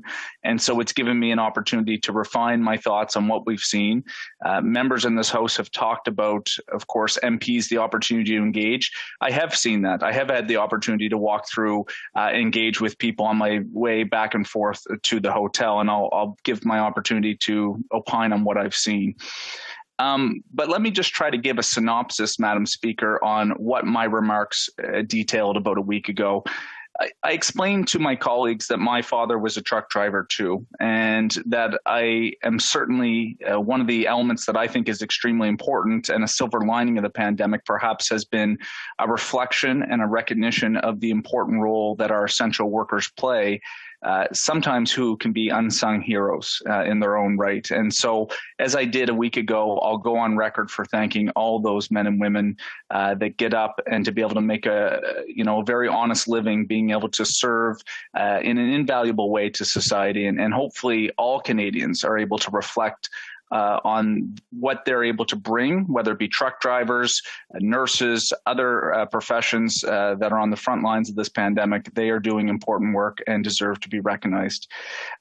I reminded this House why some of the provincial and territorial measures are in place, including the measures that the Government of Canada has introduced. And although I would agree with my colleagues that certainly, yes, we are all tired, and yes, we want to be able to move away from COVID, and I take notice that other jurisdictions around the world are moving in that direction. The reality is the reason we are moving in this direction on some of the protocols we have in place is that a disproportionate amount of unvaccinated Canadians represent the ICU cases in Canadian hospitals from Newfoundland and Labrador to British Columbia. I gave the statistic, and yes, I take notice, Madam Speaker, that it would shift perhaps on a daily basis, but last week, for example, 44% of ICU cases in Nova Scotia were tied up with 9% of unvaccinated Nova Scotians. And so it becomes a debate, and we've heard members go through this in terms of individual freedoms versus collective freedoms. And I'll reference members back to my speech a week ago of that tension. And frankly, every parliamentarian, indeed every Canadian, is going to have a different ideological bend on where exactly that line should be. I gave an example of Mark Clark, a dedicated volunteer in my community. Indeed, some members might have seen in the House last week that I gave an SO31, unfortunately, about his passing. His surgery was delayed for 3 weeks, his open heart surgery that he needed because there was not enough beds in the healthcare system in Nova Scotia to be able to accommodate him. Now, we can certainly reflect back, Madam Speaker, and talk about the challenges that existed in the healthcare system. Our government has provided support. Provincial and territorial governments are working hard to make sure the system, frankly, doesn't collapse. It speaks to some of the fragility that existed, but that is the situation we are in.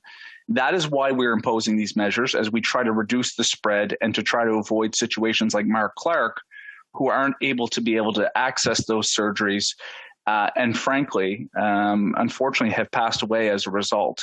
Now, again, there's a spectrum there in terms of individual freedoms and protection versus harm and what that line should be. Every member in this House is going to have a perspective on that, but the reality is that is something that is driving decision-making at this point. Madam Speaker, I also certainly highlighted the fact that no Canadian in the country is being required to take the vaccine. And again, we can weigh whether or not the consequences of that freedom of choice to choose to vaccinate or to not to choose to vaccinate and the repercussions of such are fair and equitable. I think that is all fair game in this House. But the idea that individuals don't have the freedom to choose on whether or not they want a vaccine, I think is a fallacy.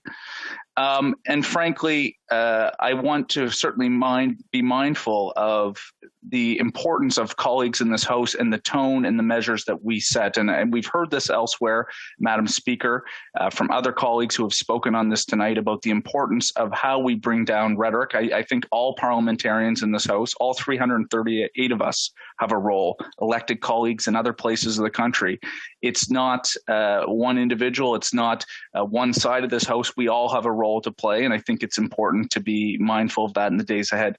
But I want to go to the protest. protest in question, because that is the nexus. That's what we're talking about here today. And yes, I take notice, Madam Speaker, that perhaps there are very well-intended people. In fact, as I went through some of the protests in the last week, I saw individuals that would be reflective of perhaps the people that might live in my riding, individuals that had certain concerns and wanted to bring those forward. I also saw a very sinister crowd. We saw Confederate flags, we saw swastikas, we've seen businesses, windows shattered, individuals who are flying pride flags in Ottawa being terrorized, individuals being shoved to the ground. The instances, I could go on and on and on, Madam Speaker. So while there may be well-intended individuals, and I trust that there is also individuals who want to do much more harm, not just perhaps to parliamentarians or to individuals, but to Canadian democracy, calling for an overthrowing governments, suggesting that they can go to the Governor General to dissolve Parliament. It is frankly insanity, Madam Speaker. And if members can't call it for what it is, they need to be able to do so. And it brings me to my point that if you are someone who is protesting here in Ottawa or elsewhere in the country, and you fashion yourself as a well-intended individual who wants to exercise your Section 2 sub B of the Charter of Rights and Freedoms to protest, fine. But recognize that your voice is being drowned out right now by individuals who are far more sinister, who have far more sinister views. And I think the point has been made, as other parliamentarians have said in this House, if you are one of the good ones, it's time to go home. It's time to go back and let the people of Ottawa have their rights and freedoms back, their ability to go to work unhindered, their ability to go on with their lives without fireworks and horns and the whole circus that we've seen here in Ottawa. And again, I have to be careful with my own words, Madam Speaker, but I hope you sense my passion. If you're one of the good ones and you're watching this here today, it's time to go home, because indeed you have members of Parliament that will stand in this House, as we've heard here tonight, and will continue to debate the issues that matter to you. In fact, that's what we do in a democracy.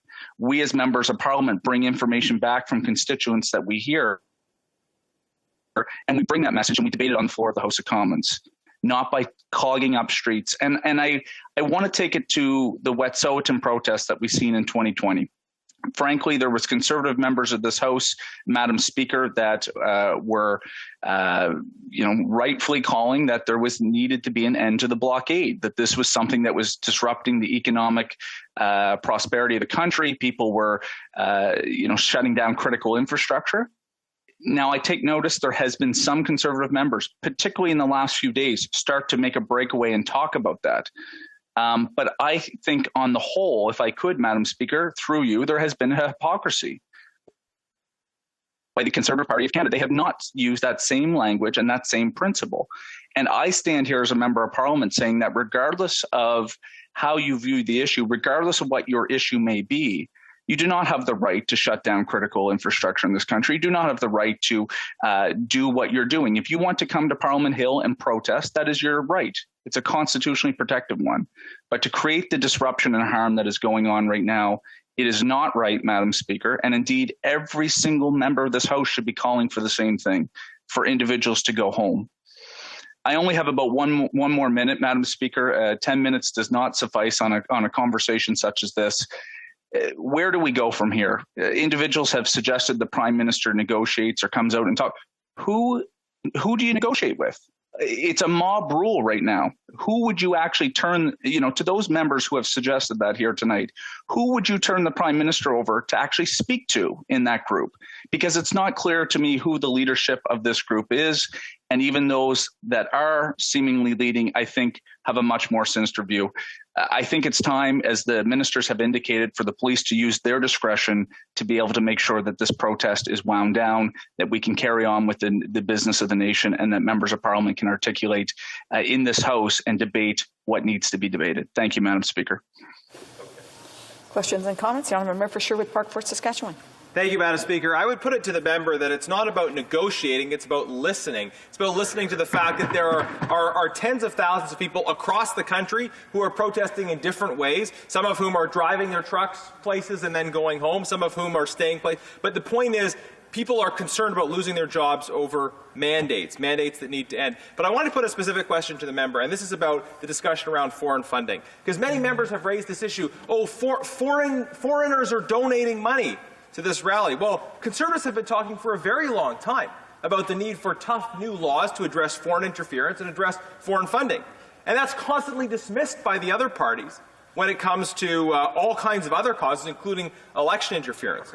So I'd like to ask the member, will his government put forward legislation to address concerns about foreign interference in our democracy across the board? You can't just complain about it in one case and then let it go in other cases. But if the government is going to put forward good faith legislation that addresses foreign dollars coming into Canadian political debates across the board, I think there'd be a lot of support for that in the House. Would the member put forward that legislation?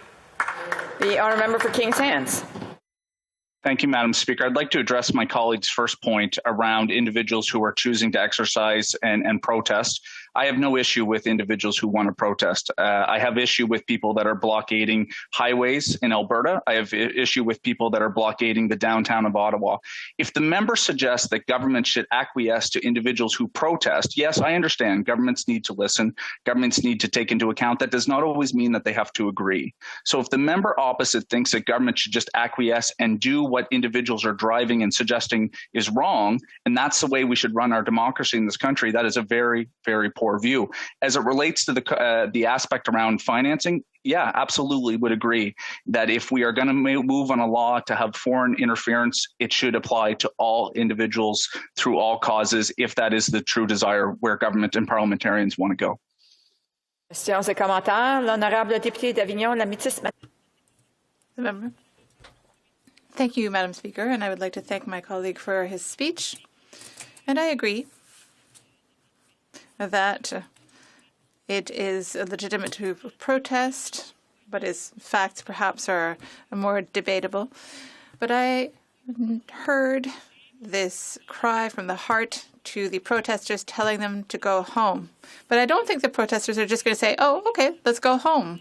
I think the federal government should have given a clear message from the very beginning and should not have let the protesters get a foothold. They should have cooperated with the government of Ontario and with the city of Ottawa and have a plan from the beginning, because now things have gone too far and we don't know what to do to get out of it now. So what does the member propose? What should the government do to put an end to it? Thank you. Merci, Madame la Présidente, et je vous remercie. Thank you, Madam Speaker. I would like to thank my colleague for her question.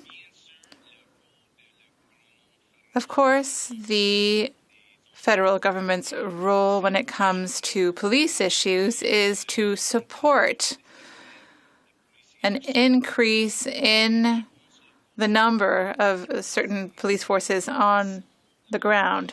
And the role is to work with the municipal government and the province of Ontario to find a solution to help people on the ground. At the end of the day, it is the Ottawa Police or the RCMP's discretion that comes into play to decide what the best response is to stop the protest. The honourable member for Port Moody Coquitlam. Thank you, Madam Speaker. And I just wanted to speak to a point that the member from Burnaby South brought at the beginning of this debate, and that is the emergency rescue for the healthcare system. So I asked the member about our healthcare system. Will the member agree that it starts with funding it properly? And will the government answer the calls of the premiers to increase healthcare transfers to the provinces? Brief answer from the member for Kings Hands. Thank you, Madam Speaker. I'll try in 30 seconds. Look, I think that there's important investments that need to be made in our healthcare system. I don't know if I necessarily agree with the fact that they should be transfers without strings from the Government of Canada to ensure that outcomes are being made. I don't speak for the Government of Canada. I'm a member of Parliament that happens to be in the governing caucus. I'll let our cabinet speak on that issue. But what I would say is I do think there's opportunities for the ability for private delivery, still under a single-payer model, still under the public model, to deliver outcomes, and it's not all just about money, it's about how we can have better management in the healthcare system as well. Resuming debate, the honourable member for Vaughan Woodbridge. Thank you, Madam Speaker, and good evening to all my colleagues, both here in presence and virtually. I hope everyone is doing well. Madam Speaker, before I begin my formal remarks, excuse me, Madam Speaker, I'd like to comment on the way I look at the situation we are faced here with in this wonderful and blessed country that we all call home, and we as 338 parliamentarians have the privilege to serve each of those residents that live in our ridings and come here and do our best and put forward what I would call reasonable leadership. Reasonable leadership to debate the issues, reasonable leaderships to do what is right for our constituents, to do what is right and recommend for their public safety, for their public health, and do what is right to exit this pandemic so we can all return to what I would call a new normal, but a normal that we would want to see. We're in winter now, spring and summer will then come, and the days are getting longer, and hopefully soon they'll be getting warmer, and we'll want to be at a barbecue with our friends, traveling, enjoying all of what Canada has to offer. And we can do that in a number of ways. And for the last 2 years, Canadians, including those wonderful residents in my riding of Vaughan Woodbridge, have been resilient, but they're tired. We're all sort of tired. We're all tired of COVID-19. We're all tired of talking about it. So when I think about the best way to exit this pandemic, it's through vaccinations. It's through Canadians doing the right thing, and they have, and they are. And we ask them to continue to do that, but we are seeing light at the end of the tunnel. We are, but we have to be patient. Now, that's the one aspect of what Canadians are going through. They're getting back to work. Kids are back in the province of Ontario, back in school physically. Universities are opening up for in-person classes. It's great to see. Our manufacturing businesses continue to run. Our frontline workers continue to do the great job they do day in, day out, and they have my utmost respect. But at the same time, we still have work to do, and we need to remain focused on the ball. Now we have this occupation and this protest that has gone here in the city of Ottawa, the home, our nation's capital. And as I said last week on a panel with some of my colleagues, it needs to come to an end. It does need to come to an end. It is disruptive. It is disrupting people's lives from earning a living. For all those businesses along Sparks in the downtown core, it has made people feel very unsafe. And it is not about a trucking mandate. 95% of truckers in Canada are vaccinated. The same rule applies in the United States, going into the United States or coming into Canada. People need to be vaccinated. So there's no disagreement there. We know vaccine saves lives. For those people on the other side of my colleagues on the other side, I would say, well, truckers are by themselves. No, truckers go home to a family member and see their friends, and we need them to get vaccinated. And they have overwhelming numbers. But there are people, Canadians out here, that I have the utmost respect for. Canadian is a Canadian is a Canadian, that will disagree with that. They don't want to be vaccinated. They don't believe in that collective responsibility that we all need to have as a country, as citizens of this beautiful country. We have a collective responsibility to exit COVID-19. We need to work together. And Canadians, in an overwhelming majority, have. Now, in the province of Ontario, the lockdowns, which many of these folks outside are protesting against, are provincial lockdowns, provincial measures, which are now being lifted. Today I read that in the city of Toronto, this summer, that Luminato and I think it's Caravana will be in-person events. So we are returning to seeing some normalcy. We are starting to get that back, but it's coming incrementally. These individuals outside, and I walked through like many of my colleagues have, and looked at some of the signs and stuff, it's a hodgepodge of a lot of different issues. They want to overthrow a democratically elected government. Would you sit down with somebody who wants to overthrow a democratically elected government? Is that who you're supposed to speak to? I don't think so. That's not reasonable leadership. It's not reasonable leadership at all. And for many of my colleagues on the opposite side and my own side, I'm not a partisan MP. I want to debate the issues. I want to do what's right for the residents of my riding to make sure we have a prosperous future. We've recovered more than 100% of our jobs. Our economy is bigger than it was pre-pandemic. We've done the right things. We've shown reasonable leadership. And we continue to show reasonable leadership. Canadians don't expect perfection from all 338 MPs. They expect us to do our best. They expect us to do what is right. Meeting with protesters who want to overthrow a democratically elected government is not what is right. And I know many of the opposition members in the loyal opposition agree with that. And many have commented on their Twitter and social media platforms that the occupation must end.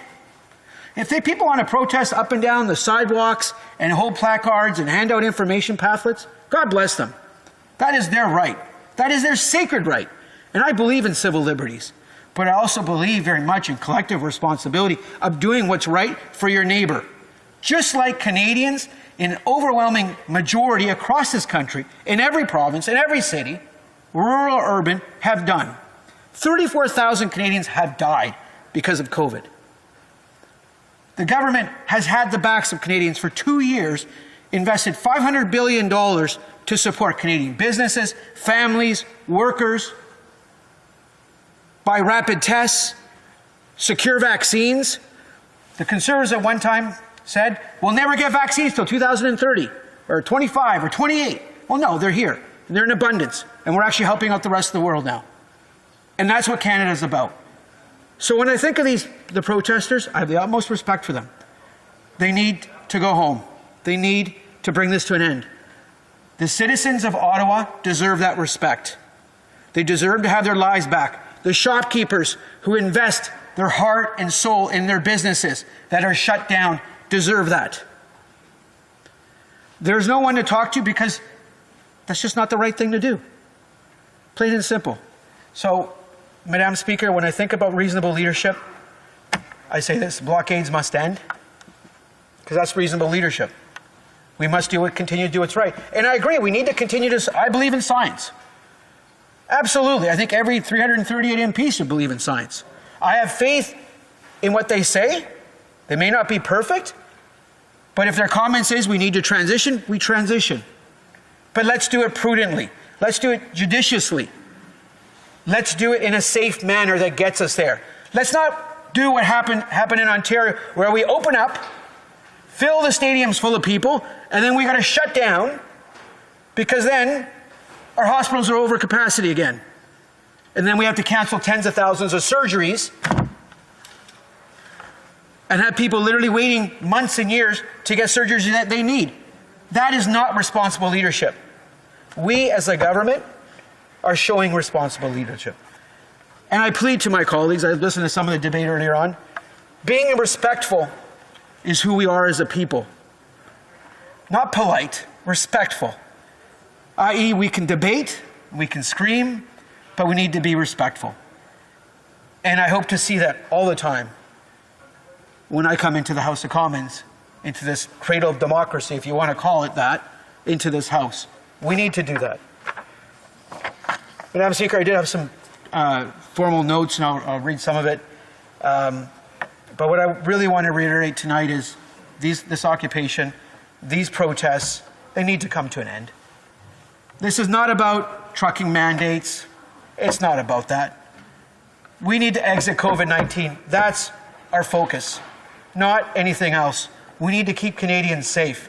That's what we should all be doing, not meeting with protesters who hold up awful placards that we all know about and we don't need to discuss again, who don't respect the rule of law, who don't respect the citizens of Ottawa to get a good night's sleep or for their family to be safe and to feel safe.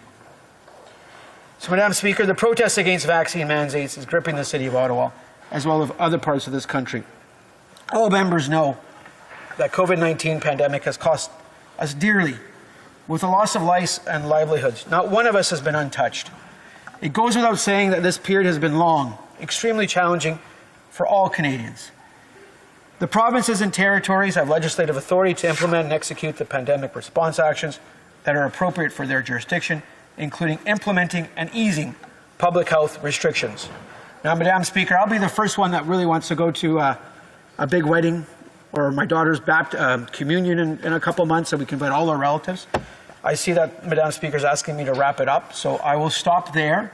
And just to say it's nice to see everyone this evening. I hope you and your families are keeping safe. And I can't wait to see all my colleagues in this place together, hopefully soon. Thank you, Madam Speaker.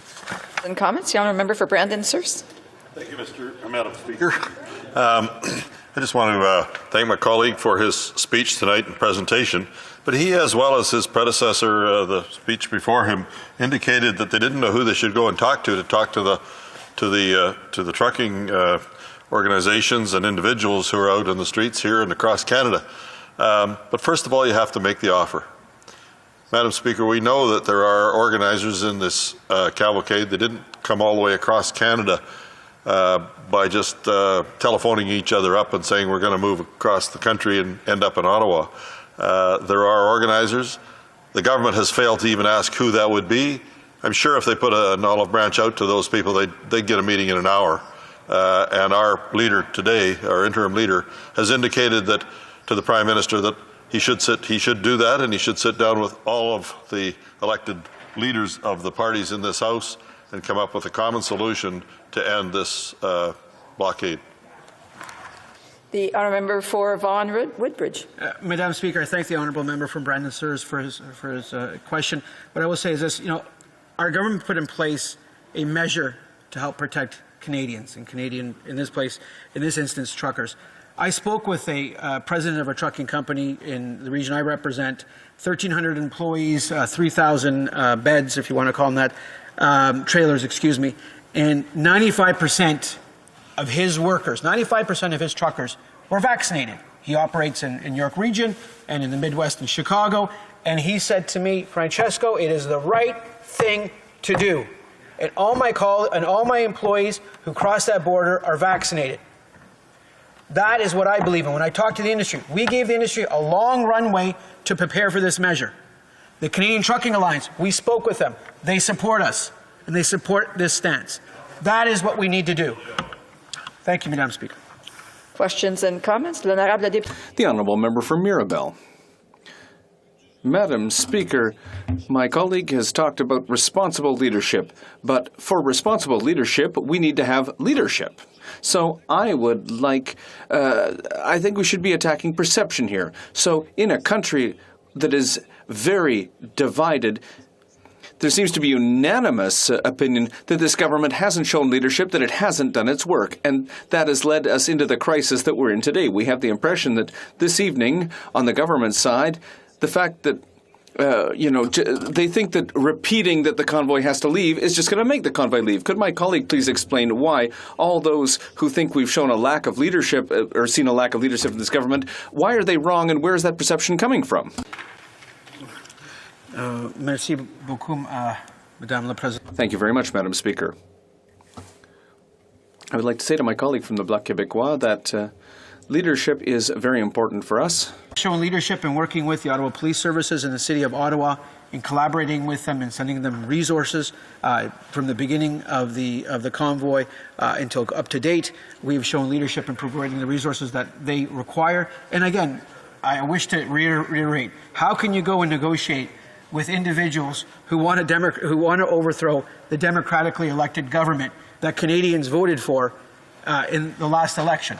That to me is something preposterous, and something that is wrong. You don't go and negotiate with entities that want everything for themselves and have no desire to cooperate, and in fact are not following public health guidelines so we can finally exit this pandemic. Questions and comments? A brief question. The honourable member for Nunavut.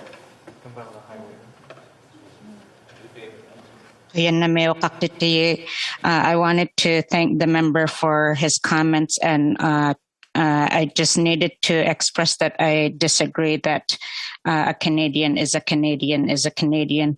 The extremist activities have shown that this is not the fact, that this is not the case. Law enforcement has reacted very differently to this extremist activities compared to how law enforcement reacts to First Nations, Métis, and Inuit who have defended their lands. Having said that, I do want to ask the minister, the member, because he's been talking about responsible leadership. Does he not agree that it's important that the Prime Minister meets immediately with municipal leaders as a way to begin forward towards ending the pandemic? Sir, the honourable member for Vaughan Woodbridge. I thank my honourable colleague from Nunavut for her question. I will say that the lines of communication between the federal government and the City of Ottawa and the Ottawa Police Services have been constantly open. They've been constantly there. We are collaborating. We are assisting them with resources from RCMP officers to obviously intelligence gathering. Anything they need, we are obviously there. We don't direct the police force or the Ottawa Police Force to do anything or undertake any sort of activity. They're independent, and there's a reason for that, of course. So I would say to my honourable colleague, we are in constant contact with the City of Ottawa, their mayor, and the Ottawa Police Services for the resources they require in this situation. Thank you, Madam Speaker. Resuming debate, the honourable member for Cumberland Colchester. Madam Speaker, I'm always honoured to rise here in the House. I want to make it clear I'm going to split my time with my colleague from Kamloops, Thompson, Caribou. At the current time, the interim leader of Canada's opposition has reached out to Canada's Prime Minister to ensure a peaceful and urgent end to a very difficult situation. And the question that needs to be answered is, will the Prime Minister respond? What has become very clear in Canada is that the mood of Canadians is moving towards the beginning of the end of the pandemic. We realize that it is not only the health of Canadians influenced by their physical health, but also by their financial, social, and mental health. I can clearly recall in the early days of the pandemic holding the hand of someone about to die from COVID-19. They were there without their family. The only way of communicating with them was through an iPad. Some small redemption in those early days regarding this person was that I'd known them previously, and they'd shared with me their journey in life as a young person. How they had documented a bicycle trip across southern England, how they'd been essential to the development of a hospital in Cape Breton, how their wife had died, and how they ended up living in the small town of Truro, Nova Scotia. Indeed, to watch this 90-something-year-old male die without his family will forever have a profound impact on my view of the COVID-19 pandemic. Canadians have suffered. It's also important to reflect on the grave concern we should all now have with respect to the mental health of children and adolescents. Indeed, my own son has missed out on his high school graduation and the wonderful social times that many of us have experienced in the first 2 years of university. Getting your own place to live, solving your own problems, meeting new friends, and learning how generally to be an adult all on your own have been things that have been severely dampened by the COVID-19 pandemic. This unfortunate part of the pandemic and the associated isolation is that many people live in their own echo chamber. We've become isolated to the views of the others who would often surround us and engage us in exciting debate and discourse, which sometimes, of course, led us to agree, to disagree, but other times led us to truly engage in conversation which would allow us to see another point of view and perhaps indeed change our own point of view. Another example of not seeing other points of view is our inability to travel. We need to better understand other cultures, how they solve problems, how they communicate, and how they live. It's important that we do these things. This, my friends and colleagues, leaves us with the need to question those things important to us and to help us better understand how we need to help our fellow human beings. As we have these multitude of different experiences, those things can help us grow as individuals, understand other cultures, learn new languages, and be more resilient to take on our everyday lives. That is not saying, Madam Speaker, that travel is an essential part of being a Canadian. It's simply to say that there are many things which can potentially make us more tolerant of others, which we have deeply missed during this pandemic. For many others, it has led to the tragic end of a business which they worked so hard and spent their entire life savings trying to build. The travel sector, of course, has been particularly hard hit, as has the hospitality sector. Restaurants are essential to our communities, and the socialization which happens therein has suffered under this unbearable yoke. We all know that Canadians love to have a beer or a coffee and catch up with their friends, to see their expressions, to understand their burdens, to help shoulder the load and to share a great laugh. Sadly, this too has been transformed by COVID-19.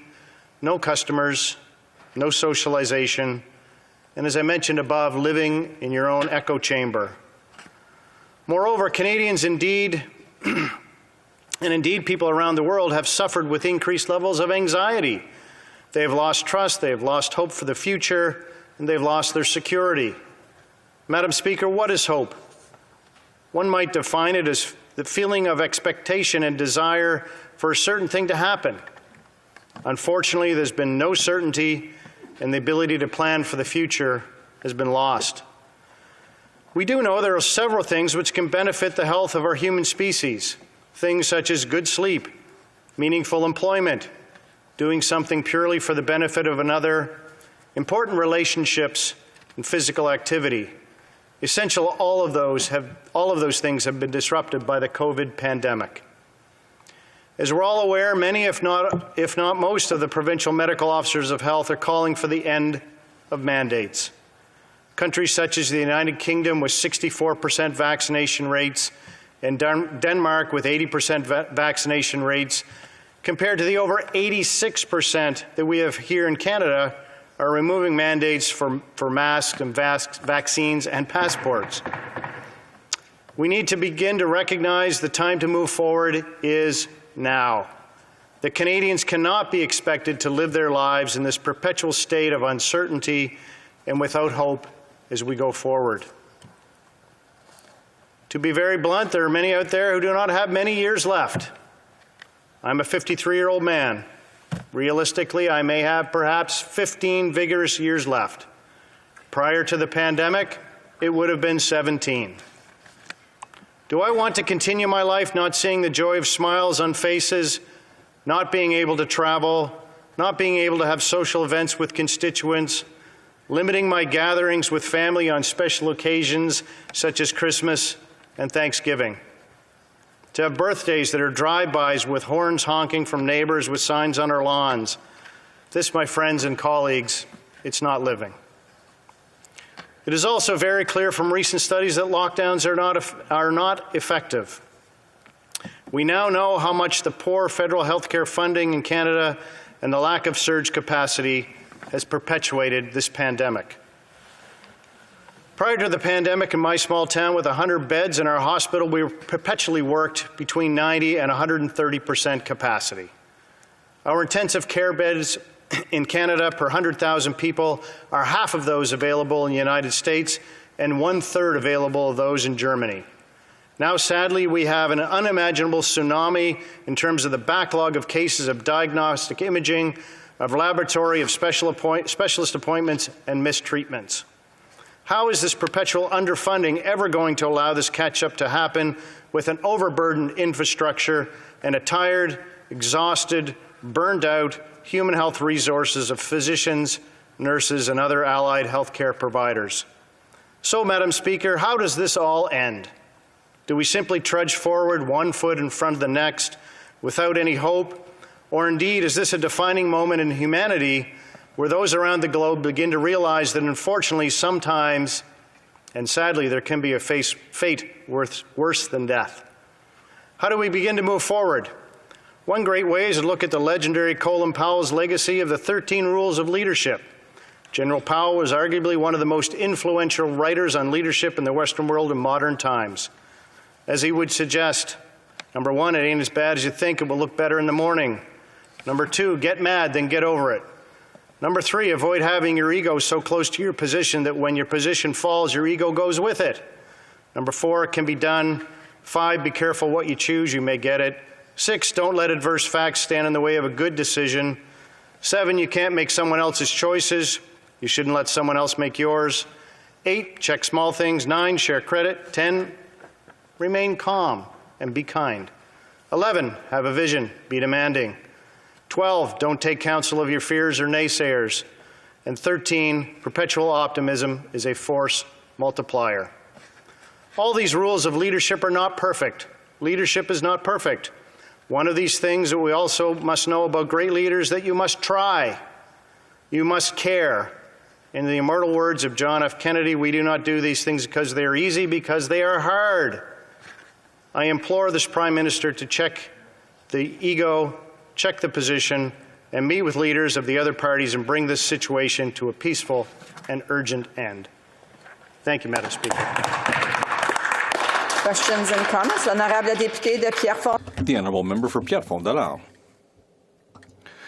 Thank you, Madam Speaker. Member from Cumberland Colchester for his comments, and also I want to extend my my condolences for the passing of your friend. And I appreciate a lot of what you said. I'd like to just hear from you, in particular around, since we're talking about the protest, the convoy in front of the Hill right now. And you didn't mention this at all in your address, and I'm curious about your opinions and your thoughts on this. But we see, for example, swastikas. We see hate speech. We see illegal acts such as arson. You didn't have any comments on this. I'm curious. What are your thoughts on these acts, on these flags, etc.?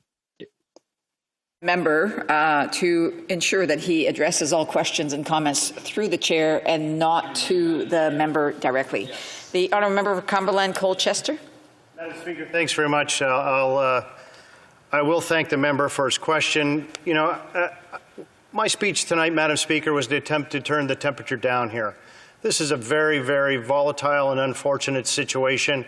You know, I think it's really important that we understand that members on both sides of this House have continued to say that those acts are deplorable, they're despicable, and I think that I find it unfortunate if my colleague opposite wants to continue to perpetuate that that is something that anybody in this House would stand for. I think that's very, very unfortunate. It's inflammatory, and it's those exact reasons that I chose in my speech not to talk about those things, but to realize, Madam Speaker, that we need to begin to get to the end of this situation that's very, very volatile. Thank you, Madam Speaker. The Honourable Member for Abitibi, Avignon, Lamitis, Matan, Matapedia.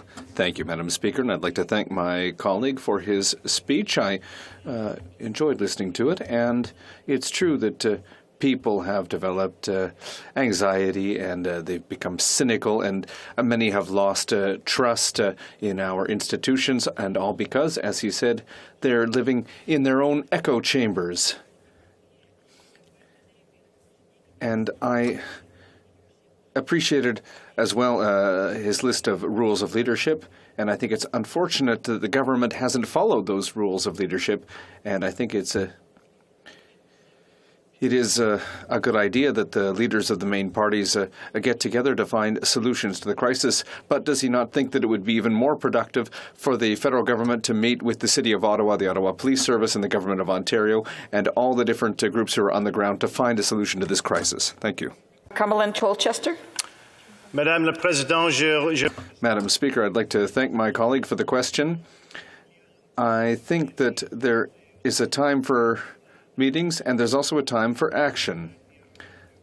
I think that often the government talks about the importance of having meetings and more meetings, but I think now is the time for action. And I think it's time for a direction, for a plan for the future, and not just for the future of the occupation, but it's for the future of our country, Canada. Thank you. And the honourable member for Edmonton Strathcona. Thank you, Madam Speaker. And I want to start by acknowledging what the member said in his intervention, that, you know, people are suffering, that COVID-19 has been terrible, that people have died, people have lost so much, that it has been very difficult. But, you know, he talks to my colleague from the other party about turning the temperature down. You know, last week I had to ask my staff person not to come to work. She is a young Muslim woman, and I was afraid for her safety. I have another colleague working in my office that is taking a sick day because she has not been able to sleep and she's deeply traumatized. So how can members of the Conservative Party of Canada continue to create a public relations campaign out of the occupation international capital, you know, by posing with protesters, posting messages of support, and fueling further divisions with their own party and across this nation? For Cumberland Colchester, a brief answer, please. Madam Speaker, that is exactly the thing that we're trying to avoid here this evening. We think it's very, very important, even with respect to the audacity of the members opposite, that we need to turn the temperature down. We need to get the occupation finished and be able to move forward and get back to the great things that we have to offer here in Canada. Thank you, Madam Speaker. Thank you. And I do want to remind members that when someone has the floor to please be respectful, and there's opportunity to ask questions and comments at the proper time. Resuming debate, the honourable member for Kamloops Thompson Caribou. Thank you, Madam Speaker. Always a pleasure to rise on behalf of the residents and people of Kamloops Thompson Caribou, especially on an important topic like this one. Let me be direct, Madam Speaker. I would love to see an end to what is going on outside, a peaceful end, and that end begins with the Prime Minister. COVID has been a difficult situation for everybody. Obviously, everybody in this House denounces any violence, any racialized gestures or symbols that have been displayed over the last 2 weeks. I rose in this House 7 days ago as the Shadow Minister for Veterans Affairs to raise that very point when it came to the tomb of the unknown soldier, and I have no regrets on that point. Madam Speaker, COVID has left us with a very fluid situation. Initially, people were unsure whether or not to wear a mask. Then people donned masks at the requests of government. Then we waited for a vaccine. Then we got a vaccine. Then we got our second dose of the vaccine. And then we got our boosters. And I personally did all of these things as quickly as possible, and I encourage those around me to consider doing the same. Hear, hear. Canadians have been asked to give, and they have given a lot throughout this pandemic. I myself was reflecting earlier today on one of my young children who would not remember a period pre-pandemic. The point is this, Madam Speaker, we all want to get to normal. The people outside want to get back to normal. The people of Ottawa living and working in the surrounding area want to get back to normal. I want the people outside to get back to normal. I want the people living and working in the downtown area to get back to normal. I would love to see the people of Kamloops Thompson Caribou get back to normal, and I want to see all Canadians get back to normal. One thing that we've repeatedly heard, Madam Speaker, is the Prime Minister say, "We have your backs." I prefer to take a different approach, though. It's Canadians who've had one another's backs. The doctors who've had our backs, the grocery store workers keeping groceries available for us, the pharmacists filling our prescriptions, the respiratory therapists helping us, nurses, doctors, truckers. These are the people who've had one another's backs, and I'm thankful to live in a country like Canada where we can make that claim. In my view, Madam Speaker, a Prime Minister is a Prime Minister to all or is a Prime Minister to none, and there is no middle ground. As my honourable colleague from Nunavut just mentioned when addressing my colleague from Vaughan Woodbridge, she referenced the term "a Canadian is a Canadian is a Canadian," which, in my recollection, was a reference to when the Prime Minister opposed stripping citizenship for people committed of terrorism offences. We should not forget that the Prime Minister knelt with protesters within the last 2 years in breach of COVID protocols. And yet, here we have a Prime Minister that is dividing Canadians. Madam Speaker, I have great trouble when I hear the Prime Minister blame unvaccinated people, calling them names, adjectives like fringe, racist, misogynist. From the most basic level, Madam Speaker, if one wants to encourage another to do something like get vaccinated, the best way to do it isn't to call them a name. It's to encourage them, to answer the question. If anything, those types of divisive tactics will alienate rather than resonate with people who are unvaccinated. At the most basic level, Madam Speaker, the Prime Minister's job is to unite, as is everybody's job in this House. Unfortunately, I'm seeing a Prime Minister who is choosing to divide, which is genuinely unfortunate. In my capacity as Member of Parliament for Kamloops Thompson Caribou, I've had many discussions with people, both vaccinated and unvaccinated. The Prime Minister may not appreciate this, but I've had reasonable discussions with people on all sides of the debate. Some people I would call hesitant, and they have questions. That's why I share with them my experience, tell them what I've done, why I did it, and I invite and encourage them to do the same. But I can't force, I can't compel a healthcare decision. Which leads me to the point of leadership and how we go from today, Monday, to tomorrow, Tuesday, Madam Speaker. This, today, tomorrow, is the time to resolve what is happening outside. I walked around today to and from Parliament Hill 2 or 3 times. I probably heard 1 or 2 horns all day, which for those who've been here for the past couple of weeks is anomalous, and that's likely due to the recent civil injunction. But I noticed something. The tone felt different. It was quieter. Now is the time for a peaceful end, Madam Speaker. We don't have 5,000 people outside. We have a few hundred people remaining. Madam Speaker, if I could speak to the Prime Minister through you, this is what I would say. I would tell the Prime Minister that today he brought his partisan hat to the chamber, and that tomorrow he should take that partisan hat off. I would say today the Prime Minister took an us versus them approach, and that tomorrow he should meet with the leader of the opposition, the leader of the Bloc Québécois, and the leader of the New Democratic Party, who arranged and requested this emergency debate. That today, the Prime Minister's approach was to look at other people as different. But tomorrow, I encourage him to see all Canadians and their desires to move on from the current impasse. The past 2 years, Madam Speaker, have been hard enough, difficult enough.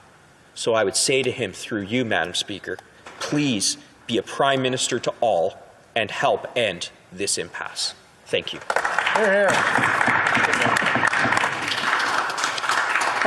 Questions and comments? The honourable member for Mississauga, Erin Mills.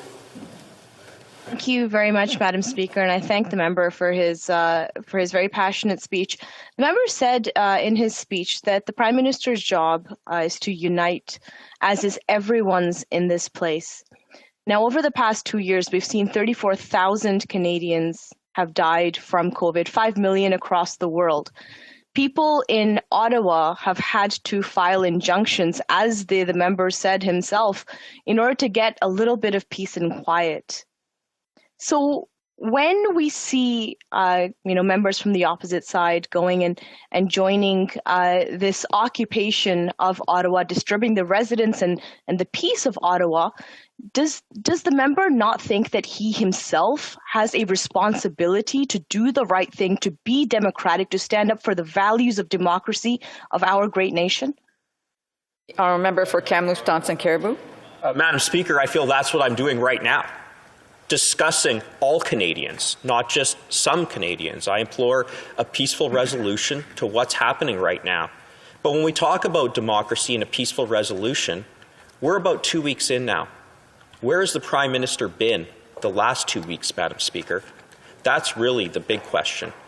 But let's not focus just on where he's been the last 2 weeks. Let's focus on where he's going to be the next day and the next day after that in bringing a resolution to what's happening. Commentaire, l'honorable député de Pierre-Boucher. Thank you, Madam Speaker. I was listening to my colleague's speech very carefully, and I have to say that I appreciated the tone a great deal. It's a change of tone from what we've heard from the Prime Minister and the government. Really, that was a us against them tone. And so we don't encourage that kind of tone. But what I appreciated in my colleague's speech just now is that he said that he was vaccinated, that he encouraged others to get vaccinated, and that he also wants to see the right decisions being made with regard to the health crisis and to move forward and to put an end to the crisis, the protest, and to the pandemic.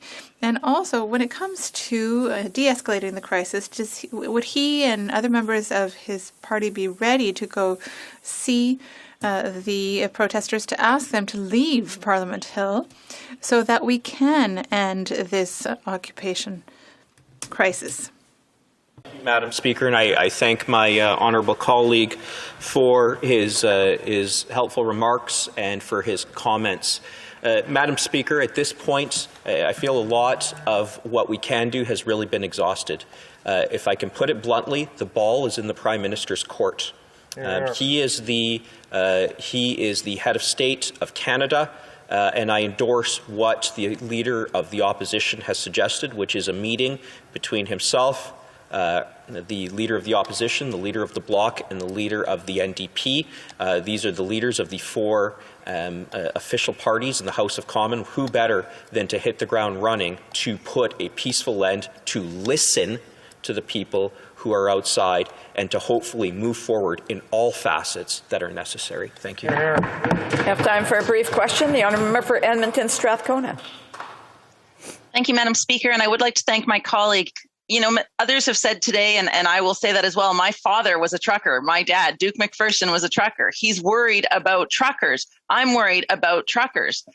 So what I want to know from this member, you know, when you talk about doing the right thing, listening, helping out, why is it that the Conservative Party, if they really wanted to help truckers, why do they reliably vote against improving safety regulations and enforcement, vote against better working conditions, vote against increased ability and support for unionizations, vote against improving workers' rights? You know, that's their legacy in this House of Commons. If they actually want to support truckers, why do they constantly vote against truckers' best interest? A brief response. The other member, Kamloops, Thompson, Caribou. I thank my honourable colleague for her question. Obviously, I'm not sure what particular legislation she's referring to, so it's very difficult for me to answer a question about general legislation. As Conservatives and as all people in this House, we want what's best for Canadians, and I am prepared to fight for that, as are all Conservatives. Thank you, Madam Speaker. Resuming debate, the Honourable Parliamentary Secretary to the Minister of International Development. Thank you very much, Madam Speaker, and I'd like to share my time with the member for Mount Royal. Madam Speaker, I never thought that I would be in this House having a debate, an emergency debate like this, with our city, Ottawa, under siege in a state of emergency. We have heard so much today from many members, in particular the Honourable Member for Ottawa Centre, my good friend, who talked about what is happening just meters away from the House of Commons, what is happening to the citizens, the desecration of our national monuments, including the National War Memorial, of what is happening with the noise, the incessant noise, how it's impacting children with autism, people with dementia, people who have to live in the residential districts around downtown. We have heard about the treatment, the assaults, the verbal assaults, the threats, the way in which people wearing masks are being treated, the people who are working downtown. We have heard that all evening. I'd like to talk a little bit today about the impact on my constituents. My riding is only 15 minutes from downtown, and most of my constituents, many of them, work downtown. Many of them have not been able to go to work, whether it's on Bank Street or at the Rideau Centre.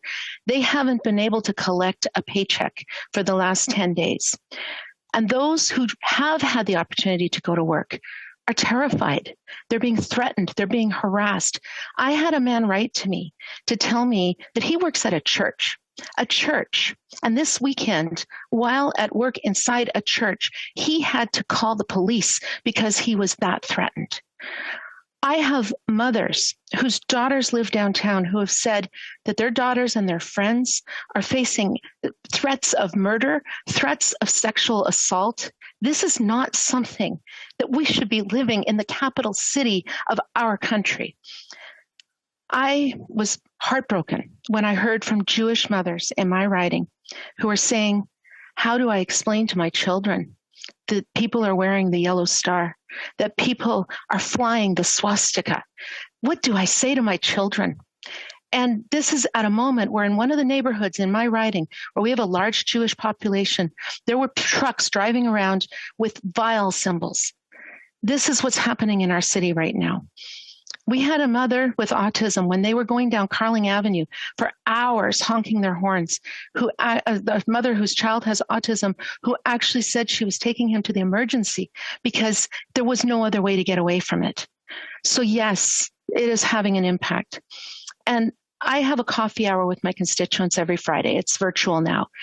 And there's a young man, a young racialized man who said to me, I don't understand. It's almost a loss of innocence. How can it be that he can't go downtown in his own city because of the color of his skin? And what was really important about that coffee hour is that people in that coffee hour were listening to each other. We actually had some people who were at the protests attend the coffee hour and hear the impact that it is having on some of the racialized LGBT and other members of our society.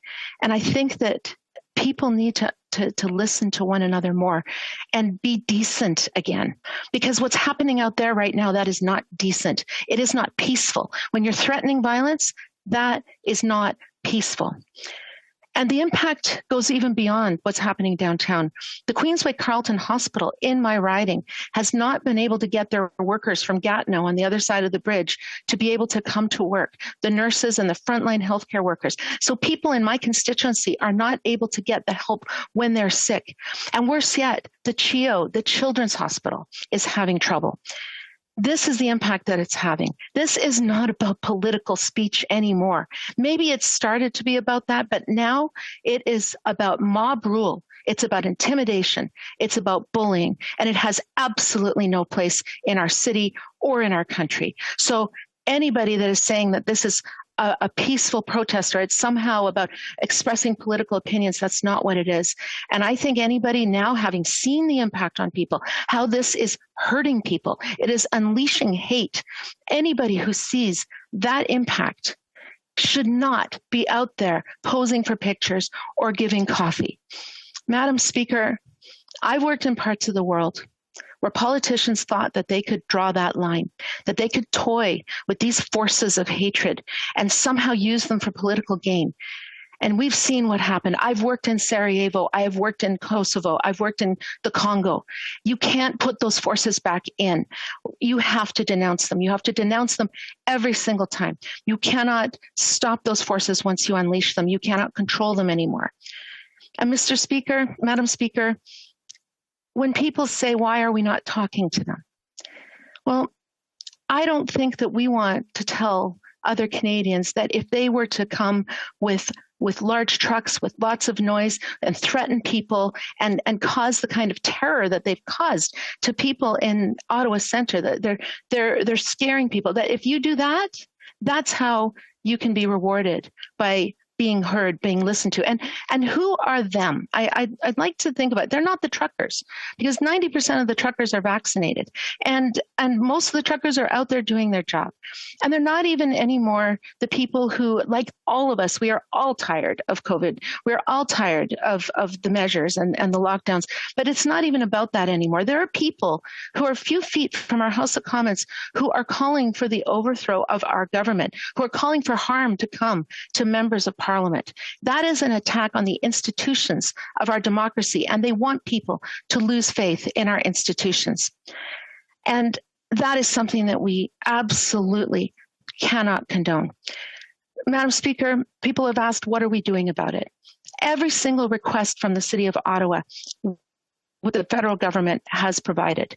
We have 300 RCMP officers. We have tactical and logistical support. We have joint intelligence and operations teams, community liaison teams, and we're coordinating between all levels of law enforcement. But politicians do not direct the police. I personally, this weekend and before this, have been talking to other levels of government. I've been communicating with the mayor, with the provincial MPP. The Prime Minister has been doing that, the Public Safety Minister, from the beginning. And we've also talked amongst parliamentarians about solutions to this, that maybe we need to be looking at the financing of these movements. We need to ban symbols like the swastika and the Confederate flag. And I would say the member from Hull Elmer articulated perfectly the impact that that has on Black Canadians. We need to look at social media and how it propagates hate speech. We need to support the businesses and the workers who haven't been able to go to work this week. But Madam Speaker, as I finalize my words, I want to leave with one thing. Most people are good. Canadians aren't as divided as people think they are. The fact is 90% of Canadians are wearing masks and getting vaccinated and making sure that they're protecting their neighbors. In fact, what we've seen this week, the Shepherds of Good Hope, the homeless shelter where people were trying to get food, and some of the women's shelters are getting more donations than they've ever gotten. The Legion, the Terry Fox Foundation. We have people who live in the neighborhood around the hospital who are saying that those workers who can't get home and back safely can stay in their spare room. We have truckers that continue to go out there and deliver goods. And these are the good people. These are the decent, good people. And I think we need to, as we're living through all of this and seeing all of this, and it starts to affect you and make you wonder about humanity, we need to see that the vast majority of Canadians are good. So I'll leave with one quote from the doctors and nurses in Ottawa. They wrote a statement, and what they said was, "We will not cower. We will not hide. We will wear our scrubs in public without fear, knowing that you, Canadians, have our backs." And that is exactly what we have. Thank you, Madam Speaker. Questions and comments? Questions et commentaires? L'honorable Port-Moody-Coquitlam. Thank you, Madam Speaker. And I just wanted to thank the member for the comments today and to thank you for shining a light on the voices that have not yet been heard tonight. You know who else hasn't been heard, Madam Speaker? It is the nurses and the healthcare workers the member just spoke of that are working in the hospitals tonight caring for people. I raise my hands to the healthcare workers and to the nurses experiencing violence on their way to work. I see you, and I offer all of my gratitude to you from myself and the people of Port Moody Coquitlam. The Honourable Parliamentary Secretary. I really want to thank my honourable colleague for raising that. And I think we all share that same sentiment. Those nurses, those doctors, those frontline healthcare workers are there every single day caring for us. Whether we take their medical advice or not about getting vaccinated, they are there, they are going to work. And they say they're not heroes, but we know that these are the people that we need to be supporting. These are the people, and this is why we've made it illegal that anybody would harass a healthcare worker on their way into a hospital. And that is happening right now in Ottawa. And I want to applaud, along with all members here, the courage and the incredible sacrifice of those workers. Thank you. Questions et commentaires? L'honorable député. The member for Mirabel. Thank you, Madam Speaker. I would like to thank my colleague for her speech, which was imbued with humanity, and to speak in the voices of the people who are experiencing the inappropriate and unacceptable acts in the protest. No member in this House has taken a photo with the protesters by accident, and it's unacceptable.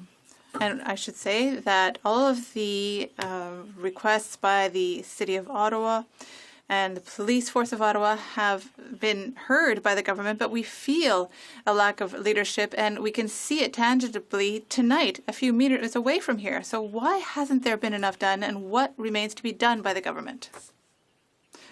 The Parliamentary Secretary.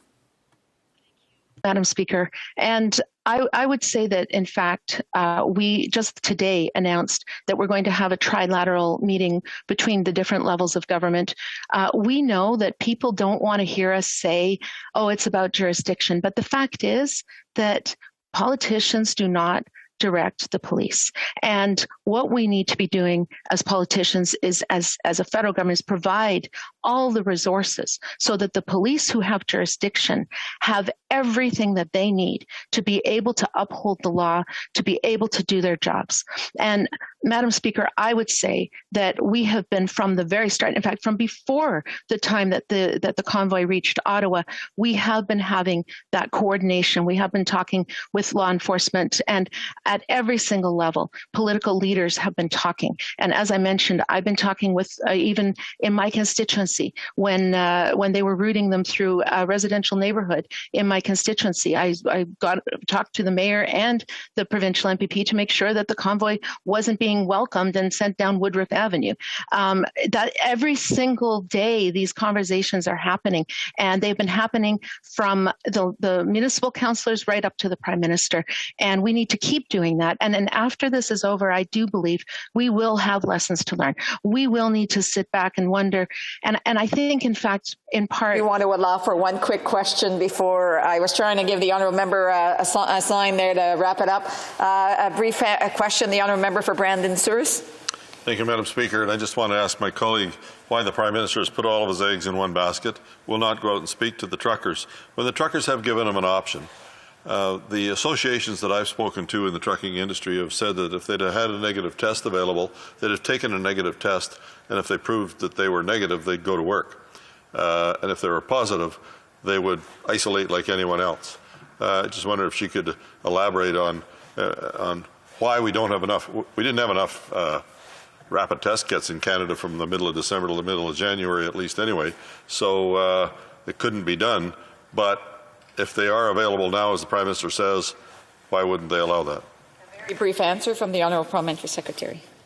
Thank you, Madam Speaker. And we've actually procured just this month 140 million rapid tests, but also these are not the truckers. The Trucking Association signed a joint statement with the minister saying that they support the vaccine mandate. 90% of truckers are vaccinated. That's not who's out there on the lawn right now.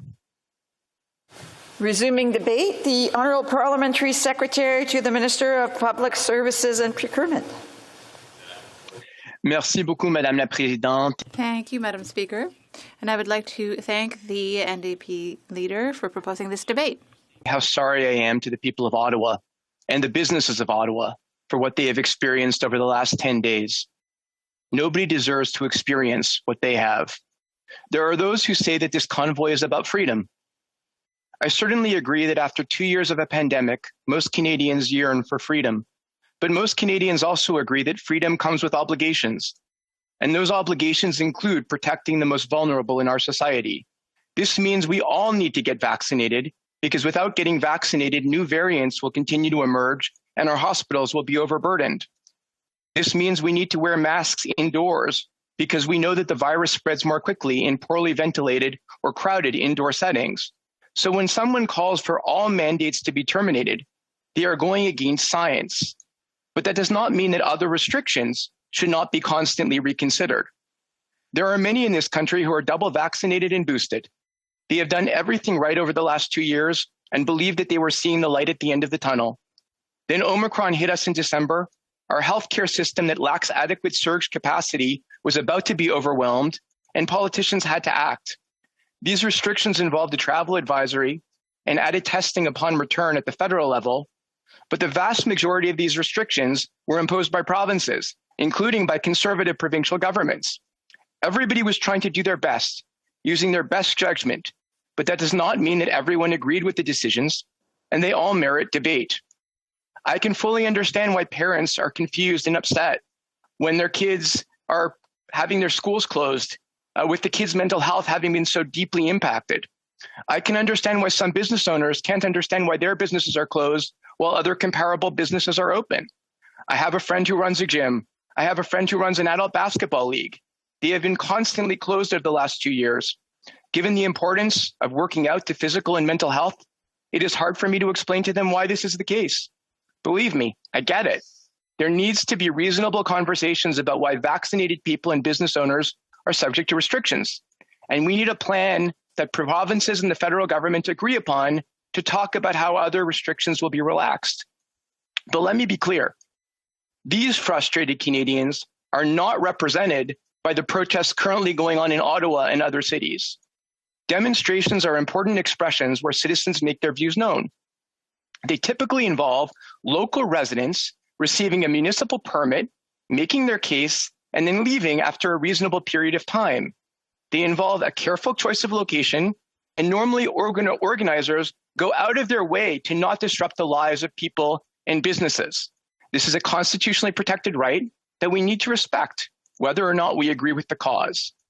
But while legal, peaceful assembly is a constitutionally protected right, the blockade of a city is not.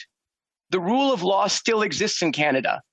Honking all night long and keeping people awake, sending off fireworks, and refusing to follow local rules related to wearing masks in indoor settings are not part of a normal, peaceful protest. Harassing citizens and journalists is not part of a normal, peaceful protest. Desecrating monuments is not part of a normal, peaceful protest. Targeting healthcare workers is not part of a normal, peaceful protest. Stealing from food banks is not part of a normal, peaceful protest. And let me say loudly and clearly that flying Confederate flags is not part of a normal, peaceful protest. Waving swastikas and wearing yellow stars and having the nerve to compare your situation to Jews who were murdered in the Holocaust is not part of a normal, peaceful protest. My colleague from Hull-Aylmer spoke beautifully about what it meant to him as a Black Canadian to see people waving the Confederate flag. Let me just say that as a proud Jewish Canadian, seeing some fellow Canadians waving flags with Nazi symbols and wearing and selling the Stars of David that Jews were forced to wear to separate them from the rest of the society in the Nazi era made me more sad and angry than I have ever been as a parliamentarian. I have heard from constituents of mine who are Holocaust survivors, and the pain and anguish that this has caused them cannot even be described in words. What kind of people would do this? Well, Mr. Speaker, Madam Speaker, the organizers of the convoy have made clear what their goal is. Their goal is the removal of the duly elected government. Their goal is the abolition of all mandates and restrictions, whether scientifically validated or not. The convoy has some organizers who have white nationalist and bigoted social media histories. And who is supporting the convoy, Madam Speaker? Well, it is supported by Donald Trump and Ron DeSantis and Ted Cruz and Matt Gaetz and Paul Gosar and Marjorie Taylor Greene. I think my colleagues know that I believe we can disagree without personalizing things, but these politicians are different because they are actually attacking American democracy. The hallmark of democracy is that the loser concedes an election. But in this case, these politicians have propagated the false and laughable claim that Donald Trump won the 2020 election, even though these claims were laughed out of almost every court to which they were brought.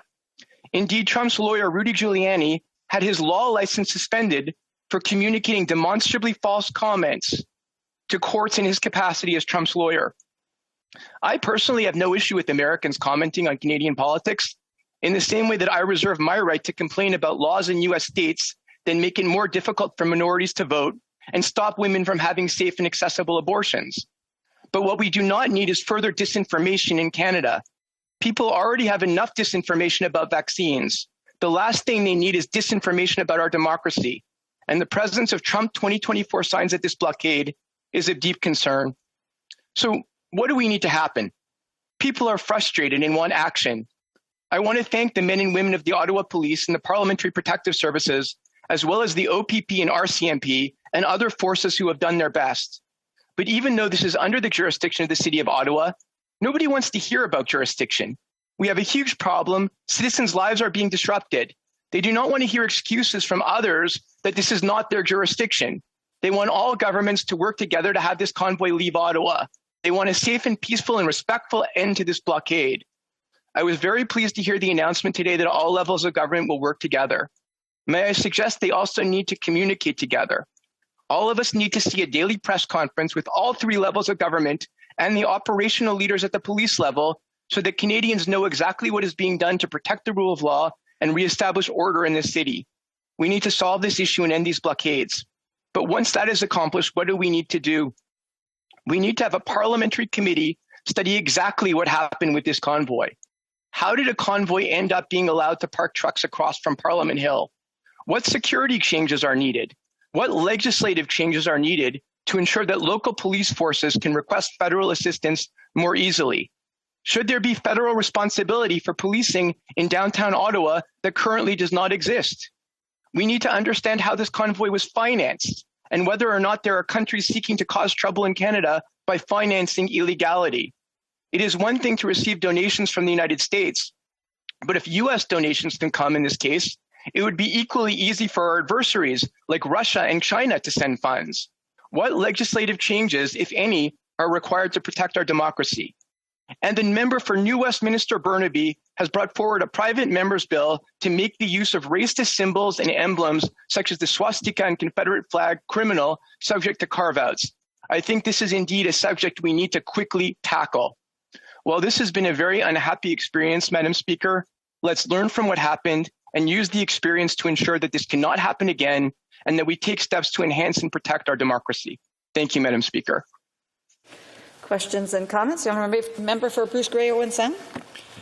Thank you, Madam Speaker. I have just two quick questions for my colleague, both from constituents. So one from a female police officer in my riding that got her first vaccine, unfortunately had an adverse reaction and is scared. And now she's mad at a prime minister that's calling her misogynist and racist for having health concerns. And the second one from a fully vaccinated health professional in my riding who is seeing other countries around the world with less vaccination uptake that are opening up and lowering their federal equivalent mandates and restrictions and wants to know when is this federal government going to lift the restrictions here in Canada?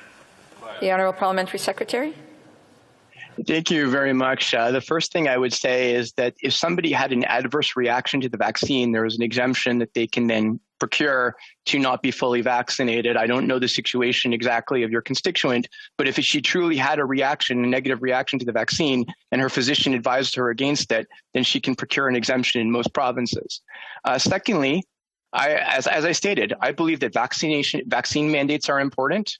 I believe that public health rules like mask wearing indoors still have to be followed, but that doesn't mean that we don't have to look at all restrictions for vaccinated people, including, for example, whether or not we still need a travel advisory, whether or not we need testing in addition to the PCR testing when you leave your destination, more testing when you arrive. All of these need to be reconsidered in light of new facts. And, we all need to do that at the provincial and federal level. Comments, questions et commentaires, l'honorable député. The member for Abitibi-Témiscamingue. Avignon, La Métis, Matane, Matapédia. Thank you, Madam Speaker. I would like to thank my colleague for his speech. And I agree with him on a number of points. There's been abuse, the abuse has been denounced, and that's the right thing to do. But this is an emergency debate. It's the last speech of the evening, and I am perhaps too optimistic, but I would have liked to have something come out of this. I mean, an emergency debate like this one, it makes it possible for us to talk things through, propose solutions. But I was wondering whether we could have a parliamentary committee struck on this issue so that we can talk about what we can do. I mean, that's wonderful, but we actually have to have something. What concrete measures could be put in place now to get the trucks moving? I will let the Honourable Parliamentary Secretary answer, but we are running out of time, so perhaps he could give a very brief answer. Madame la Présidente. Yes, thank you, Madam Speaker. I'm very much in agreement with my honourable colleague, and I would also propose something that she herself proposed, and that is that we not only need a liaison between the three levels of government, but also daily communication where all three levels of government communicate together about what they are doing with police forces to stop what is happening now, because those people have to leave Ottawa as soon as possible, and we have to work together to do that. Motion carried. Accordingly, this House stands adjourned until later this day at 10 a.m. pursuant to Standing Order 24-1. Good night, everybody.